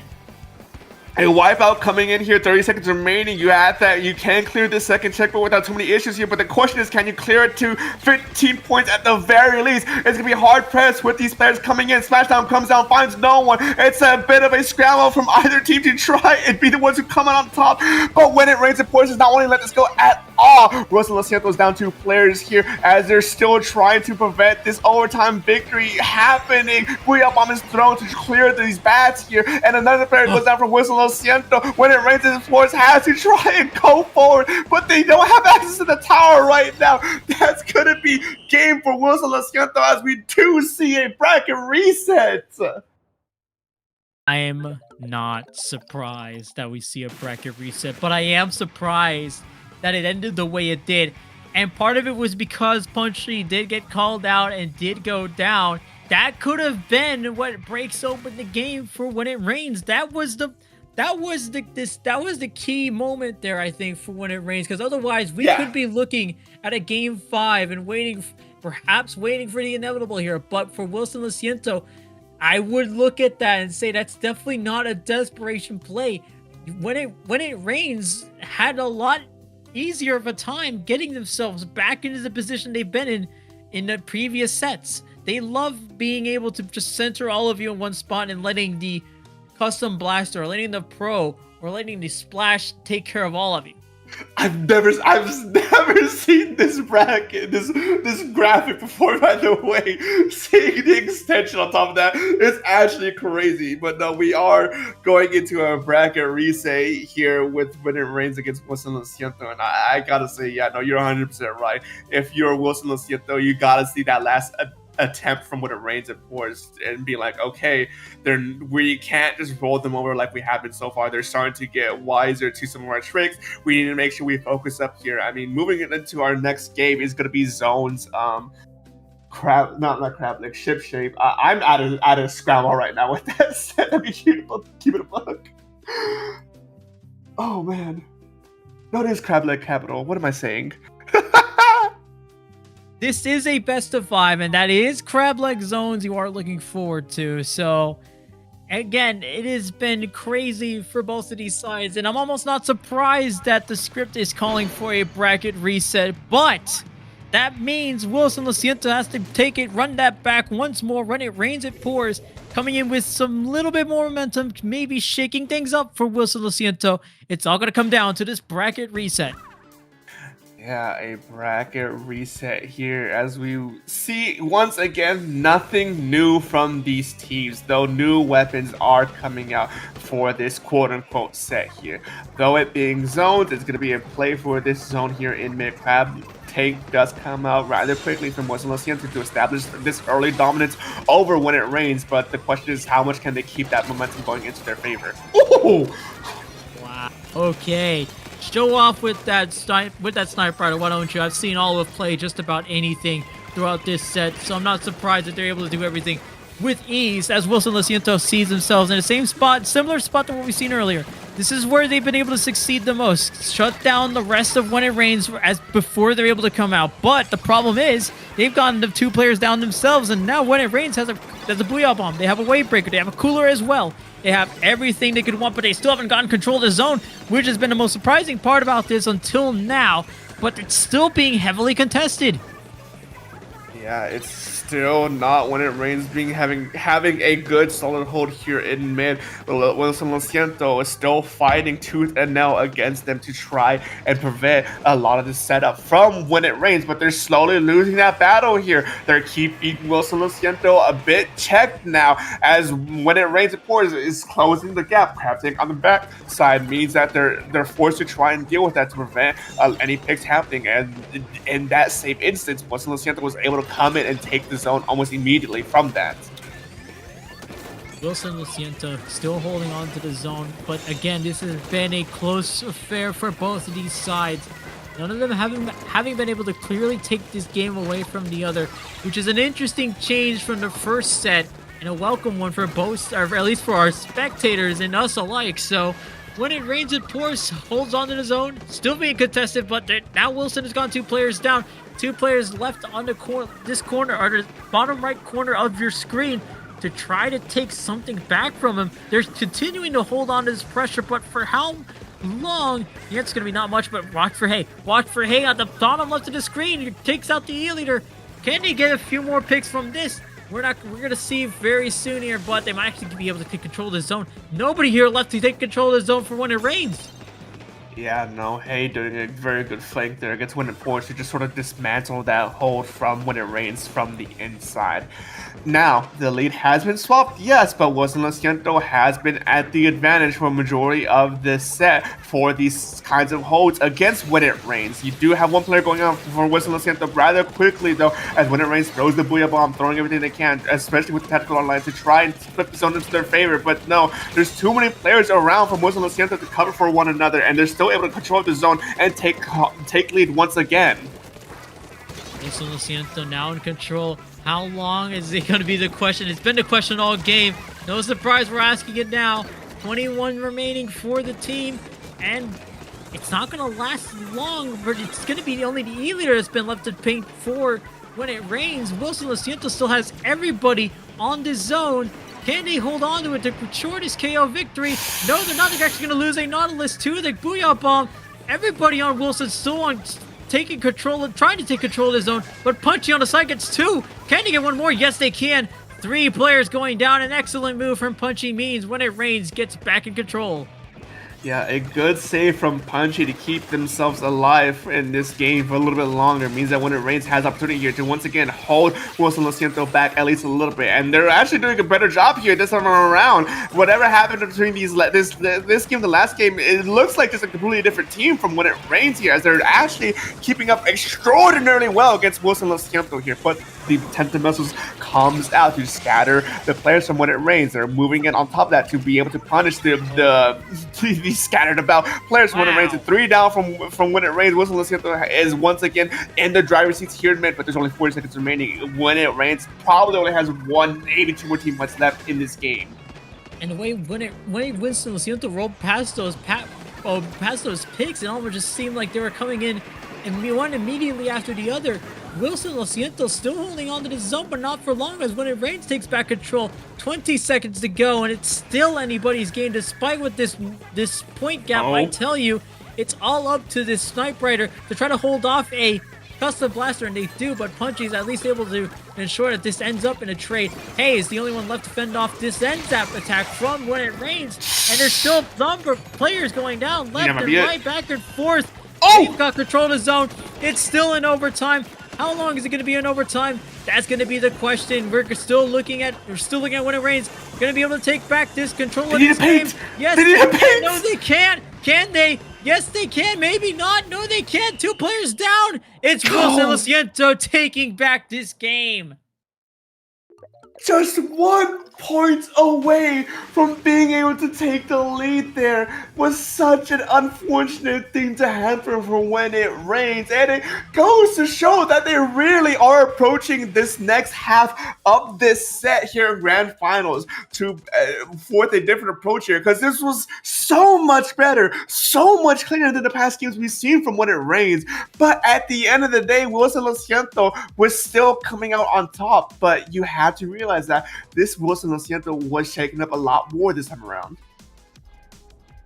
That has been a cardiovascular exercise for players, spectators, and us alike, as I'm sure that last overtime segment was a lot that we had to hold our breath for. I mean, that was crazy and a drastic change from what we've seen in the previous set before this bracket reset. So just to follow up on that craziness, we're going to be going to Rainmaker Flounder next, which, again, another map you don't see too often, but regardless, I want to take a breath. Let's calm down for a second. Let's just go ahead and wait until this next match. Yeah, I mean, here's the breakdown, right? When it rains, it pours. They looked really good here in this first game. They didn't win it, albeit, but they still were able to keep up with Wilson Siento. Now, the question is, can they actually keep this performance up for the remainder of this set and actually be able to take a game or two off of Wilson Siento? Because at the end of the day, Wilson Siento is still currently in the lead 1-0 against When It Rains, It Pours. And if the next 2 games still resolve it the same way that first game did, it's Wilson Siento who's coming out on top. Rainmaker on Flounder Heights, though, again, as you mentioned, not a map or not a stage we've seen too often. I don't even know where the Rainmaker pedestals are on this map. I'm gonna keep it a buck here, but it's still gonna be an interesting viewing nonetheless. Oh yeah, no, I mean, with how close these teams have been, and when you're going to a place like Flounder Heights, I want to see especially how the off angles are taking in this map, because this is a map that gives you interesting routes to off angles. So we're gonna see what these comps come out. I'm surprised that we saw a Slosher and a Luna Blaster come out, 2 weapons that we haven't seen too much from either of these players, especially with the Luna Blaster on the side of When It Rains. We usually see a custom blaster. Mm-hmm.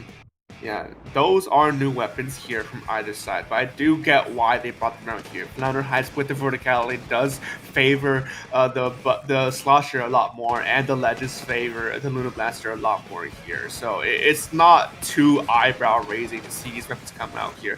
But what is eyebrow raising is Wilson Siento starting to lose out on this initial fight here in mid. That gives When It Rains the opportunity here to pick up the Rainmaker and start getting ready for their first push of this game. And it's an excellent push for When It Rains. They see a few more players going down on the side of Wilson Siento. One to the side, that's Hay on the corner. Goes down very quickly. Hyper Shelf quickly to shut things down. But the Luna Blaster from When It Rains, able to shut down that Carbon Roller. When It Rains still has an excellent opportunity to get back some more points. But how long does it last? This Slosher bursting into the scene to shut down the Luna. A good shutdown there means that Wilson Siento has the opportunity here to try and get a push going. An attempt from Punchy to disrupt that line is shut down immediately from Wilson Siento, and now 2 players up against When It Rains means that they have the opportunity here to walk up with their Inkstorm and potentially get this first dunk on this game. You gotta be mindful of Arda though, but they get shut down immediately, and that's gonna be the first dunk going to Wilson Siento. Wilson Siento now has more open space in front of him. They have a crab tank to look forward to in front, though. Punchy holding down the fort for as long as they can. Art is the only one left up front. There's nobody left up front now for Olive, but they're still having to hold back after a barrage of shots from the Sniper Rider and some fizzy bombs from the Luna Blaster, holding them back. 31 remaining. They're going to leave the Rainmaker at that. But It's a good lead for Wilson Luciento. It's a good start for him. They're going to need to get it just a little bit farther. They want to reach no man's land on this map. But for when it rains, it's a long way to go regardless. Yeah, no, I mean, if you're Weston Ciento here, that is exactly where you kind of want to leave the Rainmaker at, but you can't get comfortable against when it rains, especially with that last game here. You know fully well that they have all the tools in their toolkit to be able to push you to the very end, to narrow that gap down to just a 1 point differential. Oh, Hype Shelf coming in from the top, bro, getting that shutdown from when it rains here. Now Weston Ciento is primed position to be able to pick up this Rainmaker once again and get yet another push going here. And we got a few more picks as well. It's now 3-on-3, so both teams on equal ground. Not for long. That's going to be super with the Luna Blaster taking out a few more players. Now Olive's going to be surrounded on either side. Where did that hammer go? It went straight toward that wall. Wilson Luciento having to wait just a little bit longer to get more points on the board. And even longer now that Hyper Shelf isn't there to disrupt things. Yeah, a good holding from when it rains to prevent more damage being done here. Now being able to pick up that Rainmaker again to try and attempt yet another push here is going to be the question, though. Wilson Luciento is still applying a lot of pressure, exerting a lot of presence here in mid, not wanting to lose too much space and let when it rains take up all that space in return here. But the Rainmaker does reset, Crab Take does come out to try and buy themselves some extra space here. The pop is going to go in favor of when it rains, most likely to create all that ink for them to be able to move around with, but it's still Wilson Luciento just being able to play this neutral game. This neutral game is going to be important because when it rains again, they've been able to break this game open multiple times. How can it get past this neutral game and find themselves back in control of this match? Because it's still a long ways to go. They haven't gotten past that pedestal, and they've only got a minute to do it. So a long time for them to go. They haven't even been able to get this Rainmaker past this grate, and Hyper Shelf is threatening it very well here. They've got one pick. They've got two. One just jumped in. Had to be shut down by the Sniper Rider. Ardo has been having to go in circles, trying to avoid everything that Wilson Luciento has been able to bring. And now this Slaughter comes around the side, able to close things down for Wilson Luciento when it rains. Looking at a wipeout. Great stuff here from Wilson. Yeah, that's very good for Wilson here. 30 seconds remaining on this game, and possession with the Rainmaker means that they can play however fast or slow they want here for this endgame scenario. Now, you did lose Hay, which is not a good start for this quote-unquote push, but Wilson Luciento knows the prime position they want to be in. They don't have to get additional points. They need to make sure that this Rainmaker doesn't touch the hands of when it rains, and they're doing just that. They're just so spread out, keeping when it rains checked so well that they're only now are able to try and force that initial push here, but Hype Show is able to almost steal that game away from when it rains here. But yet again, a repeat from the last set here before the Grand Finals reset. The Rainmaker is in position of when it rains. We will see an 1 minute overtime timer that when it rains has to utilize to the full ability, and even then they needed to use the extension from the dunk, but no, Wilson Luciento too powerful, too spread out. Too much pressure coming up against when it rains means that they take the second game rather easily. Right, and that was a less dramatic overtime push than what we saw in the first game. So at least we have that going for us. At least that's able to slow things down and keep things within reach for us. So Wilson Luciento now one game away from closing what has essentially been a best of 10 set. Now that we're heading into what is in total game 8, but really game 3 of this bracket reset. Wilson Luciento, we'll say, has been looking better. I mean, when we talked about the end of the first grand final set, it almost seemed like when it rains finally had something to work with. It seemed like they were finally bringing the match to Wilson.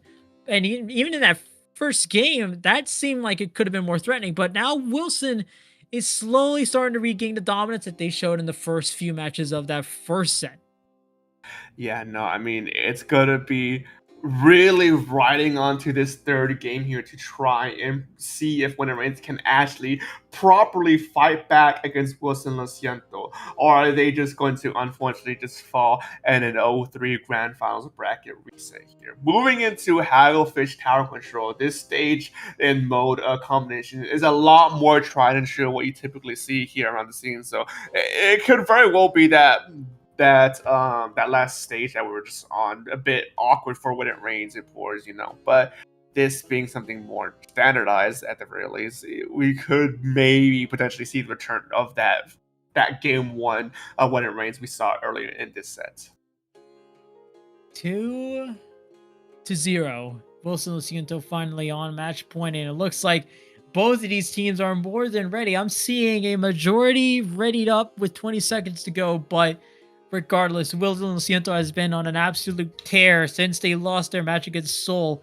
So it's no surprise that they rebound from that, get a huge momentum boost, and actually get the bracket reset as a result of, possibly as a result of that momentum boost. But it all comes down to this: Wilson Luciento one game away from taking this paddling pool bracket. It has been a long road to it if we are able to get to that point, but one game separates Wilson Luciento from a grand final championship.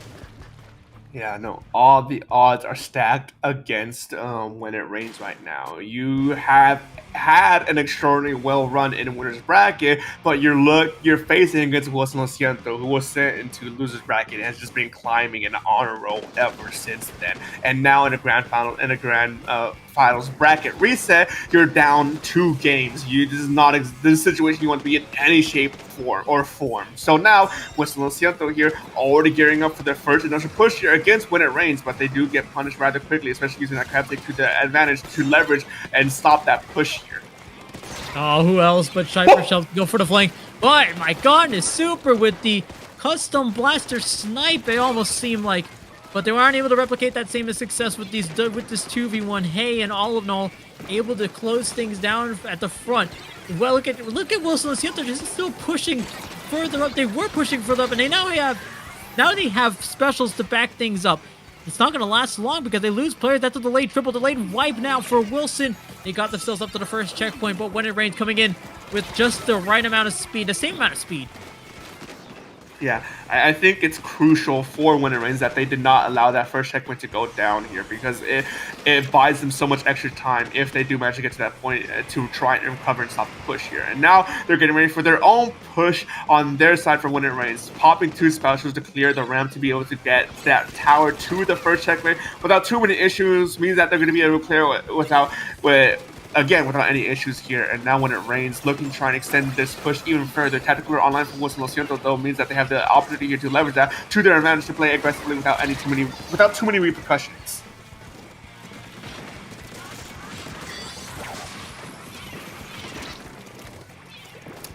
I think we might have lost Nito for a second here, but we do see When It Rains still keeping up this pressure, this momentum against Wilson Luciento here. They're starting to stagger a little bit, which is making it hard for them to be able to try and get a push going here, but you still have plenty of time to try and play around it. We do see Wilson Luciento getting the specials at the ready, smash downs ready for Olive to be able to try and just flip the script and flip the button and deny an incoming push here. It is used there, but they go down for a 1-for-1 trade. That's not good. Sign for Wilson Luciento as When It Rains, it pours, getting a good second push going in now. That's scary. Okay, Wilson Luciento is usually able to take those opportunities and run away with them. It's usually a move from like Hyper Shelf or Hey that breaks it open and at least gets Wilson Luciento back in the driver's seat. But that's interesting. When It Rains has been able to shut that down, they've been able to keep the lead. We're past the halfway point of the match, and usually this is where When It Rains starts to kick things up and starts to make things closer and scary for Wilson Luciento. But now Wilson Luciento back in control of this tower. How long it's going to be in control is going to be the question, and going to be what determines how this rest of this matchup will go. 2 minutes to go, and Wilson Luciento once again losing numbers. This is scary. That's very scary, but Wilson Luciento knows they have plenty of time left in this game and in this sense to try and take that last game over When It Rains. They don't necessarily need to actually win this game here. They have 2 more opportunities to close out the set in the future here. But When It Rains is still going to be fighting tooth and nail to try and be the ones coming out on top here. Taking 2 down with that splashdown. That's going to be a huge swing for Wilson Luciento. That's a delayed wipeout here. And now Wilson Luciento's at the driver's seat. 1 minute 30 seconds remaining in this game. It could still be anyone's game, but again, the crucial factor, the matter for the state of the game is that first checkpoint's still up for Wilson Luciento.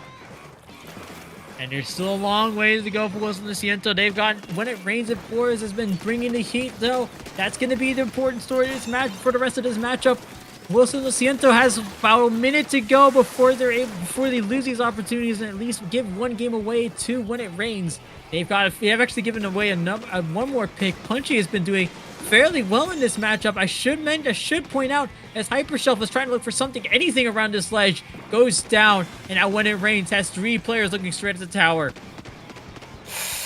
3 players looking at the tower, 3 players down. When it rains, it pours. They just need to make sure that this tower is under their control once that timer hits 0. Because Wilson Lo Siento, I wouldn't put it past them if they can try and edge out an overtime victory here. But it's looking a little bit hard-pressed of a reality for them as they're still, once again, 2 players down. When it rains, it pours, gearing up for this next incoming push here. They need to make sure they hold on. They can't lose any amount of footing, any amount of leverage whatsoever in these final moments. And 2 players down, make that 3 players down for When It Rains, or for Wilson Lo Siento, means that When It Rains is in the prime spot to take this game. But no, they lose it out. Wilson Lo Siento sends this game to overtime.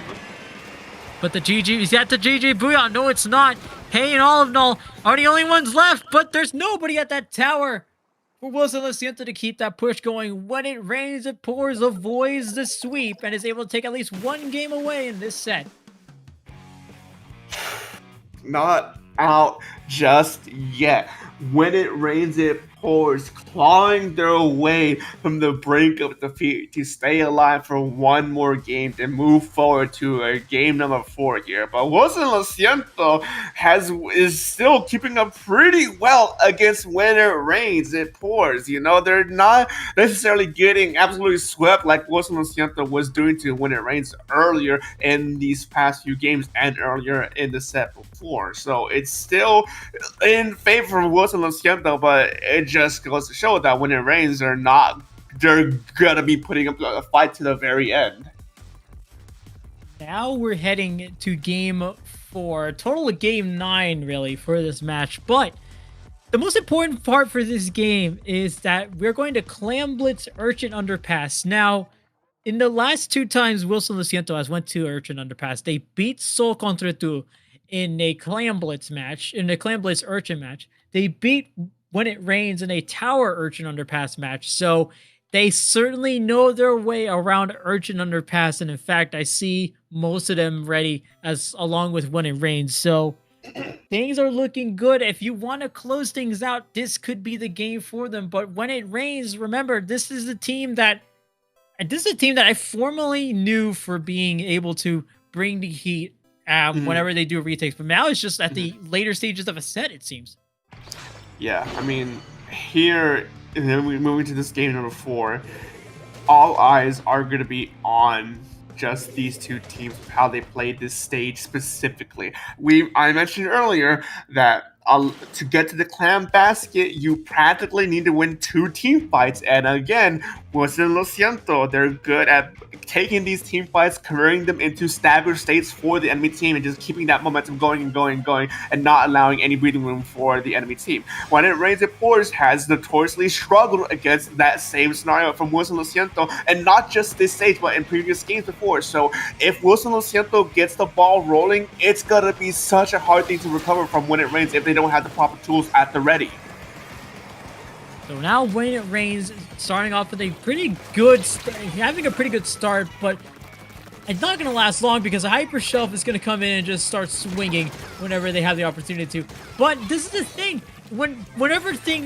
previously, one of these 1v1s that either Hay or Super would take on their side, it almost seemed like it would certainly end in at least a trade for Wilson Lo Siento. For now, When It Rains, starting to get the better of these 1v1s. They're at least taking away the trades. They're at least taking away the 1v1s. They're actually winning those.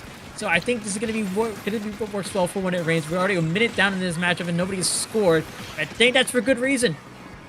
Yeah, no, it's definitely a just elongated state of neutral here in mid between these 2 teams. We are seeing the picks happen, and we're seeing specials being used and leveraged into their advantages, but no one's been able to actually properly get any semblance of a push going here. Finally, When It Rains, It Pours maybe has opportunity here, but Hyperchef does come in and apply some pressure here before being cornered down and being eliminated rather quickly here. And now When It Rains, It Pours looking to try and get their own push going here. Super playing aggressively, finds a pick before getting traded out here, and again, it's still just an elongated game of neutral. No one's been able to actually get a proper push going. Remember in that previous matchup that Wilson Luciento, and the last times they've been at Urchin Underpass, it seems like they spend most of their time in NAP territory. Now it seems like they haven't been able to get out as much, or in fact at all. It almost seems like they've been stuck well within their own territory. And this is important because when it rains, as again, they used to be known for being able to take it back on a dime. So when it rains, has an excellent opportunity, but no, Wilson Luciento able to just break through with a jump from out of nowhere. It seemed it may have just been Arda there, able to provide the jump spot, but anybody at least able to break open a clan basket and get some points on the board. Yeah, that is a good starter for Wilson Luciento to actually get some momentum into their favor and keep some leverage over when it rains here. But now halfway the game has been gone through, and when it rains hasn't been able to actually break through past those initial ramps leading past mid here and going down to a wipeout as well. That's not a good sign for the remainder of this game here, as Wilson Luciento was in prime position to actually get yet another power climb into the clan basket and score off that as well. There's not going to be any point extensions afterwards, but the important thing is that they were able to score even once again, which I think is going to put When It Rains It Pours a bit of a disadvantage here moving forward as they're trying to clean up their side of the map. And it looks fairly clean from here. I mean, this is what you want to see, but unfortunately for Wilson Luciento, if you leave any spot on the map open like you're doing with Hay, that means that everyone else knows that they take advantage of it, and then all of a sudden you're losing players left and right. That's what I just saw earlier from When It Rains. Luckily, they're still shutting down these picks. They're still able to take care of these numbers. But for Wilson Luciento, that's been what's been working for them all tournament. Just being able to sneak by these picks, sneak by these players. Now they're starting to get back to their roots. I like that for them. Yeah, but here's the thing: for When It Rains, they have and they can fight back against Wilson Luciento against these strategies, but it's still a hard-pressed thing to do, especially with this stage in particular. Now, there's 1 minute in this game remaining. Wilson Luciento is in the lead here, which means that they could potentially just run this out timer at the end. But again, the other strategy to get through this sort of hard to break through wall is just send someone in, jump in, and send the power clam flying in to just score the single power climb and get out without any losses there. And that's exactly what Luciento has been doing to extend their lead further up to this point. And now, When It Rains It Pours, can they get more than 45 points scored in a single push? I don't know. That is scary indeed. They only have 20 seconds to do it as well, so just add some more fuel to the fire. Why don't I? As Punchy looks like they're in a very scary spot. 3 players already down. 1 more left. It's just a sniper that has to find something, anything for When It Rains, and they go down as well. Delayed wipe for When It Rains. Wilson Luciento, 6 seconds until they're crowned this champion, but it will be going to overtime because When It Rains has a power clamp. Punchy trying to go for a flank, needs to break something open for Wilson Luciento, but When It Rains is able to actually find that one getting shot down. Overtime only halfway through.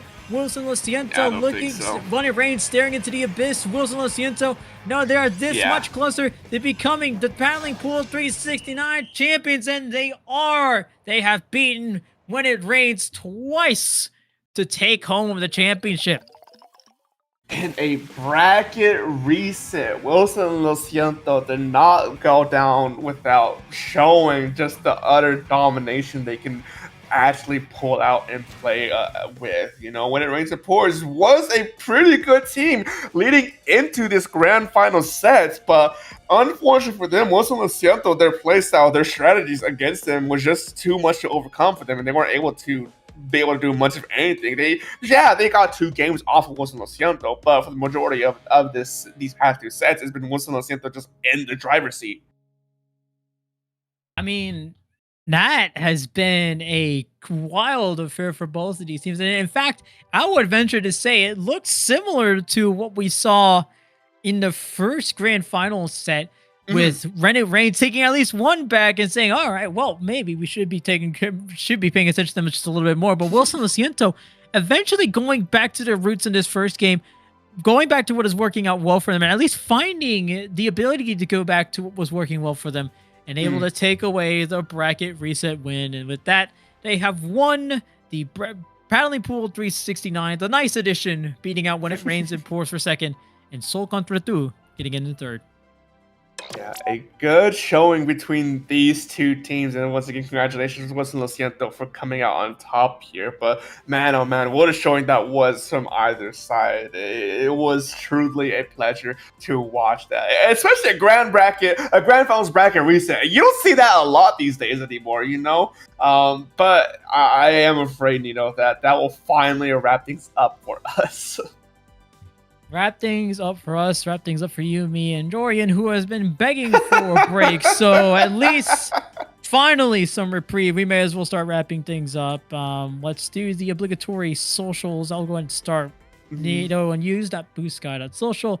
Nato and use on Twitch, and a rare occasion that you do find me elsewhere. And if you want to find me anywhere else, I'm going to be passing it off to Dark to pass on their socials.